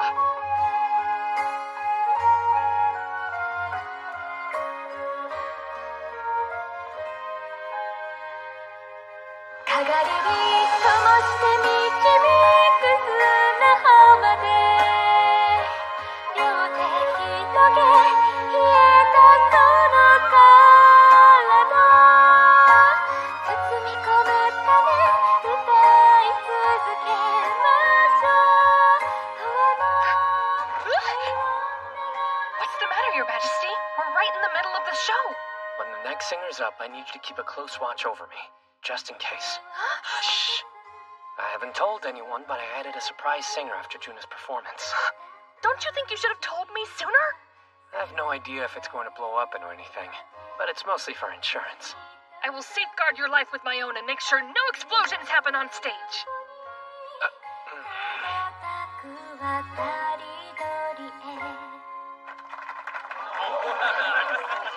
That was delightful.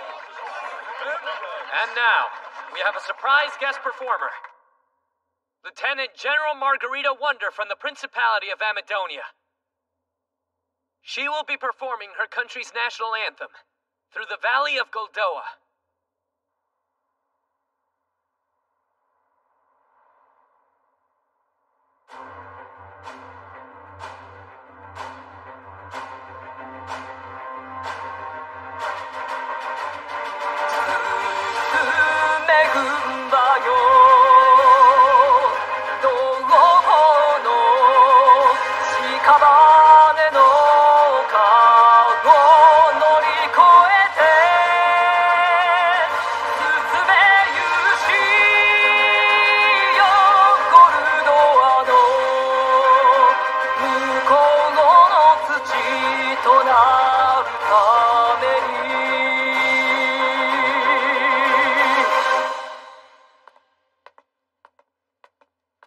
I have demonstrated my backbone as an Amadonian. Now you are free to take my head. Why would I? In case you didn't hear, I just sang my country's national anthem. What's more, it's a song demanding the return of the land Elfrieden took from our forefathers. How can you overlook such an outrage? So what if I did? There's no law in the Elfrieden Kingdom that says you can't sing music just because it's from another country. What makes a nation good? That's not an answer that can easily be found. But at the very least, it's somewhere people can express themselves, where one can sing freely. The Grand Chaos Empire lies at the western end of the continent. In regard to Landia, it occupies the greatest amount of territory. Additionally, the Empire's population, military might, technology, and affluence is unmatched by any other country on the supercontinent. Then, 10 years ago, an incident came about which altered the situation. The formation of the Demon Lord's domain. Faced with the sudden appearance of a swarm of monsters, all across the nations of mankind, a call for solidarity rang out. The Grand Chaos Empire, with its unlimited resources, heeded the call and led the continent into war. Currently, the head ruler over the Empire is Maria Euphoria. She was responsible for putting forth the Mankind Declaration, which was more than just a coalition to battle the Demon Lord's forces. It was a sublime pact, created to put an end to warring and stop ethnic discrimination. Furthermore, owing to her beautiful appearance, as well as her kind-heartedness toward all races regardless of their financial standing, at some point, the people gave her an adopted title, and she became known as the Saint of the Empire. Come in. Please excuse me. It is I, sister. Jean Euphoria reporting. I am off, leaving with an army detachment, departing for Van, capital of Amadonia. Ah, that's right. You're going to meet with the Hero King in question? Yes. While reluctant to be taken advantage of by Amadonia, I suppose my only option is to negotiate. Van must be returned at all costs. I realize the Principality of Amadonia is the one at fault here, but we mustn't allow the Mankind Declaration to be broken. That would affect the prestige of the Empire. It's an agonizing decision. Please forgive me for placing you in such a difficult position. What are you talking about? Sister, you are the one who is most heartbroken by all this. I promise you, Julius Amadonia may be free for now, but he will receive his just reward someday. I hear that this new King Soma of the Elfrieden nation is truly a brilliant man. I believe that if you talk things through with him, he will prove reasonable. You really think so? From what I've heard, I believe you two are like oil and water. And what makes you say that? Sister, to put it simply, you're an idealist, while this king is a realist. I feel that you two see the world from completely different perspectives. Why don't you get a room of your own already? I'm buried in paperwork, sun up to sundown. Even if I had my own room, I'd only go there to sleep. For heaven's sake, taking over Van has only increased my workload tenfold. It's torture not having a proper bureaucracy. Enough of your complaining. Here, the next documents. What? Let me guess, another request to use the plaza. And we can expect a lot more to go through. There's open-air concerts, right? Plus plays, circuses, and seed-spitting contests. I can't help but feel like I've opened up Pandora's box here. I'm not sure what that is, but since your musical program broadcast, the people of Van are having an awakening of self-expression. That's just how sensational it was. The harder one suppressed, the greater they bounce back when freed. I've no doubt this truly is a renaissance. Huh? Nothing, never mind.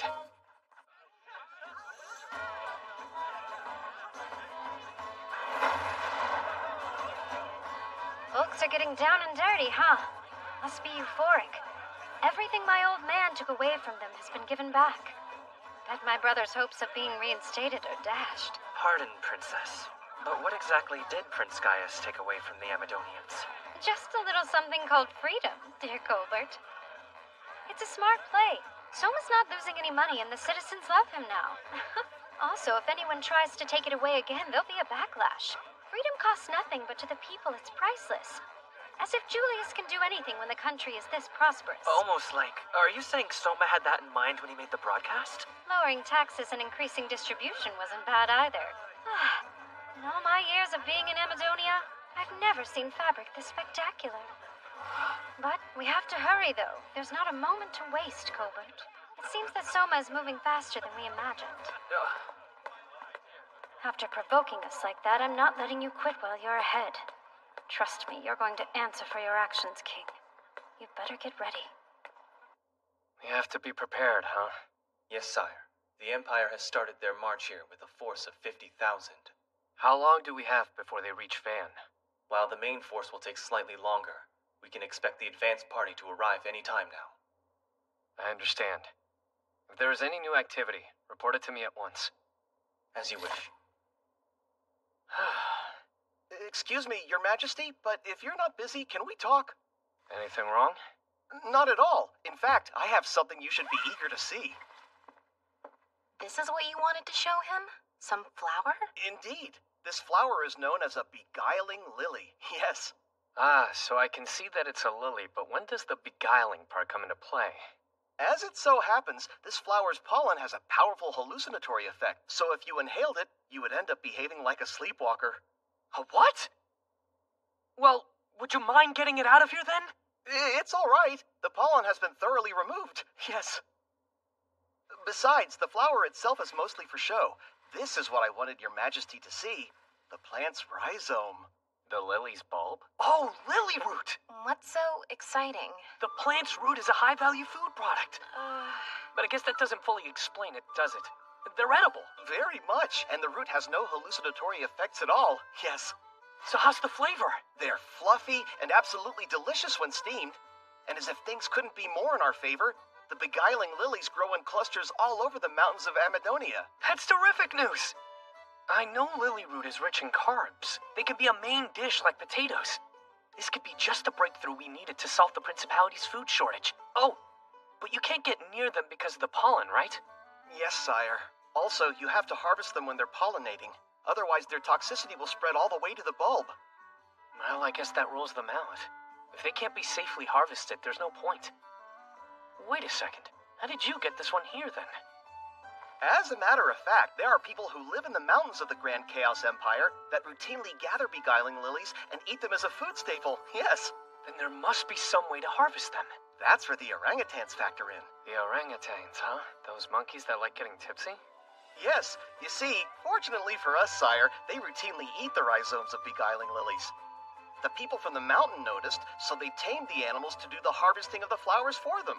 I'm starting to get it. So that's how they're able to farm the plant. How ingenious. Do we have these orangutans in Amadonia?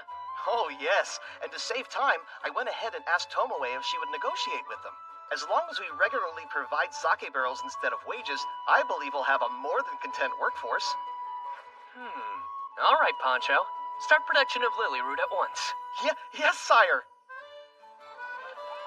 Lily stew rations are served over here. Come and get them. Yes.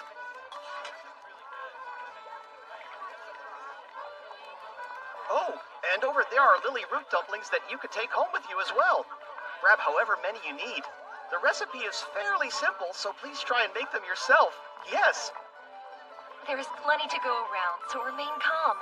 Form a line and we'll start handing them out. It's a beautiful day, isn't it, Big Brother? Sure is, Tomoe. Glorious. Oh, wow. There sure are a lot of shops, huh? If you see any that are interesting, we could take a look inside. Yes, please. Is that all right with you, Juna? Of course. Juna? What are you? I can stop if it bothers you. It's not that I object or anything, it's just... I thought you said that you were going to keep me safe covertly. Did you really think I meant me alone? Look closer, you'll see there are several elite Marines who are guarding us from the shadows. I hope you don't dislike me holding onto your arm, Your Majesty. I don't have any problem with it, so go ahead and knock yourself out. Couldn't protect you if I did. Right, well, considering how there aren't really any shops I'm dying to see, you go ahead and lead the way. What do you think about getting some nice clothes for Tomoe as a present? Since she is your younger sister now, you could call it a gift from a family member. What sort of clothing may I help you find today, sir? Well, let me see. Do you have anything that would look nice on my little sister? Wait, you're buying something for me? You see an outfit you like? All you have to do is say so. But I... Come on now. Let me act like a big brother today. We'll have a look around. Come on. Okay. What do you think of this? I love it! Or blue if you prefer. Oh, wow, this one is adorable!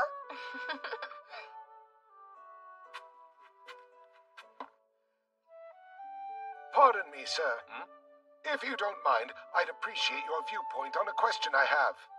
What is it? Suppose that on a battlefield, all of your generals were gathered together for a war council, and that the first plan one of them put forward had several merits. Would you not then choose to implement this strategy immediately? No, I wouldn't. I would wonder if perhaps there was an even better tack. But now suppose that you were one of the generals and wanted your plan to be adopted. It would be a better approach to withhold your thoughts and propose your strategy as the solution in the end. Another way to look at it is that when it comes to bargaining between men and women, it's just a different kind of battle.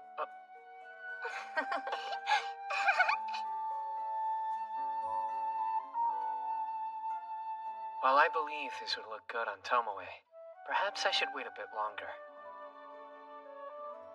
You're a magnificent strategist, sir. And I am honored by you saying so. You used the War Council in your example. Was there some significance? I do beg your pardon, sir. Up until a few days ago, I had been dealing with some rather distinguished individuals. And these distinguished people were military men, I take it? Oh, quite the opposite. One of them was a very charming, albeit cunning, little devil. Such a loud sneeze, Princess. A lady should refrain from calling attention to herself. Who even noticed? One sneeze means you're being talked about, two means someone's fallen for you. Still waiting on the ladder, though. Kazuya? What do you think? Wow. Want me to carry those, Tomoe? I'm okay. You bought these for me, so it's only right that I carry them. Well, would you mind if I at least carried these?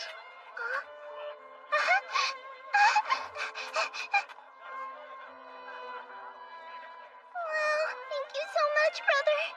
You didn't have to. I'll treasure them always. Oh, and I'm hoping you'll accept this, Juna. Huh? Is that a hairpin? You've done so much to help me and the kingdom. This is to say thank you. Oh my, I don't think I'm worthy to receive such a generous gift. It looks incredible on you. Really. Your Majesty, if you intend on honoring us with such lavish presents, you should give something to the princess and the others as well. You're absolutely right. But I have something already prepared for Licia and Aisha. By the way, Juna. Yes, what is it? It's Kazuya, not your Majesty. You're far more spiteful than I expected, Kazuya. You think so? Yes. You also have quite a knack for flirting, too. Big brother, look! There's so many little shops opening up! Several in such a short amount of time. This is the center of entertainment, after all. Good day. How about a little something for your wife, sir? We have steamed lily dumplings for sale. I don't know about you, but I could use a bite to eat. All right, how about we buy something here then? Yes, please. Oh, I've never had anything so yummy. These lily root croquettes are also pretty tasty. If you think they're good, wait till you try them fried. Though I might have burnt my tongue on the soft-boiled center.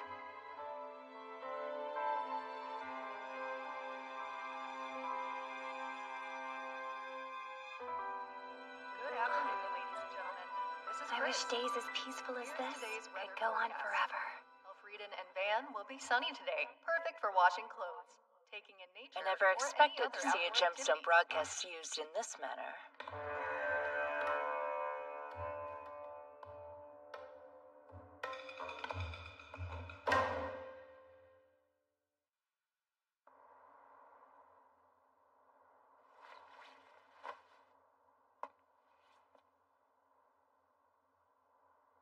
I expected the Empire, but inside the capital? I'd like to introduce this system to my own nation. I'll look into it once I return. No need for that, songstress Juna.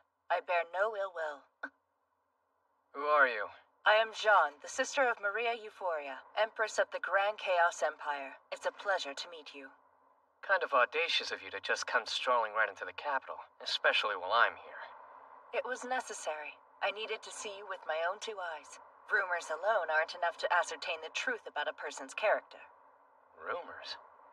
Certainly. They say you are a wise ruler who pulled a kingdom on the precipice of bankruptcy back from the brink and rescued the people from a food shortage by preparing foods nobody was accustomed to eating. But also, there have been a number of salacious stories that have reached my ears. Just a minute! What do you mean? I've heard you are engaged to the former king's beautiful daughter, Princess Licia, yet continue gathering the kingdom's beauties, expanding your selection of consorts. I suppose I'm included as one of those? I was aware such stories were making the rounds, but hearing it aloud is... You didn't tell me? Alas, if the rumors are false, then it rules out my original strategy. Doing what exactly? If you were as lascivious as they said, my beautiful sister could welcome you and plead her case, and it would not be difficult to get you to cave and accept any terms we desired. Your plan was to try and have the Saint of the Empire seduce me? My sister does not seem to like the title of Saints personally, but it does a little something for the gentleman. After all, you didn't hesitate using it just now. Well, I mean, it certainly doesn't hurt her reputation, so... What about my title? Does songstress do anything for you? I don't think now's the best time to be discussing this. Sorry, just wondering. You are a more amusing fellow than I'd imagined. What you call amusing, others might see as unbelievably awkward. Not at all. A king being so close with his officers is evidence that the kingdom is in good hands. Speaking of, in the Empire, because my sister's a saint, everyone stays distant. Moreover, she's the Empress, but does her best to treat everyone equally. And yet, she feels she must be guarded against everyone. That goes for this matter as well. We have nothing to gain by assisting the Principality of Amadonia, not after they blatantly ignored the Mankind Declaration. We just met, but for being sister to idealistic Maria, your view of the world certainly is quite realistic. When the elder has her head in the clouds, the younger has to have her feet firmly on the ground. Anyhow, I admire the way you're implementing the Gemstone broadcast. Would it be all right if I copied it in my own country? Go right ahead. Not like I could stop you even if I wanted to. Thank you very much. But I'm curious, how are you able to think of so many progressive ideas? Progressive, you say? Back in the world where I come from, this is quite ordinary. The world you're from. I completely forgot. On behalf of my sister, I wish to apologize for that. Tearing you away from your home and family. We had no right. Huh? For the hero summoning, I mean. I beg your forgiveness. What's done is done, so please don't bow to me. All the same. The Empire has no reason to want a hero to interfere. Isn't that right? This was your way of showing consideration toward a kingdom that couldn't come up with financial aid for the war effort? Yes. That's what I thought. I was meant to be a human sacrifice all along. Elfriden's too far from the Demon Lord's domain and can't provide aid. Also, they never signed the Mankind Declaration. In the member nation's view, we were being protected by the Declaration, despite the fact we weren't contributing any support. So you arranged for them to perform the hero summoning, to create the appearance that they were giving something back. Wait, since we aren't even signatories to the Mankind Declaration, we had no obligation to provide support in the first place, did we? But even so, we were a direct beneficiary of the bulwark created by the treaty. It was imperative we do our duty. Otherwise, we'd invite backlash from the signatory nations. Oh my word. To placate the nations that did sign on, you also requested war subsidies from the non-signatory countries. Or if they could not provide money, some equivalent sacrifice. I don't know what I can tell you. Let's be honest with each other. You didn't actually think the hero summoning would end up working, did you? Did it matter? The Empire figured as long as the ritual had been carried out, that would be enough to appease the signatory nations. You are quite astute. However, somehow you ended up being summoned into our world. And after being called here, and then having the throne yielded to you by King Albert, every single effort you've made has been to turn the country around. It's like I said before, what's done is done. I don't blame you now that I know all the circumstances. And besides, if I wasn't summoned, I wouldn't have found a family. Still, if it bothers you enough that you'll accept my jurisdiction over Van, we could call it even. Sorry, but I can't. You're not the only one who wants to protect their family. In that case, I suppose we will have to negotiate. Yes, and when we do, I hope you'll go easy on me.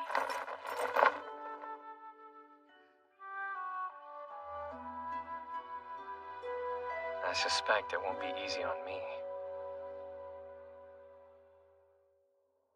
Look at this beautiful dress! Big brother bought it for me at the market today. It's adorable. Oh, and Aisha, I got something for you as well. Your Majesty, I'm simply delighted you went to the trouble of buying me a present. First that dress, Aisha, and now makeup? If this keeps up, it could cause me to turn over a new feminine leaf. But no matter how I look, I will defend His Majesty's life. And Licia, you didn't think I forgot you. It's gorgeous, Soma!